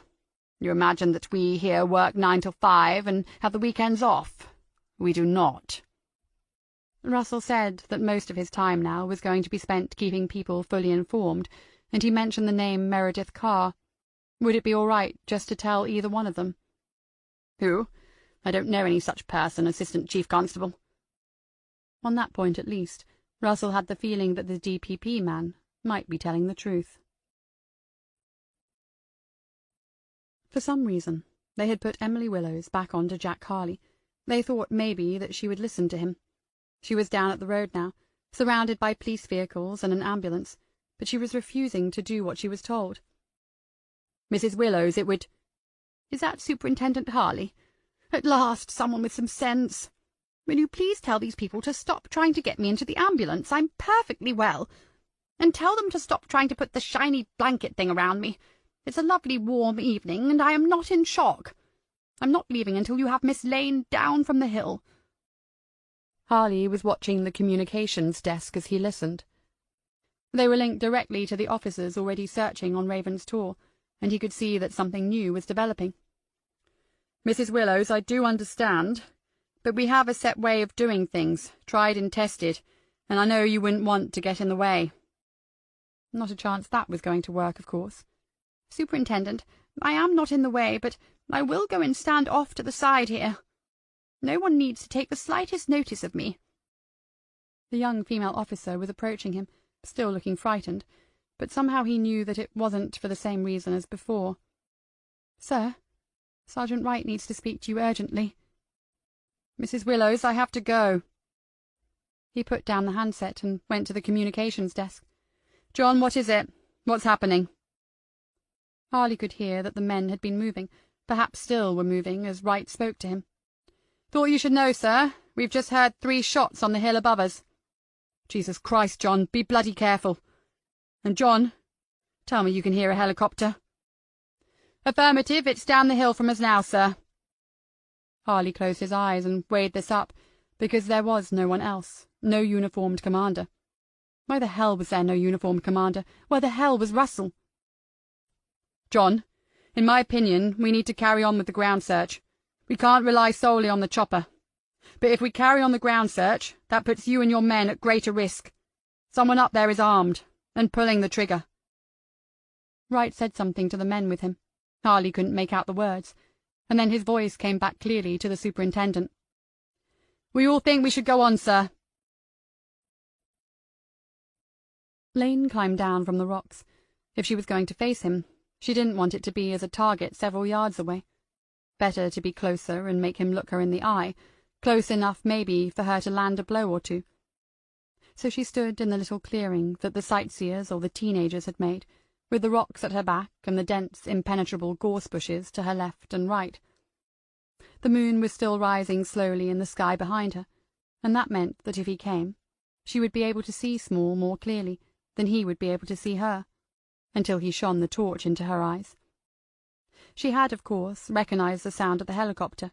It was somewhere in the valley, below the peak that she had climbed, and she thought, it's going to be close. If he wants to find me before they do, he needs to get a move on. They'll probably go up high and use the infrared. No searchlight until they have something glowing in the dark. That could be me, or it could be him. And the thing that frightened her most was the usual thing. She was a little frightened because she didn't feel afraid. She was supposed to feel afraid of the scary man with his body odour, his bad breath, and his big hands coming for her in the darkness. She was supposed to be petrified by something like that, wasn't she? But she knew, in a secret part of herself, that what she was truly afraid of was that the helicopter or the police on the ground would intervene before she saw him face to face, before the final confrontation. Lane was not a fantasist. She was not under the childish illusion that her skills in self-defence would enable her to bring Small down to his knees with a series of short karate chops, and that she would have him disarmed and pinned to the ground when the breathless plodders finally arrived. It was much more likely that he would shoot her, inaccurately enough for her to suffer a great deal of pain, or that he would strangle her, though why he was going to all this trouble over a temporarily blotchy face still eluded her. But still, in some strange way, she would rather face him than not face him. She would rather know than not know. And it appeared that Small felt the same way because she could hear him now. First the scrape of a foot against a stony path below, and then his breathing, heavy and wheezing. His face rose up out of the gloom, round and pale and pasty in its own sick, small darkness, like a sad imitation of the bright moon above. He saw her immediately, stopped and raised the gun. They stood that way for several seconds, like one half of an old-fashioned duel at midnight. Small seemed to be waiting for something. His left hand was empty, no sign of the torch. Perhaps he had stumbled and dropped it. Lane said, "How's your face now?" She couldn't be sure, but his left eye seemed to be closed. Maybe that was simply because he was squinting along the barrel of the gun with his right. 3 shots fired, of course, and another when they were on the main road. But that didn't help much, because from here in this light she couldn't make out what he was holding. Small edged forward slowly, until they were no more than 10 feet apart, still with the gun pointed at her, aimed more or less dead center. That would be really painful and messy. "Give me the gun." Lane's surprise was genuine enough. "The gun? I don't have it." "Effing liar. You took it. Hand it over." "I just told you I don't have it." He took another step closer, and raised the pistol until it was pointing at her face. If the round was anything bigger than a .22, this could cost a fortune in make-up. The note of the chopper engine had just changed a little. They were making a move. There might be feet on the ground nearby, too. "Okay," she thought. "You've done the face-to-face thing. Now you need to figure a way out of this." She said, "Seriously, you think if I had the gun I wouldn't have it pointed at you right now?" The logic of this seemed to get through to him, and Lane thought, right, if this is about thinking now, I might have the advantage. She decided to press it home. "So why is this gun so important? Was it a present from your dad or something?" "Shut your mouth!" "Or what? You'll kill me. The chances are you'll do that anyway, so I might as well say my piece. Why have you given yourself an extra 10 years for the sake of this gun, Small? Kidnapping, attempting to pervert the course of justice, threatening and assaulting a police officer's mother? The judge will go berserk." It was the use of his name more than anything else that would get to him, which, of course, is why she said it. "Tell me, I just don't get it. You could have been long gone, but here you are, looking for a gun which I don't have because I gave it to Mrs. Willows so she could guard the driver. He's tied up somewhere back down the hill." Small flinched, as if he was about to turn and run back down the hill to find it. This gun must have real sentimental value for you. Or... We have all had that moment, the one in which it isn't until you find yourself about to say the words that you truly understand. This wasn't about his face, or some sort of primitive macho rage at the way a woman had humiliated him. This wasn't about him having some sort of weird professional pride in his work. It was all about the gun. It wasn't a special gun to look at or to hold. She had done both and knew it to be a Ruger 9mm semi-automatic. It was about where that gun had been before and what it had been used for. Small had made a mistake, a fundamental one. He had reused a weapon that could tie him to another crime, probably something more serious than the ones he was currently committing, a crime that would earn him an even longer sentence than the one he was currently setting himself up for. That's why he had pursued her. And the really crazy thing was that even if he had got the gun back, this was all futile. Once forensics had the bullet that she had fired into his accomplice, the match was made anyway. Small's best bet from the start of this had been to get back to the smoke and hide in it. These men had all been incompetent lowlifes, and the most dangerous thing about them was their lack of professionalism. Small said, "Where is she? Show me where she is." "Sorry, but even if I was willing to do that, it's too late. You can hear the chopper, right? The police have spent the last 3 hours trying to catch up with us, and they've finally managed it. If I had a job, I'd bet my last month's salary that Mrs. Willows is already safe." It was sinking in slowly, but there was no way Lane could tell whether this was making him less of a threat or more of one. If his past crimes were about to catch up with him in a big way, he might either give in or get desperate. She decided to give him a little nudge towards the former. "The best thing you can do now is back down. Lower the gun and give it to me. I'll tell them that you did that. It will count for something. After 3 or 4 seconds, he began nodding slowly to himself, and she thought, blimey, he's going for it. And then, without warning, he stepped forward suddenly and struck her on the right side of her face with the pistol. Lane had been quick enough to sense it coming, and she was already twisting down and left before it landed. She felt the skin breaking, and the taste of blood in her mouth, but no major damage. She kept going with the momentum of it, throwing herself low and past Small's right side, but his boot came up and caught her in the middle, caught her hard and flipped her over onto her back. He was down upon her immediately, all 20 stones of him, and she thought, I must stop underestimating fat men. His right hand still held the gun, and his left was grabbing for her throat. Both her hands reached for his left wrist, but he was enormously strong, and she could delay him only for moments. His face now close to Lane's, Small said, You like that? Citizen's arrest and all that crap? Yes, you'd love that. Nah. What we're going to do is this. First, I'm going to search you all over to make sure you still haven't got that gun. Looking forward to that, aren't you? Inexorably, he was forcing his huge hand down towards her neck. And then you and me are going back down to where you reckon the other old cow is, to look for it. If she's gone or we meet anyone on the way, I've got my ticket out of here, haven't I? His right hand came down now, and held the gun to her left temple. That would be nice and quick, Lane.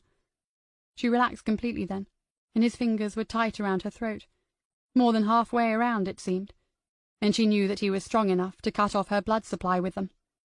She nodded, and felt him ease off just a little. Was the roaring in her ears the sound of her own blood squeezing through the constricted vessels, or was it the helicopter? No way of knowing. She could lie here, play along, even walk back down the hill with the gun at her head. There was no way he was getting out of this. Not really. No way the police would ever let him out of the net. There are contingency plans, negotiators, snipers. She could just lie here. Then her 2 thumbs were into his eye sockets, digging deep with the nails, and she heard him shout in pain. She held on as long as possible, her fingers locked into his hair, feeling it tearing out at the roots. He must have dropped the gun because the hand that pulled her left one from his face wasn't holding it any more. Almost. She almost managed to half throw him off and wriggle free, but then he had her 2 wrists in his 2 hands. He was looking down at her, snorting with the effort and the shock of what she had done to him. There was blood on his right cheek, quite a lot of it, and Lane wondered whether she had blinded him properly this time. Then both his hands were around her throat, and she knew that she had perhaps 2 or 3 minutes to live. He meant it now. You can tell. Her struggles became involuntary, legs twitching, hands fluttering, and her final thought before she lost consciousness was that it's all true. All the stuff about bright, blinding lights at the end. Chapter 19. The side ward of the hospital looked more like the medical wing of a prison that Saturday morning. Jack Harley had to show his ID as soon as he stepped out of the lift, even though the officer on duty was from his own station, and then he had to record his visit in the logbook. If they had asked to search him, he would not have been surprised. When he reached the suite of rooms, Harley could see uniformed men outside 2 of them, and other faces that he recognized, but no press, thank God. A.C.C. Russell had been very definite about that, but there was no way that a journalist could have got through this security. The only risk was hospital staff talking about the novelty of the situation, and one of them seeing if they could make a few quid on the side. It wouldn't be the first time, but you can't cover every eventuality. The young A&E registrar that he was talking to now seemed very much on the ball, though, and not as resentful of the police presence as some he had encountered in the past. They stood outside the first room, and looked in through the glass panel in the door. She said, "The bullet just caught the femur. Some major vessels were torn, and he lost a lot of blood. Most of what's in him now isn't his own." Harley stared at the sickly yellow face and said, "I have to be honest, Doctor. He doesn't look too good." She took another look herself and then said, "The patient has other problems unrelated to his getting shot, though that hasn't helped his prognosis." Harley was an old-fashioned copper, and one who had long ago stopped pretending that he was anything else in order to get on. If that girl shooting this scumbag in the leg had not helped his prognosis, it was a bloody good job. Threatening 2 women with a razor. She would have been justified in aiming between the eyes as far as Harley was concerned. The registrar was waiting for him to say more, very polite, very professional, and very posh. On the way up, Harley thought, won't be here long. Consultant in another 5 years, and earning double what I'll retire on. He said, "And what is his prognosis? I'd hate him to miss his day in court." "That rather depends on how quickly you can get him there. I just patched them up, Superintendent. I haven't seen the full case history, but one would have to say that he is terminally ill, with a chronic liver condition." Would one? Well, we'd better get a move on then. He asked to be told about the second man, arrested on Raven's tour last night and now occupying the adjacent hospital room. He too had a police guard, a big uniformed man that Harley didn't recognize, and who had planted himself firmly in front of the door. Harley had to ask him to stand aside a little so that he could see into the room. The registrar said, "This man was brought in with concussion. He had received several heavy blows to the skull, but was not, as far as I am aware, unconscious at any point." Several heavy blows to the skull, eh? Well done, righty. In the beam of the helicopter's searchlight, the sergeant had found this monster with his hands around the girl's neck, and she had stopped struggling by then. Warned at gunpoint, Small had not let go and consequently received the requisite baton treatment. If some idiot had filmed it and shown it on YouTube, it would be labelled as police brutality, no doubt. "And what is his prognosis?" "No permanent damage to the brain that we can see. Another 24 hours and you can take him away." Small had seen them through the window. One eye was staring balefully at the policeman, and the other was covered with a dressing. Automatically, Harley checked the man's wrists, and saw that he was handcuffed to the frame of the bed. "What about his eye?" There might be some issues with that. A specialist's job, obviously. It might require surgery when the swelling has gone down." Harley thought it then, and almost said it. This pair really had picked on the wrong woman yesterday. One was likely to die even quicker than he expected, and the other might be half-blinded. Ouch. Harley shivered then, because he didn't like anything to do with eyes, and even his annual visit to the optician was a sort of torture. "So," he said then, "where is she?" The registrar took him out of that side ward and into another one. Although he had had one fleeting glimpse of her face on a computer screen, Harley didn't know what else he was expecting to see. But it wasn't the skinny, dark-haired girl wearing jeans and a red T-shirt, standing at the small window and staring out at a concrete courtyard. When she turned to look at whoever had entered the room, he wondered whether he actually performed any of the double take that he felt. Was this her? Had she done all that damage yesterday? Had they come to the wrong room? The registrar said, "Oh, you're up and dressed." "I can't stay in bed. Someone brought me magazines. That was the last straw." Harley followed her distraught gaze to the rumpled bedcovers, and sure enough there were magazines about country life, fashion, and celebrity gossip. He liked her already. "Who's this?" "He looks like a psychiatrist. Is it time for the shrink now?" Harley told her who he was, and noted the perceptible change in manner. She had been looking half over her shoulder, but now she turned to face him.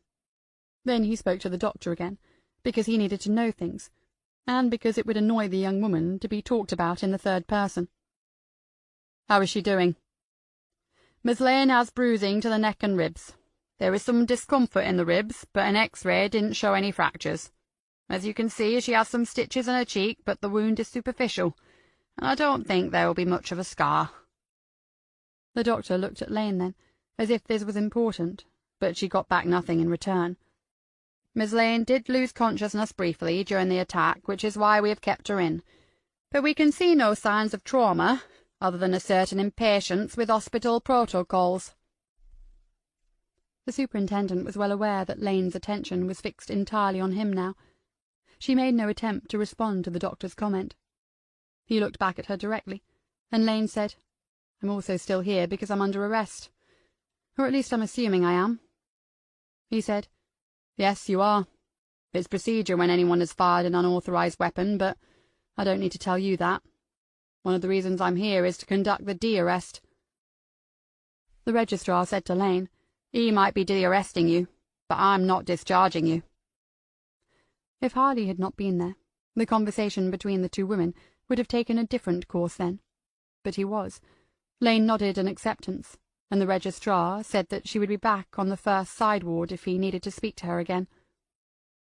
When they were alone, he said, "Consider yourself no longer under arrest.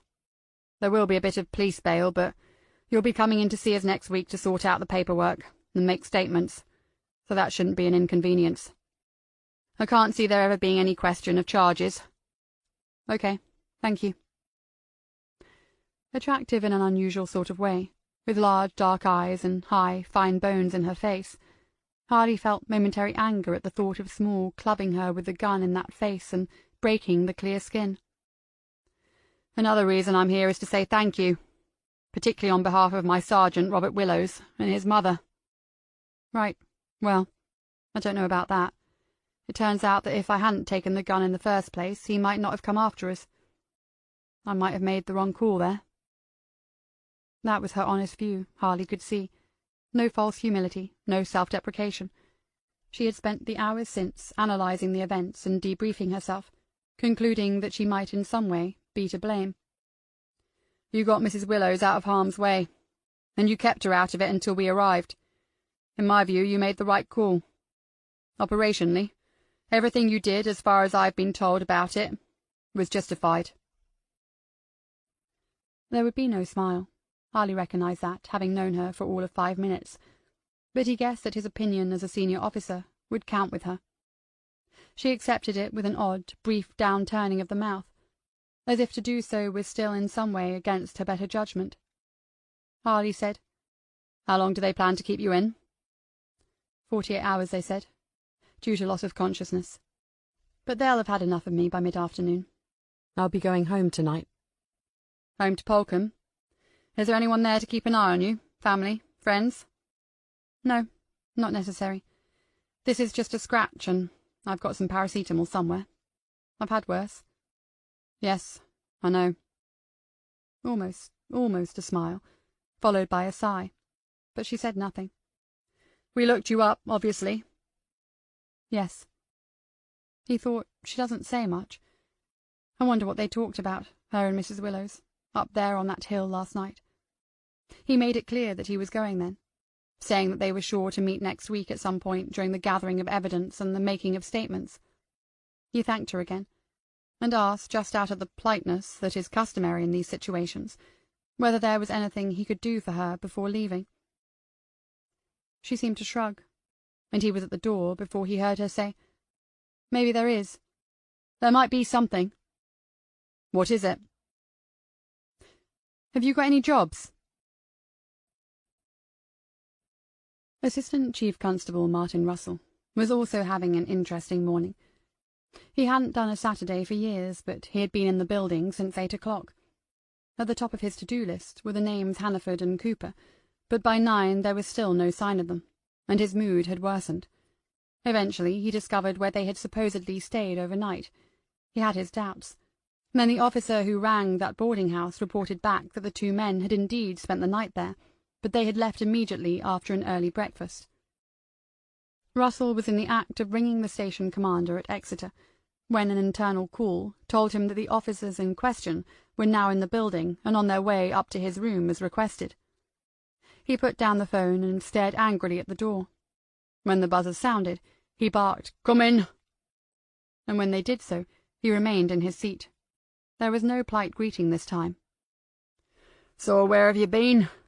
I've had officers working all night, and you two roll up at 9:30. Hannaford said, "When an internal investigation is underway, we are not subject to—" "Internal investigation, my ass! Are you serious, Hannaford?" Hannaford had opened his mouth to respond, and then seemed to have second thoughts. Russell said, "More to the point, were you ever serious? If you're staying around, I've got a few questions for you. 1. How did internal investigations get onto this so quickly? I'd like the name of the senior officer to whom you've been reporting. And when I've got that, I'll ask them the same question. 2. How do you intend to proceed here and now, this morning? Because we have a mountain of work to do, and I need officers like Robert Willows to be doing it. I don't need anyone being distracted by the nonsense you were involved in. The ACC could see then that things had changed. It wasn't that Hannaford was afraid of him, too hard-bitten for that, but he had almost certainly been given new orders when he last reported in, which would have been this morning. Hannaford said, "We're going back to base now. Whether this investigation goes any further will not be my decision. I'll present the evidence we have gathered." "Present away. Take any copies of papers that you need. But you're not having the originals. And you're not taking Willow's phone either. That is crucial evidence in the new investigation that we are setting up into the attempt to pervert the course of justice. An attempt which took place on my patch." And if I win that one, thought Russell, then I know there is something rotten about all this. Hannaford looked at Cooper, and Cooper opened the box file he was carrying. He took out the phone in its plastic bag and placed it on the ACC's desk. Russell's smile was contemptuous, but Cooper didn't seem to see it. All he said was, "Where can I get these papers copied, sir?" The call from the DPP came exactly 47 minutes later. Mr. McCourt did professional outrage rather well, but then, thought Russell, I expect he's had a lot of practice. The media had got hold of it somehow. An investigation, another one, was under way, of course, and Russell should expect to have his own station staff questioned about this. But the end result was that an item would appear on the national BBC News at lunchtime. Did he, ACC Russell, realise the implications of this? "Well, Mr. McCourt, it's slowly becoming clear to me. Do you think it will affect the trial?" The lawyer was working to a script. Either he didn't have time to appreciate the irony, or he did, but his own morning was proving to be busier than expected. Apparently it would affect the trial. If they didn't have it already, and they do, you know they do, Michael, the defence teams would be all over this by the middle of the afternoon. And then there were the jurors, whose objectivity would be compromised the moment they saw the story on a screen or heard it on the radio. A deferral was inevitable. "How long, Mr. McCourt? Weeks?" "Months would be my guess. You must understand, Assistant—" Russell put down the phone. How the hell was he going to tell his people that? The phone call with the chief constable wasn't ideal, because it resulted in her saying that she would be at the station herself within the hour. "Martin," she had said in that unnervingly quiet and Scottish way, "we're going to need our biggest fans in place, because there's an awful lot of you-know-what heading our way. My office at 11:30. And Martin, one more thing. Have you spoken to that woman you were liaising with in London? Who was she if she wasn't DPP?" He didn't know, of course, and he should, but you don't question people like that, do you? He would find out now, of course, and he would also find out if Meredith Carr was of the slightest use when things go pear-shaped. The number didn't ring. He dialed it several times, more carefully on each occasion, but the result was the same, an ominous digital emptiness. He called Leanne Angel and asked her to check it for him.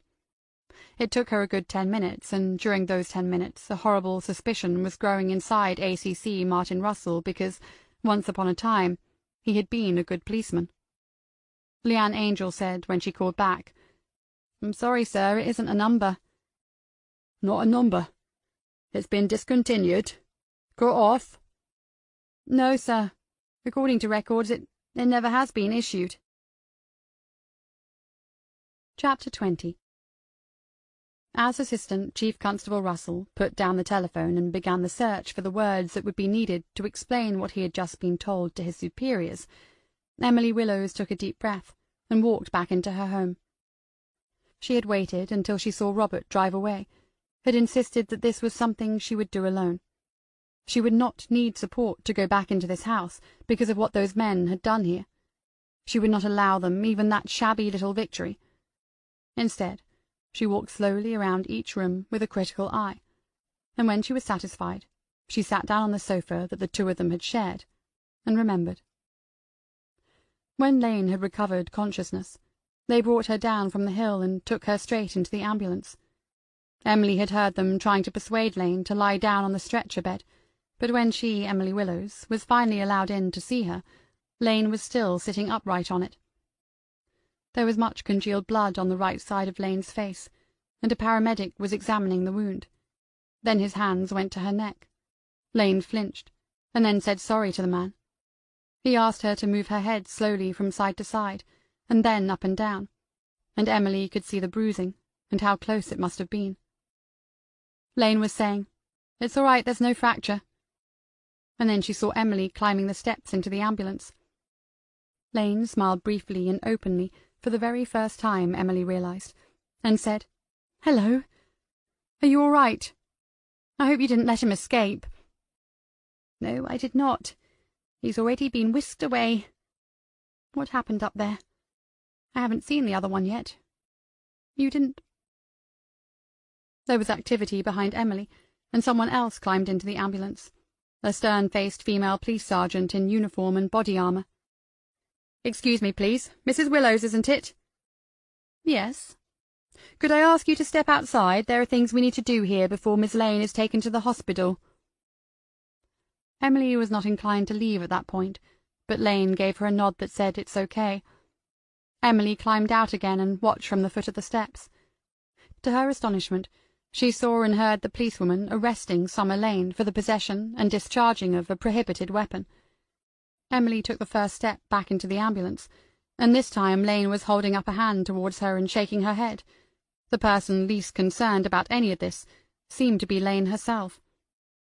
The policewoman then conducted a search of the victim she had just arrested. There were only the pockets of the jeans, and from one of these she removed the useless iPhone and a set of keys. "I need to keep your phone. Are these your house keys?" "Yes." "I can't leave them in your possession." Lane said, "I know. You can put them, or can my neighbour take them? They're not pertinent to the charge, and I assume my place has already been turned over." The sergeant looked a little taken back, and then she turned to Emily and said, "Are you willing to look after Miss Lane's keys, Mrs. Willows?" Of course she had been. There was no further opportunity for them to talk. The policewoman made sure of that, and it was the officer who rode with Lane in the ambulance to the hospital. Emily Willows had intended to do that herself. Instead, she had been taken back to the station at Bodmin and reunited with her son. It had been her intention to return to her own home after that, but Robert wouldn't hear of it. She was going to spend the rest of the night with him and Marie, even though he had admitted, when she pressed him, that the likelihood of any further threat was minute. In the end there had been a compromise.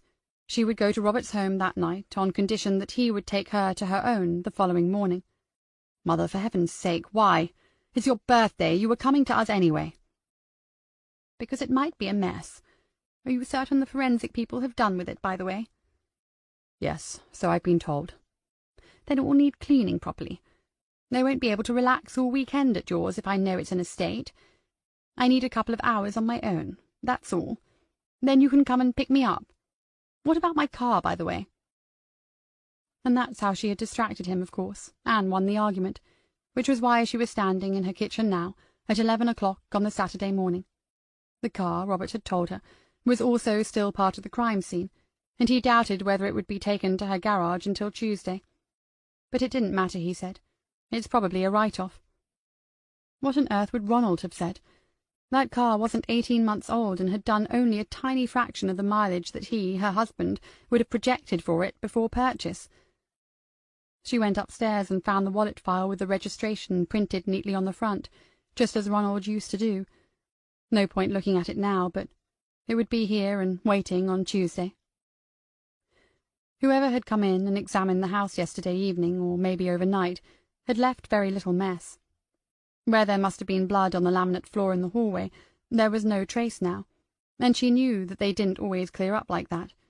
It was because she, as Robert's mother, was viewed as one of their own, and because they were all shocked at the blatant attack on the police. But she cleaned anyway, wiping away the memories as much as anything else, before they had the chance to become a permanent stain on her home and her life here. When that was done, she boiled the kettle, made some tea, and considered what Robert had revealed to her about Summer Lane this morning. He told her about Heathrow and the injuries that Lane had received there. At first, according to Superintendent Harley, she had been told she might lose her leg, and then that she might never walk again. And now she's going to run a marathon. If you ask me, Robert, that's exactly the kind of person you need back in the police force. As if it was his decision, but she was going to say it to someone, and he was there. And then he had told her that there was more to it, much more. Lane had been in a coma for more than a week afterwards because of the injury to her head. A real coma, not the induced sort, and when she finally came round it was thanks to her own efforts, not the doctor's. There would have been extensive tests and discussions, Robert had said. They would not have concluded that she had to leave the force unless there were serious doubts about her well-being and her operational fitness. Emily had said to him, "It seems to matter a great deal to her, Robert." "I can understand why. It's more than a job to some people." "Yes, as it is to you, of course. I don't think she has accepted it yet either. What a shame." The payout from the compensation board was a huge one. "And no doubt that's how she bought the house. But even so, a woman of her age, what will she do?" While she had not exactly planned it, Emily had known there would be this spare half an hour before Robert was due to arrive. She looked at the teapot, and thought that it would not yet be too stale for another cup. She could do that, and then there would only be 20 minutes. When she walked out of her front door into the street, and then turned into the gate of Lynn Cottage, she saw that the patrol car, which had been there first thing, had gone. She wondered whether Robert or Superintendent Harley, who had been so very kind, had asked for it to be there. But if it had now gone, they must think that all danger really had passed. She examined Lane's front door when she reached it, but there were no signs of a forced entry. Do the police have those skeleton keys, and things that one sees on the television? She had no idea, but when she gave the door a push, she found that it was indeed locked. She would have to use the key, and there was another moment of hesitation before she did so. There were boxes, cardboard boxes, little stacks of them against the wall in the hallway. Some had the top open, and inside Emily could see books and CDs and cutlery and crockery. She frowned and moved cautiously on into the kitchen. More boxes. It seemed that each room had its own complement of cardboard boxes, as if they had been distributed about the house on the day of the move, but had stood here untouched ever since, apart from when a particular item had been required. Emily stood in the kitchen, and tried to see beyond the boxes. It was difficult. She went to the window that looked out over the rear garden. The wall, her own wall, ran down the left-hand side, but that was the only thing that their two gardens had in common. Here was a jungle. The grass on the lawn was absurdly long, to the point where it wasn't really a lawn at all. And yes, it was true now that she thought about it. Emily realized that she hadn't heard a lawn-mower all summer. Around the edges were shrubs and climbers out of control, and between them, where there should have been, as befits a cottage garden, an informal mixture of annuals and perennials in bloom, there were only tall weeds. She turned her back to the window, and leaned a little on the sink unit, as if in need of support. The kitchen was modern and well equipped, but the cream-coloured walls were bare. No pictures, no calendar, not an ornament on a shelf. On the hob, a single small saucepan, a kettle half filled on the surface next to it, and in the sink itself, one unwashed mug, one unwashed cereal bowl, yesterday's inadequate breakfast, no doubt, and one unwashed teaspoon. Absent-mindedly, she turned on the tap and ran it until there was warm water, half-filled the washing-up bowl, and scrubbed the offending items clean. Then she placed them upside down on the drainer, because there was no sign of a tea-towel anywhere. In a whisper she said, "Oh, my dear." After a moment of that, Emily Willows stood up straight and braced herself. This was a crisis. A decision and prompt action were required. She took the decision and went quickly over the rest of the house. It was all the same. Summer Lane had moved in 6 months ago, but no one was living here. She drew the line at sorting out the unmade bed, not because she was squeamish, but because she knew that Lane was going to be annoyed enough already that Emily had been into her house, looked around, and interfered. In one of the spare bedrooms she found a work desk and a rudimentary attempt to set up an office space. There was a laptop computer, a printer, and one or two devices that Emily did not recognize. But no matter. On the table beside them she found some papers that looked personal. CV, curriculum vitae, the course of a life, the story of a life. If one is able to read between the lines. Long, long ago, before the young, good-looking bank manager had walked into her room one Monday morning, Emily Donaldson had been a personnel executive in the very same bank's head office. A rising star, her own boss had said, and going places. Of course, it's called human resources or some such thing nowadays, but people were to be her career, and she had learned how to read a CV before she fell in love for the one and only time. Emily glanced at her watch. Ronald's Christmas present to her 5 years ago, and it hadn't needed a new battery yet. Then, for a moment, she stared out of the window that overlooked their street and thought. Still 15 minutes before Robert was due to arrive. He was always punctual, like his father. Summer Lane might or might not spend another night in the hospital, but personally Emily doubted it. Very unlikely that she would arrive in the next quarter of an hour, though. Emily pulled the swivel chair out from under the desk, positioned herself on it with some care, and began to read between the lines. This concludes Lane by Peter Grainger, narrated by Henrietta Mear. Copyright 2017 by Peter Grainger. This unabridged audiobook is published by arrangement with Peter Grainger, care of Hirschman Rights Management, LLC, and was produced in the year 2018 by Tantor Media Incorporated, a division of Recorded Books, which holds the copyright thereto. Please visit tantor.com for more information on our growing library of unabridged audiobooks.